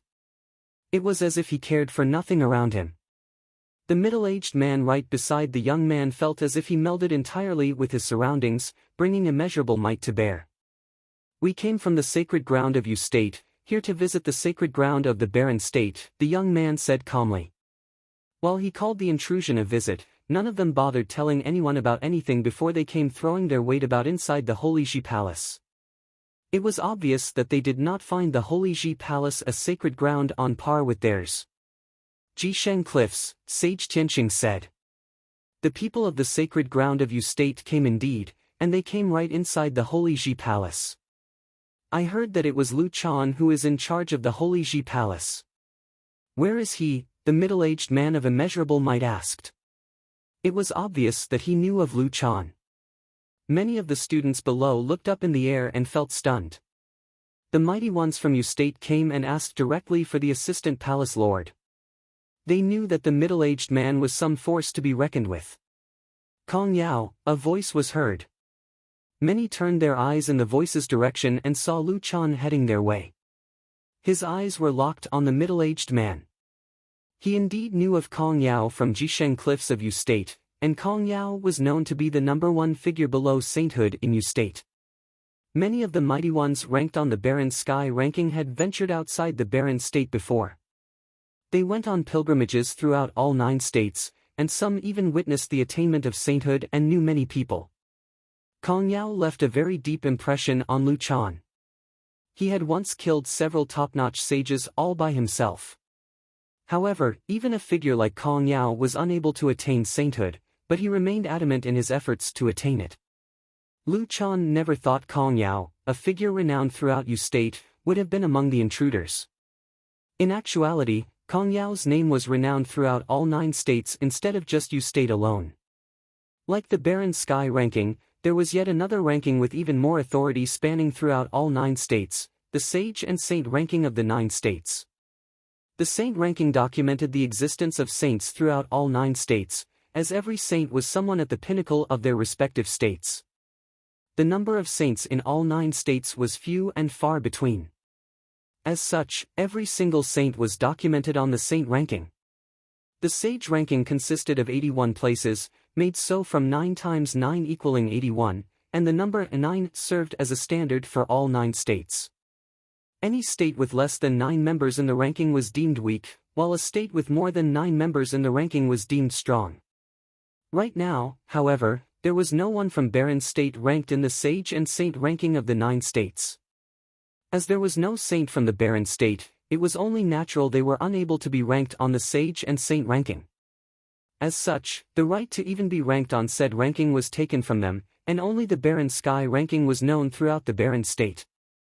In actual fact, however, the very ranking that was held in very high esteem throughout the Barren State was seen as a lesser ranking in the eyes of other states. Lu Chan especially thought that to be quite a shame.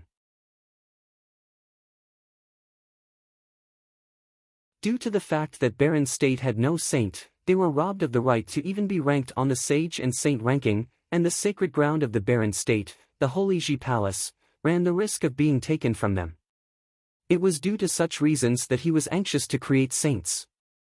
There were 81 sages in the Sage and Saint ranking of the 9 states, and Kong Yao of Jisheng Cliffs was one of them. He was ranked 9th and was near invincible to all below the Saint plane. Throughout all 9 states, only 8 were deemed capable of beating him. Lu Chan, this is the son of Jisheng Cliffs, Qin Zhong, Kong Yao introduced the young man standing right beside him. I'm honored to make your acquaintance, Senior Lu Chan. Qin Zhong nodded as a gesture of respect. While he exuded plain, gentle respectability, it was unable to overpower his brimming confidence. Qin Zhong, one of the 9 warriors of Jisheng Cliffs, was known to be the one most talented among the 9. While he was only at the pinnacle of the noble plane, he did nothing to mask the admiration and importance Jisheng Cliffs showed him. Kong Yao, the #1 on Sage ranking, would not have been the one escorting him otherwise. Kong Yao himself was a figure who was standing right below the Saint plane, and he was the most powerful one in the Jisheng Cliffs. There was only one explanation of having him escort a man who was his junior. This junior displayed potential for sainthood. Lu Chan nodded to Qin Zhong. He was able to tell that the youth before him was not some ordinary figure. Having Kong Yao by his side meant that he was probably the most exceptional one among the younger generations in Jisheng Cliffs. Sir, why is that all of the Holy Ji Palace's students are here today? Is there something going on? Qin Zhong asked Lu Chan. Today is the last day of the year and the Holy Ji Palace is about to inspect the results of the students' progress throughout the year. It was a sparring session to be held among the younger generation, Lu Chan elaborated. What a great coincidence indeed. Qin Zhong smiled. Now that we're here in the sacred ground of the Barren State and we meet under such circumstances, would you mind if I had a look, sir? Please. Lu Chan nodded. Qin Zhong knew his manners, and he knew there was no way Lu Chan could have refused him asking in such a way. The group made it to the grounds where the sparring sessions were held. The students saw the group arriving and knew that those were the visitors from the sacred ground of Yu State. Please continue, Lu Chan said plainly. Shimin Hanjiang nodded and began hosting the sessions.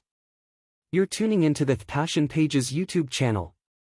We're so grateful for your support, and don't forget to subscribe to join us on this incredible journey through captivating stories. Your generosity through donations truly makes a world of difference, as it's the primary source of revenue that allows me to expand and enhance this channel for you. Thank you from the bottom of my heart for being a part of this adventure.